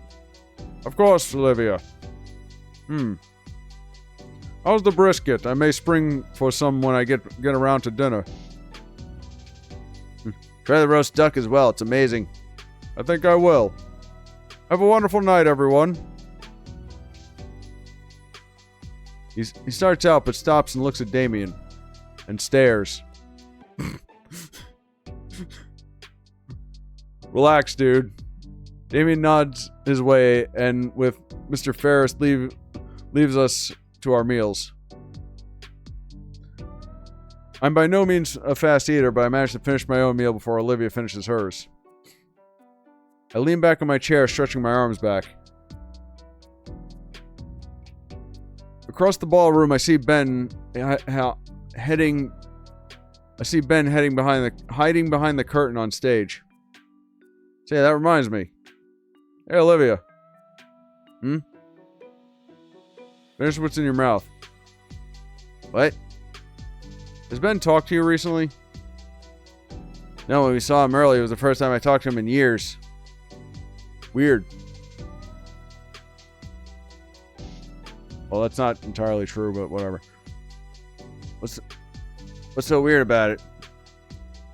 He told me weeks ago he wanted to apologize to you for everything, and I said he should tell you himself in person. He said he would, and it hasn't happened. Maybe he forgot. He's been very busy lately. Well, we got some time, right? Why don't you go say hi? Olivia finishes the last rib on her plate, gnawing it as she calculates this decision internally. All right, I guess. If you think it's a good idea. You guys go ahead. I'm about to get back to breaking it down. How about you, Liz? You want don't want to tire you out? I can go a bit longer, yeah.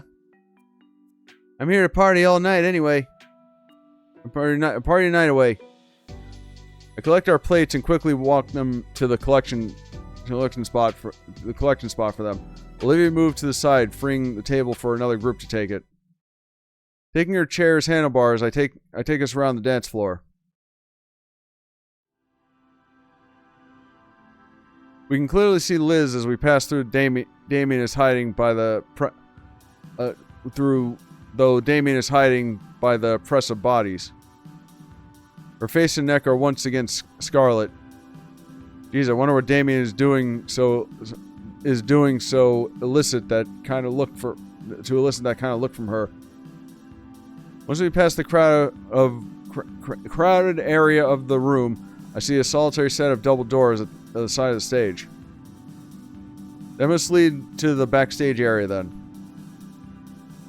He should be back there. Only one way to find out, though. I'm a little worried. Livy's hand grasps the door handle. I draw her chair back to open it. Reaching over, I keep the door open so she can wheel herself, following right after her. Inside the backstage area is a lot quieter. Despite the DJ blasting music just a few yards away, these curtains must be thick. Well, and the speakers aren't facing us anymore either. Few lights are on and staff can see, although barely anyone's around at the moment. Across the way, sitting on a crate and swirling a glass of soda to himself, is Ben. He doesn't notice our approach and jumps a little when he sees the two of us. What are you two doing back here? This place is off limits. Olivia and I wanted to say, hey, check on you. Okay, hey.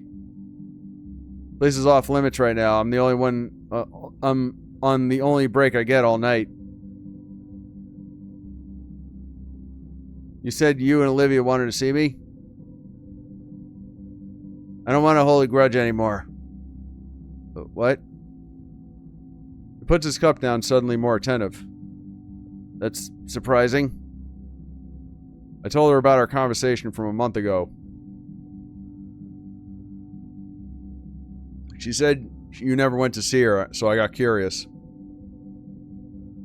Yeah, I did say I would, didn't I? Sorry, I forgot. Been busy. Alright, let me gather my thoughts. Ben runs his hand through his hair, thinking of how to stir his words together. Olivia? I'm sorry about all those years ago. I thought I was doing something to help you out. Instead, I pushed us apart and hurt you. Made you doubt yourself, maybe made you feel uncomfortable, so you felt that you had no choice but to shut everyone else out. I didn't know it would affect you that much. And I've been regretting it for years. I'm sorry. Beyond the muffled beats of the music playing just beyond the curtain, a silence hangs in the air. Thanks, Ben. It means a lot to hear that from you. I still want to ask, why? Why? Why'd you do that to begin with? Ben flinches and looks aside in hesitation. I felt bad for you. I wanted to do something nice. And? No, Anne. That's it. Dang. Sorry if the answer isn't satisfying. It's fine. I'm not sure what I was expecting either way. I just know it's well past the time to forget about all that. So, can we be friends again? I like to take that one step at a time. Okay. Maybe sometime in the future. I gotta let the process, even this conversation happening to process even this conversation happening for me. I get you. Though we'd never be able to just talk this out like... Though I thought we'd never be able to just talk it out like this. Yeah. I hear the steady march of heels approaching. Uh-oh. Oh, boy. I get worried for a second that the staff was here to kick us out, but it's just Mia. It's far worse. There you are. Good Lord, Ben, I've been looking for you, looking everywhere for you. I've just been lazing. Have you just been lazing here the whole time? I'm out here looking like a chump with no date. I told everyone I told you already if you want your... Oh, you two. Mia? You're still not mad about that, Of course not. Don't be stupid. Polk and Skull theme. As far as we're concerned, it's water under the bridge. So how have you been? Making any new pictures lately, Olivia? Just finished a new one. It's hanging in the memorial room. I saw it. It looks good. Hey, how come mine didn't look that good? I'm joking. I haven't gotten a chance, unfortunately. It's great. I can hardly put it into words. It's a piece by Olivia, that goes without saying. An odd air of calmness settles on us as we stand there in the low lighting of the backstage area. Even Mia seems to have fallen into the grasp of its grasp as she leans against the box Ben is sitting on nonchalantly. Well, only one semester left. Yep. Mm-hmm. And then we're all out in the real world. So we're all cool with each other? Sure. Stay out of my way and I'll stay out of yours. Deal? Deal. Great then. We can cross the finish line without incident. You want to graduate without any more antagonism? That's always what I've wanted. Other crap makes it the only option. I don't get it. I don't expect you to. Ben chugs the last of his drink. Well, this was nice, truly. Yeah, alright, we should get going, right, Olivia? You guys enjoy the night. Thanks, we'll be seeing you guys. See you, Ben. Ciao. Man, I was worried that was going to go down a lot worse. I pushed Olivia out of the backstage area and onto the bright, loud ballroom again. It went pretty good, honestly. I still, for obvious reasons, dislike that any of my friends are around Mia, but what can you do? Every group has the toxic one. Sometimes you just gotta deal with it. That's just how life is. I've got the people I've got, and that's what matters. My chain of thought is broken by Olivia's tail tugging hard on my wrist. What, Olivia? You okay? She doesn't respond verbally, simply pointing to where her shocked, wide eyes are staring. Following her gaze, I see... That Mr. Ferris? Couldn't be. But then again, he's the only whale in attendance. Am I seeing things? Nope. Can't turn my eyes away to see Damien and Liz. Mr. Ferris is busting it down extremely hard. I'm genuinely worried for the dance floor hard. How's that even possible? Uncle Mike's actually an avid dancer. There's avid dancer, and then there's bringing that amount of heat to the floor. Did he always know how to do that? No, actually, this is the first time I've seen him dance like this. The crowd around Mr. Ferris finally broken their silence, cheering him on as he thrashes the dance floor like crazy. Ah, I see now. Mr. Ferris finally got some swag. Tying up all the loose ends. I see. I can't help but feel some pride as I watch the older gentleman spin with reckless abandon on his head. Man, too bad they can't animate that. Oh, I guess he's... Oh! Mr. Ferris pants,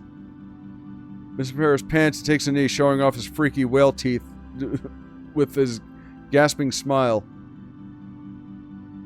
Oh, that was, exhilarating. Liz's head vanishes for a split second, but returns with a full pitcher of water.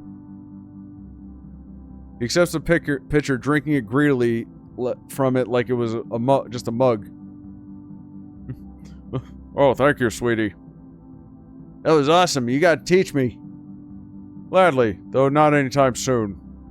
He practically collapses on a chair beside us, sipping from the pitcher some more. Can't bust a move like I used to, son. Why don't you all take my spot? I left a sizable opening in the dance floor, after all. So he did. Our peers are still in the middle of uploading their photos recordings of Mr. Ferris. And the music's still pumping. Once I start wheeling Olivia to the floor, her shock vanishes completely and switches to excitement. Damien and Liz are too far behind, and soon enough we're among the throng of seniors dancing to the fast pulse of the music. I feel myself completely captured by it, most of my limbs flowing with the rhythm. Though I keep an arm on Olivia's chair, causing her to also fall into my rhythm. We dance together like that. Olivia's arm and tail moving together with the swaying of her wheelchair while I dance alongside her. Song after song, it's the only measure of time we had left, as all I care to do is move beside Olivia, sharing her overwhelming cheer as she moves beside me.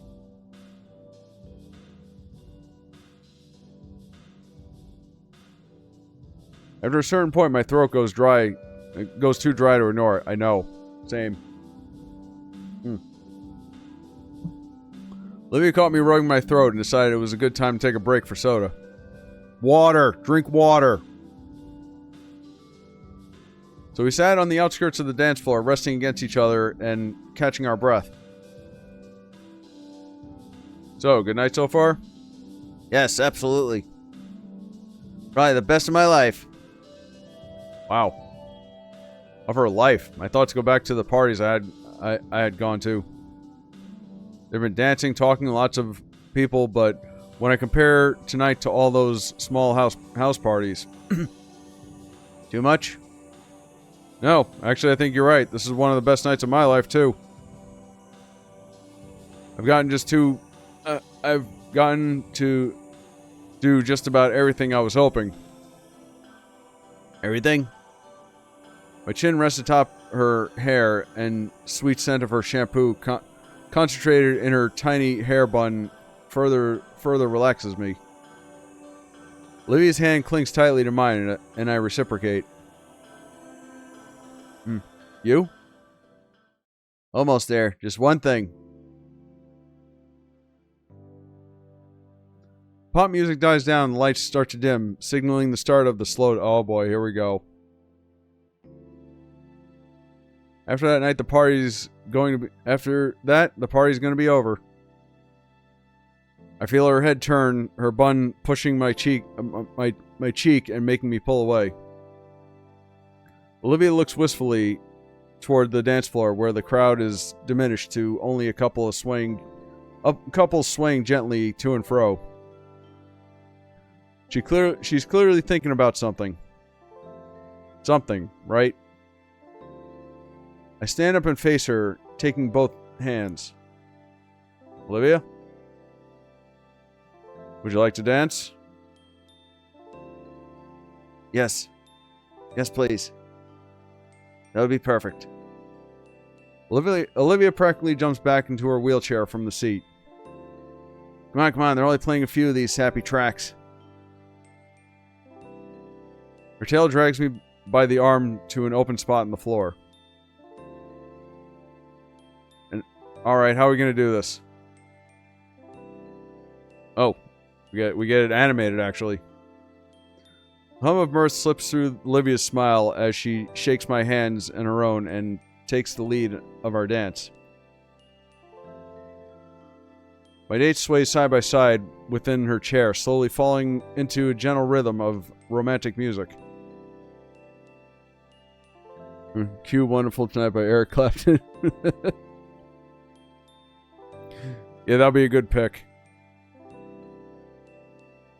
Her grin grows wider as I match her pace, stepping left and right in tandem with Olivia.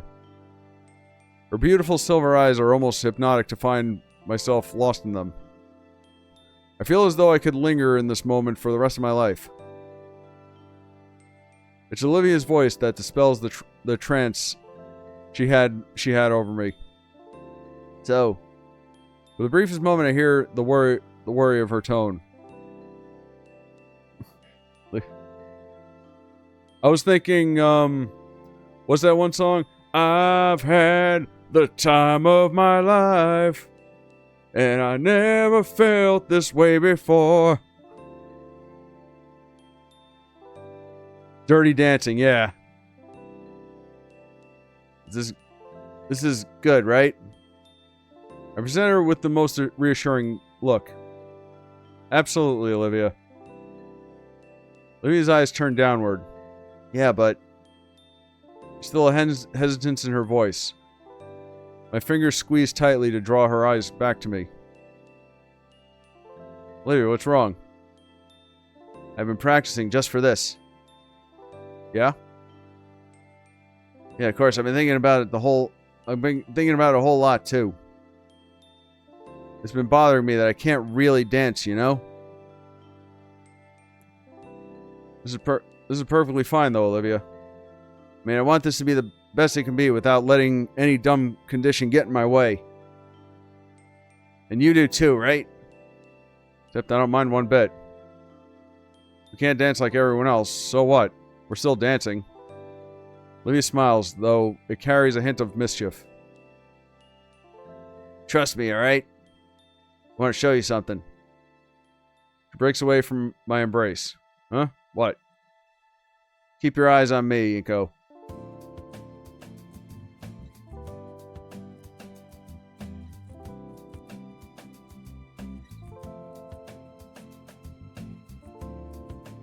Come on.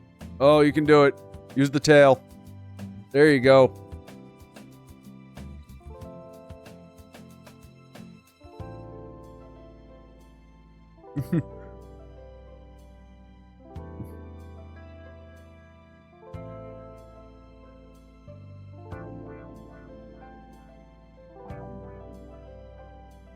Damn, that is a powerful tail.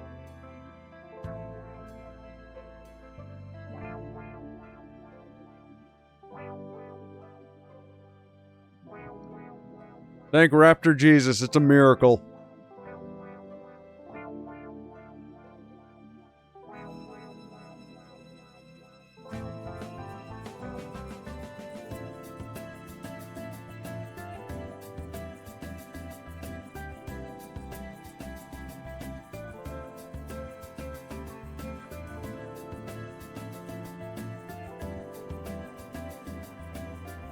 Yeah, I think it's safe to say this is the good ending.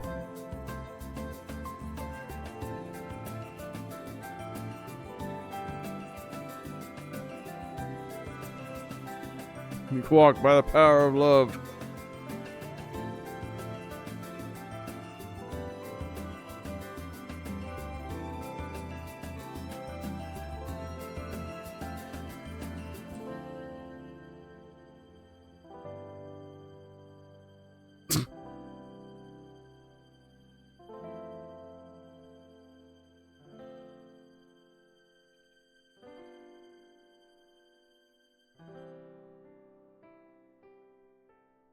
Screw the pain, I'm dancing.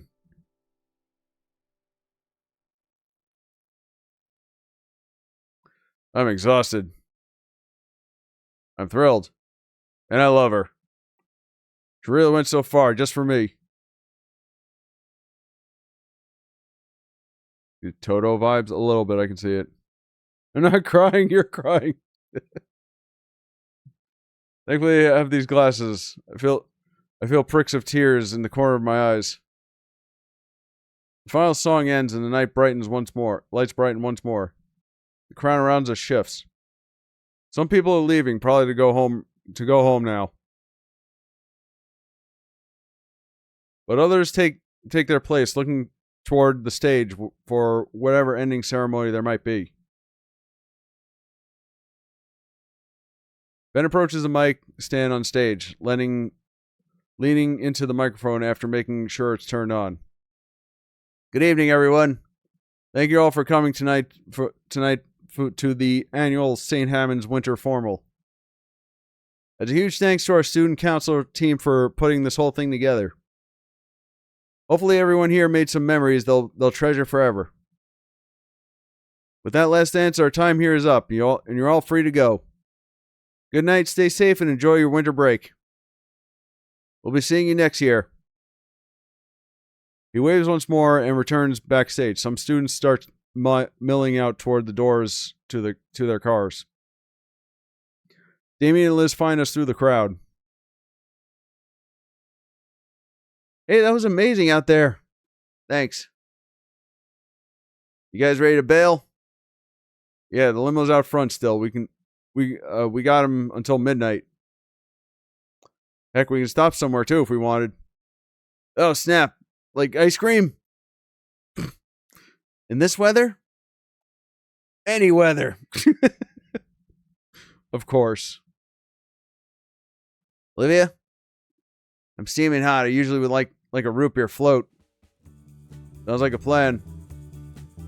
Olivia's tail trembles from overexertion, but still snakes around my wrist as always. Damien's my kind of guy. Damien's everyone's kind of guy. She huddles herself as we leave behind the Grand Con Center and out to the freezing air of the city. True to my word, the limo awaits us outside down the walkway. The driver gets out seeing us and goes to open the door for us.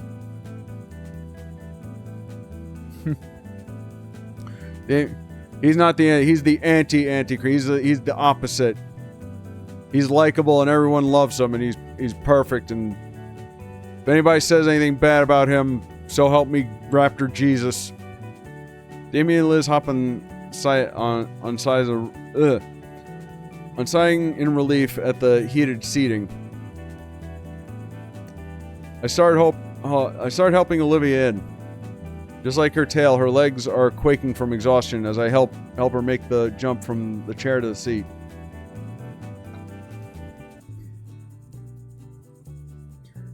After all collapse on the cozy seats, the euphoria from the day is finally wearing off and leaving us with just the exertion of them.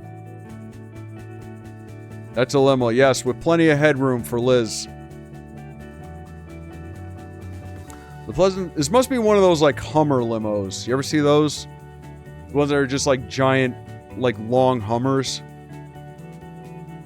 It's pleasant soreness though, as Livia rests against me with a yawn and a tired smile.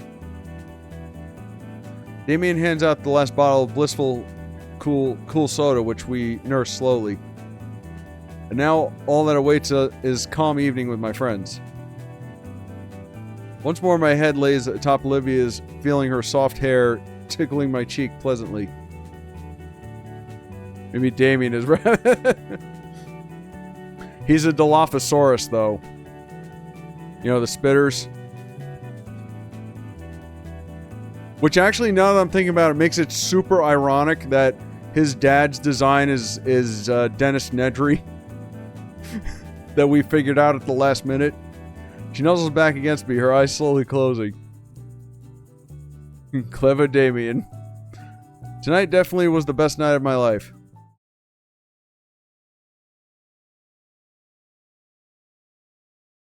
Wait. Wasn't I supposed to give a speech? What? I swear, it was supposed to be a speeches for Iadakan. Ben was going to do one. I had something ready. Oh, yeah. What gives? What, there's more? We tried to argue for the extra time with the venue owners, but they wouldn't budge, so we just had to cut the rest of the formal short. I checked my phone. 9:53, huh? Something up? Maybe, but we all got dismissed anyway. You guys can check if you want. I'll chill here. Should we? Olivia looks back at the entrance. Some people are still leaving, but I can't see. Most are still probably waiting for the ride since the formal ended early. Yeah, I'm curious. All right. You don't start driving yet. Sorry, we're going to be a little while. Forgot something. Of course, we'll be right here. Thanks. Livia and I get back in her chair and push her back through the cold into the con center. What the hell can this be? We kind of resolved a lot of things. Inside, my classmates are standing awkwardly around, calling their folks. Guess we'll have to find Ben again. Alright, backstage? Maybe, let's check. As we pass through the crowd, the principal takes the stage. Mic isn't turned on, so annoyingly gestures to have it turn on and tries again. Excuse me, we're having some technical difficulties at the moment. We should have one final event tonight. Our apologies for the confusion. Please wait while we get things organized. She's definitely annoyed at something's up. Oh, man. What else, man? What else is there? Nobody's looking. We slip back through the staff-only door. Now, where would Ben be? Not back in the main stage area. There's only a few workers around, dragging the dining room chairs into neat stacks. They don't pay us any mind, however. Best not to push our luck and ask them where Ben is. Maybe he's already left? Doesn't sound like him. Yeah, well, where else? There's a number of storage rooms, no dice earlier. We're just about to give up. Olivia points out one last door in the back. It's like the memorial room, only far in the back. There's a few tables and a fridge. That must be the lounge. And it's occupied already. Oh shit. Thankfully we found Ben. Though it seems like he's being accosted by Mia. It doesn't seem like she's noticed us as she looms over Ben.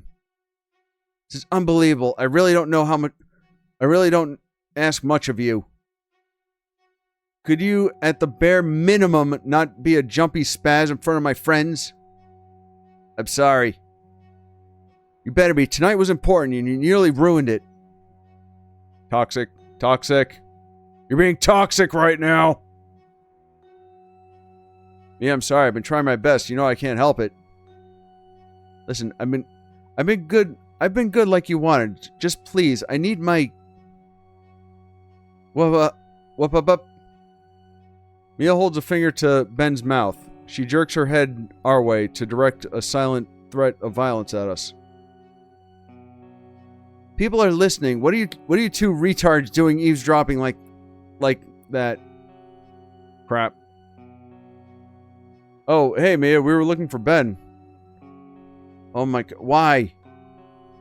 Literally, this is not a good time. In fact, you picked a very bad one. Show's over. Scram. Go home. Wow, there's an emote for that? Really? Shush. How much longer are you holding it? You promised.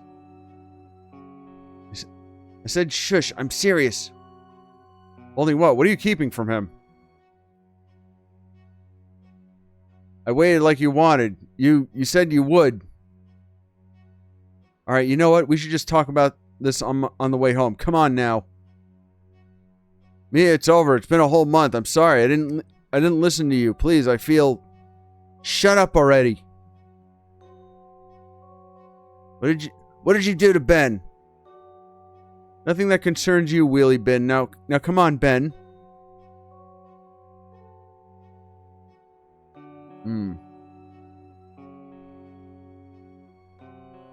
We did get the good ending, right?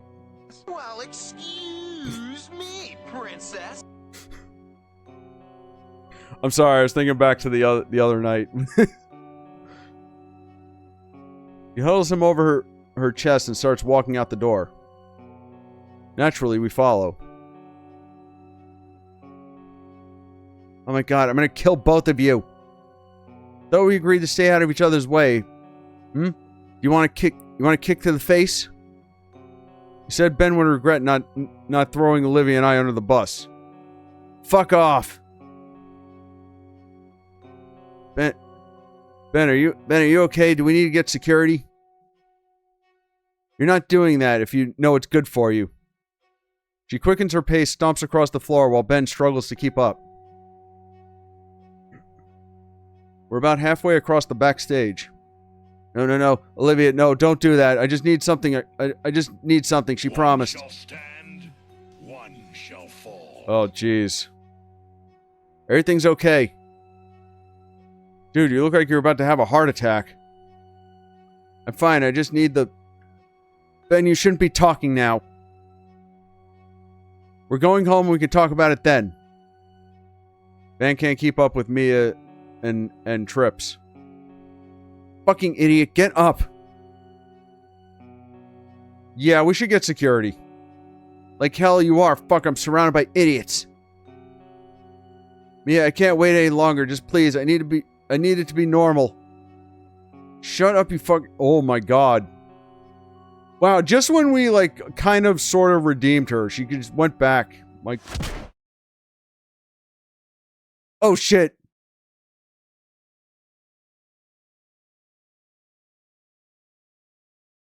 Oh my god, she fucking hit him. Ben lies still on the floor. Mia's fist frozen where it made contact. She pulls it back and stares between it and us. She knows it was a mistake. That escalated quickly. I mean, that really got out of hand fast. Yeah. She knows it was a mistake. How low impulse control finally got the better of her. Oh. Ben shudders on the ground. His glasses lie snapped in two parts. He fruitlessly tries sticking them together like a jigsaw piece. Yeah. Olivia tempted to tread wheels on her right now. Where is this going? Ben, are you right? You know I didn't mean to do that, okay? My glasses. Yeah, let's get you out of here. Nobody can see you like this, right? No one? You two, if you ever tell people what you saw, I'll personally... Oh. Ben! Scalar opens the curtains right where we are and lit up by a spotlight aimed at her at that spot. Uh-oh. Goodness gracious, I've been looking everywhere for you. I've not to take away from this moment, but I've just now noticed that her coffee is now replaced with wine. Where have you been? Did you forget about the memorial? Miss Scalar, No excuses. Whoa, what the hell? Even her? She grabs Ben by the shoulder and yanks him through the curtain. All right, now we can get...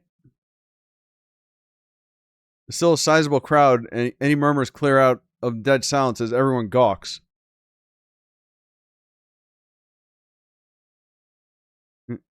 Fuck. Scalar jerks her head back. Does she not notice that he's got a fucking black eye? And his glasses are broken? Scalar jerks her head back and gasps at the curtains as it rips wide open. We're exposed to the bright backstage lights, and Scalar rips her gaze between Olivia and myself, the broken glasses, and the person trying to hide them. Oh, it was dark. Mia. She caught like a deer in headlights. Ben's fresh wound is bleeding bright red. It drips onto the floor below. When he whimpers in pain, Scalar finally looks back at him and fully takes in his condition. The droplet splatter is deafening. The audience eyes on Mia. Mama Mia. Yeah, she's fucking done. Mia, are you mad? Benjamin, you stay here. I'll get you some help, okay? He simply whimpers more as our principal practically leaps off the stage to search for someone. 1,000 calculations run through her. Judging by the worsening drained expression, none of them are good. There's murmurs in the crowd. Our peers looking almost one another. Our peers talking amongst one another, pointing and questioning. Slowly, the low din of the words grows louder, voices raising as their words are turned toward the stage. You okay? There's blood. What did she... Of course she did that. It's her... Is her problem? Is her problem? Oh, what is her... Okay, that was an incomplete sentence. Finally, the question turns to accusations, all directed at the Red Dino girl. So cruel. Uncalled for. I was about to fucking say that. Oh my god, I can't believe how late it is. My god. Well, we're hopefully almost done. Fucking abusive. The words click with her and she starts to move. Ben, I can't do this anymore. You're too weak. You don't know how to take a punch. She starts yelling. Loud enough it carries to the other end of the room. What? I can't take this abuse anymore. Just look at me. Oh. Fucking really? You made me like this. All those years. Make me put up this act doing your dirty work. Harassing all the students you don't want to deal with. Do you think I want to hurt people? I thought you loved me. Fucking God. I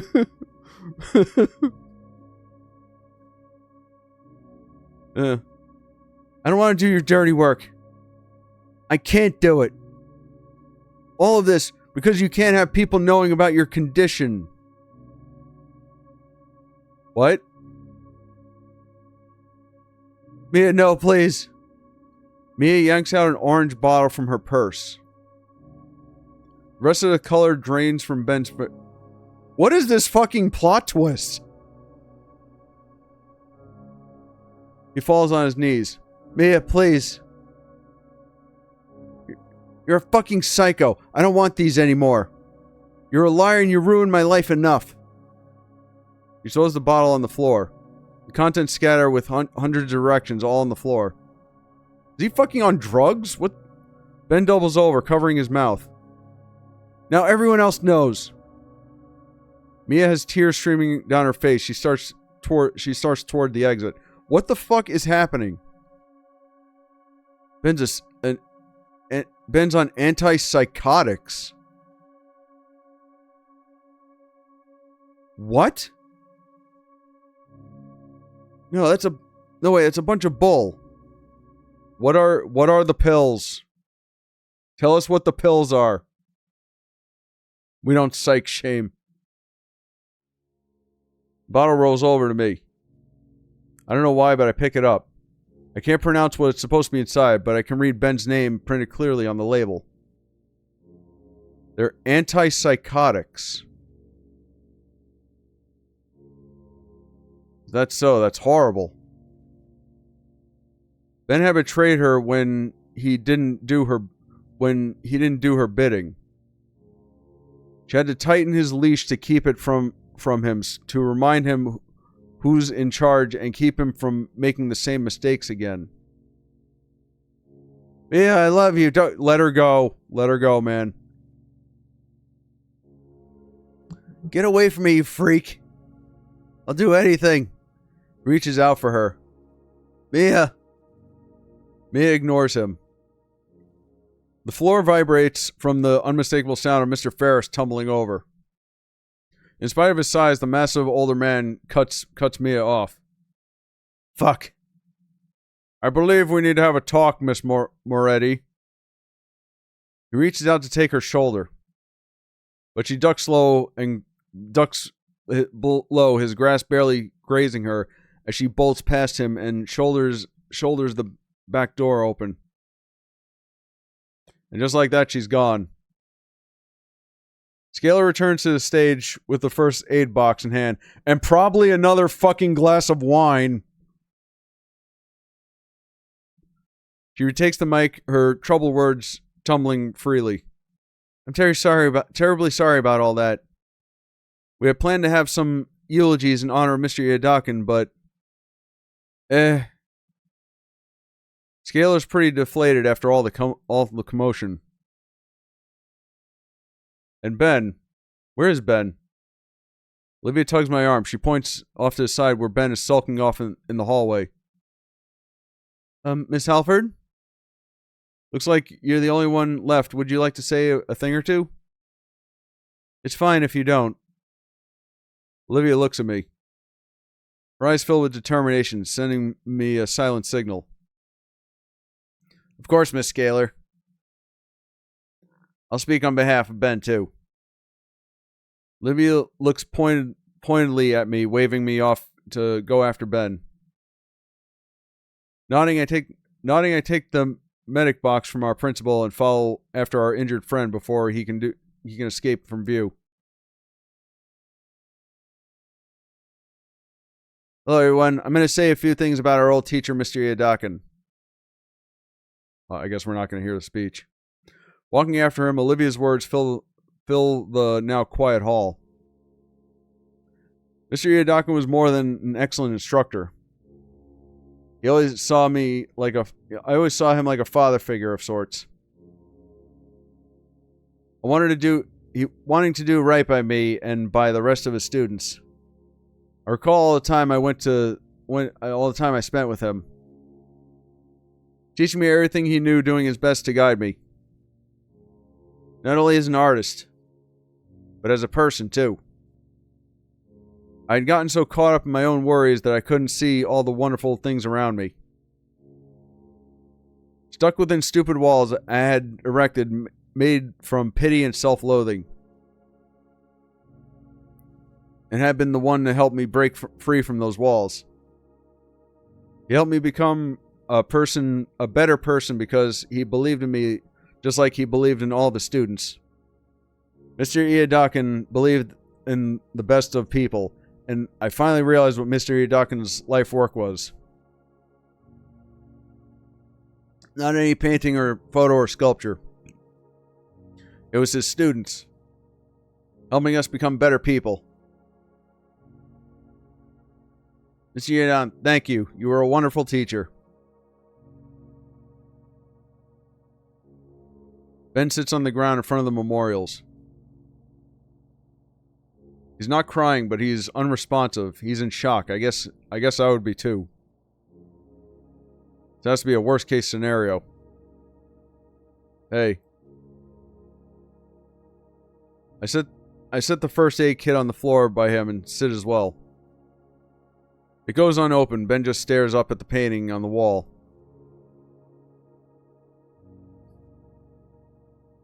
Oh, man. This is hers? Yeah. It's good. Oh, hang on. I fish out the bottle from my pocket. A few remaining pills scatter, and I pass it over. He takes it and stares at the contents just before downing the last dose. So, I'm not going to talk about this, Inko. All right? With respect to Ben's wishes, I stay silent, and Mr. Iadukin smiles down at us from his picture. She's been able to do something like this. Meanwhile, I'm just running around making things worse for myself. I look at the ignored first aid kit. He follows my glance and grimaces. Does it hurt? It feels better than what's inside. I'm probably only talking now because of the adrenaline. I don't feel like crying anymore. I just feel empty, or like throwing up. Now everyone knows. I tried, you know. All the social classes, all the times I forced myself to be a social person. I have noticed how well you get along with everyone. I did everything right, and now it's all for nothing. I don't think they'll care. Will they? Tell me, do you see me as the same way after hearing the word psycho? Neither does anyone else. It's just natural.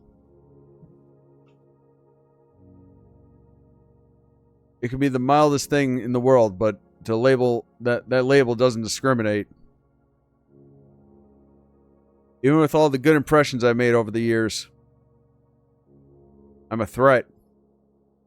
May as well just drop out and finish high school online. You're my friend still, and you're Olivia's friend. Am I?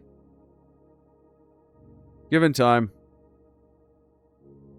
We sit still while staring at the painting. You know Little Trudon? I took Olivia there. She loved the place. Got herself a fancy Asian paints for this. He nods. Earlier I told her there wasn't any big reason I did what I did. That was a lie. I look at her but instantly know her whole deal. For better or worse, she can't hide what's wrong with her. With someone like me, you had to be told. That means so long as I can hide it, I'm normal. If I ever seek help, it just cuts me. It just cuts me. That hurt. So seeing her actively refuse it, take it for granted. One thing just led to another. It was stupid. That's just how feelings are, Ben. I notice my friend is looking less tense now. About Mia. I don't want to talk about Mia. She's gone. She was always telling me once she graduated, she'd get out of this dump. I was hoping she wouldn't. Hopefully she'll take me with her. Now you know she's gone. She's booking it across the state lines as we speak, see? Ben shows a lock screen on his phone, the most recent message from Mia. Mia, sorry, I'm going. He sighs. 4 years. I loved her. He plays with his broken half glasses he picked up. He said he didn't want to talk about it. I won't pry. So we just sit. Mr. Iadukin's warm smile seems a bit brighter from his frame on the wall. I wonder if he would be happy with how everything turned out. I think he would. It was long and painful, but we finally made it. Become the people we aspired we'd be. Everything that happened led up to here, whether through resolve old grudges or finally escaping a horrible situation. Things are changing. Once we leave this room, our new lives start. But for now, we can wait and transit just a bit. Ben's like me in a lot of ways. I remember seeing him earlier this year, effortlessly turning social disasters in his favor. But I struggled to do anything about someone's approval or attention. Looks like he couldn't either. It looks like he couldn't either, and Mia used that against him. Could I have ended up like that? After so long, I get a message.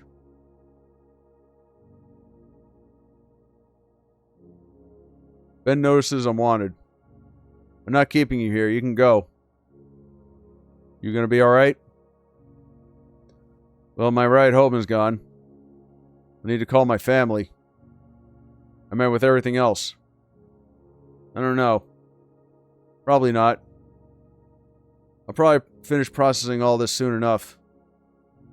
But thanks for talking with me. There's no spaces between us. We can take you back. I stand up slowly. When Ben doesn't, I hold my hand out for him. I roll my eyes and smile. Ben, I'm offering you help. He stares at my palm, though I'd pull it away at any second. Ben shakes his head and holds it up towards me, but doesn't even attempt to grab my hand. So I grab his wrist and I pull. Once more, Ben is on his feet, thankfully more steady than when we walked here. Alright, man, let's get you home. He nods and follows after me. So just before I exit the room, I look back one last time at our teacher. Mr. Yadakin, thank you for everything you've done. We exit the room and walk toward Olivia, who's waiting by the entrance of the convention center. It's like Bruce Banner. It's the hair. Yeah, when he's cleaned up, he does kind of... He looks less like Scott the Woz now. The rest of the place is in full cleanup mode. All the lights are on and staff are lugging around all the decorations to be stored away. When we reach, I automatically take her handlebars and push her out of the building. Her head turns to Ben, eyes inspecting him thoroughly. How you feeling, Ben? His mouth moves to speak, but stops. He shakes his head, but keeps following. So what flavor? Pardon? Flavor of ice cream. I told everyone we were going out to get some on the way back. I think I'll get sea salt caramel. Olivia sticks her tongue out in disgust. Why'd you ruin ice cream like that? Hey, don't knock it till you try it. Fine, I'll try it, then I'll ask again. That sounds good, yeah. How about you, Ben? You know, sea salt caramel is right. It's great, right?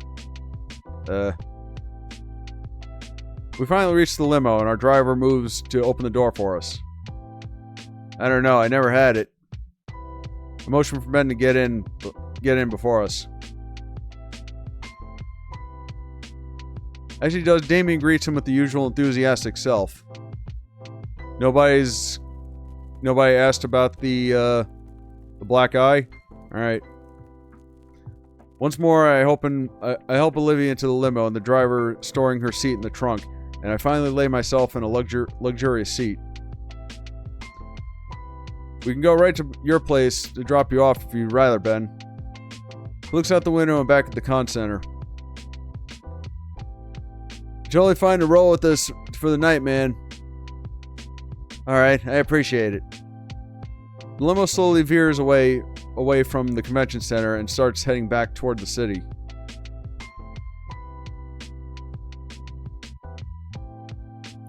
You know how it is, falling down those stairs?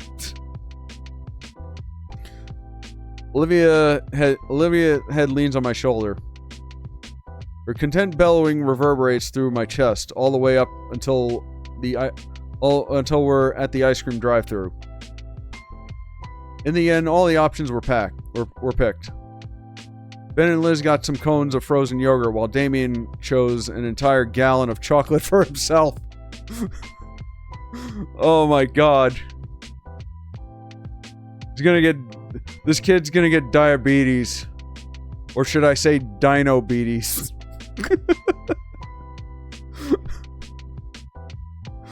Oh, that was awful. I'm sorry.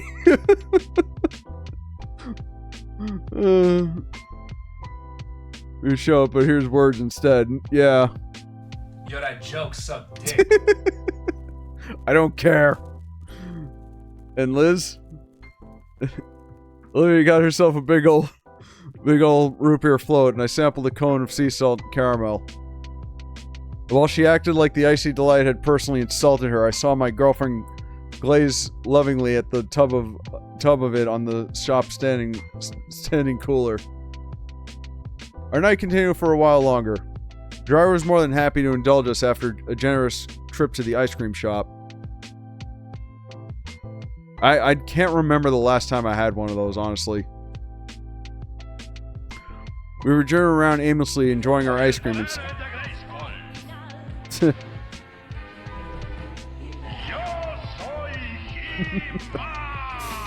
We're driving around aimlessly, enjoying the ice cream and simply talking the night away about our winter break plans.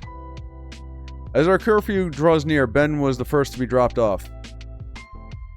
We said our goodbyes to him, and he smiled and waved from his porch until we could no longer see him. The walls between him and Olivia seemed to finally be coming down. I'm hopeful they're coming around to each other. Next to the final stop was my house. We're all going to make the most of tonight, after all, which meant enjoying the rest of these gallons with some good shows. Giving our thanks to the driver, we entered my home and made ourselves at home. Stuffy clothes are ditched for comfortable pajamas, and we settle in the living room with the whole floor covered in air mattresses. Liz's neck takes up the entire couch just so she can lay her chin on Damien's shoulder. They'd fallen asleep like that within the first hours of our anime marathon, leaving Olivia and I in peace to snuggle up together. I'm just now picturing, like, his parents just suddenly coming home. Because they've been basically non-existent through this whole story, but, like, us meeting them at the very last minute and seeing him in this house full of dinosaurs. Just totally confused because they don't take part in their son's life. Her purring bellows rattled my ribs, but in a pleasant sort of way. Kind of like a massage, which I needed based on how worn out all my muscles feel. I feel like I could just melt in her embrace right now. I'm grabbing the gun. I've seen Jurassic Park. Meanwhile, Damien's like, "Hey guys, nice to meet you." My eyelids grew heavy as my body felt blissfully at ease. But there's one last thing I had to do before I fell asleep. Hey, Olivia. Her bellows subtly subsided briefly. Yeah? Had a lot of fun tonight. Yeah, me too. She smiles at me. So soft and inviting. I give her a smile and a soft kiss. And she reciprocates with a similar kiss and my own grin. So I do the same. As does she. Is this where the saucy images are supposed to be? I wish there was a way I can just briefly check the... Back and forth, we try kissing. We try to kiss and smile off each other's lips. A war of smooches that I wanted to win, though my tiredness made it difficult. By the time my eyes refused to remain open, I admit my defeat gracefully. Love you, Olivia. Purring continued until I realized Olivia's fallen asleep. Love you too. We drew close to each other one last time, embracing sleep like we embraced one another.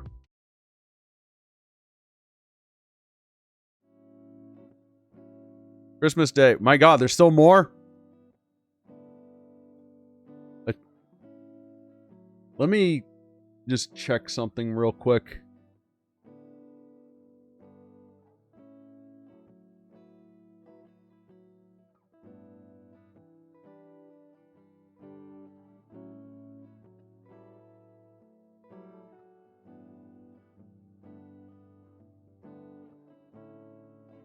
Oh my god. Are you fucking serious?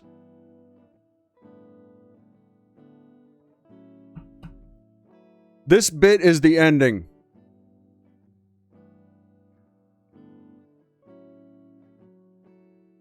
We've reached the actual ending.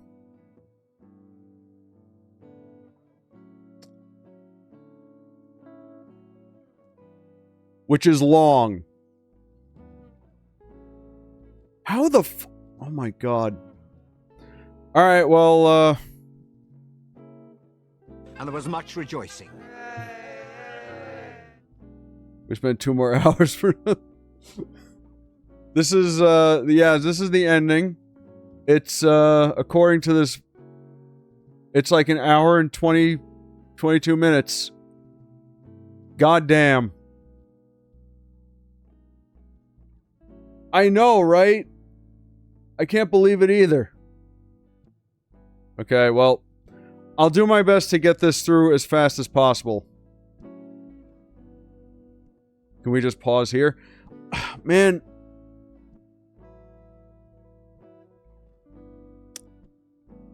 It's like an hour and 20 minutes.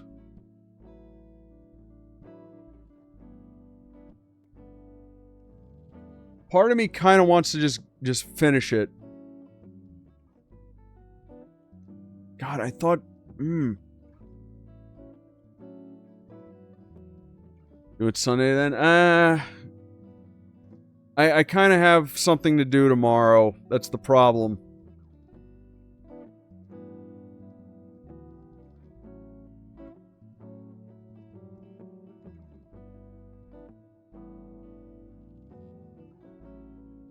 Then Monday, guys, do we really wanted? I was hoping we would finish this tonight. I can't believe how fucking long this game is.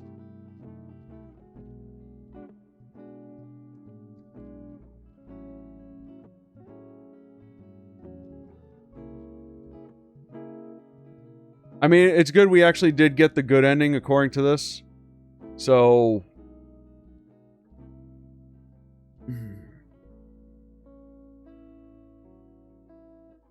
you're okay with Monday? We're gonna reach 3 in the morning. I know. I mean, it's only Saturday. It's not like I have to get up early tomorrow. I don't know about. I don't know if you guys got plans or what. I'm mostly concerned because of how much fucking reading I have to do. My God.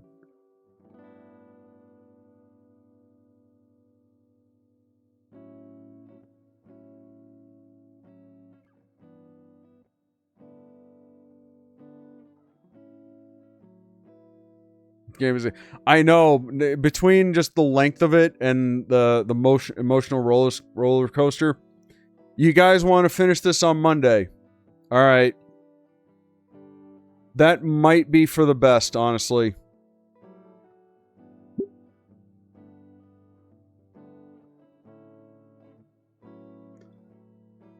Oh, damn it.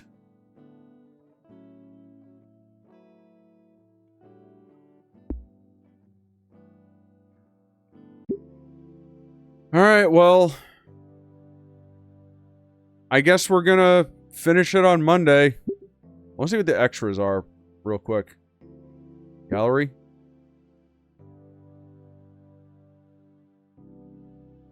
Okay, so you get all the images. Look, it's the Monarch again.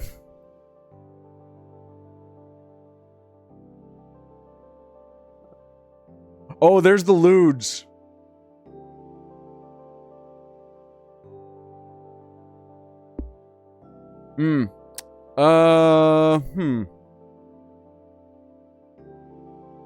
Yeah, alright, well, I was hoping to do this tonight, but my God, we went for like 5.5 hours. That would be, yeah, this would be like a 7-hour stream. I don't think I've ever streamed for that long.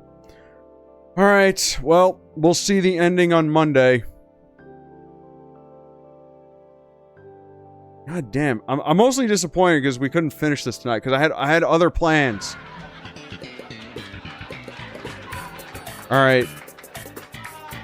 Okay, well, guys, I guess we're gonna we're gonna end, and I don't think there's anyone on I can raid out to. Maybe we could raid out to someone playing this game. Let's see. Anybody playing this game? I am the only person in the world playing this game right now. Oh yeah, well yeah, it's morning for you, but the rest of us are. It's very late. It's a quarter after 1 by me. So, all right. So tune in for the actual finale on Monday, I guess. My God. All right. Well, thank you all for joining me. Thank you for sticking with this crazy long stream I had to do. I thought we'd be done, but I guess not. I guess we'll just end too. All right. Well. Thank you for being here. Thank you, especially if you're watching this on YouTube. You're very dedicated.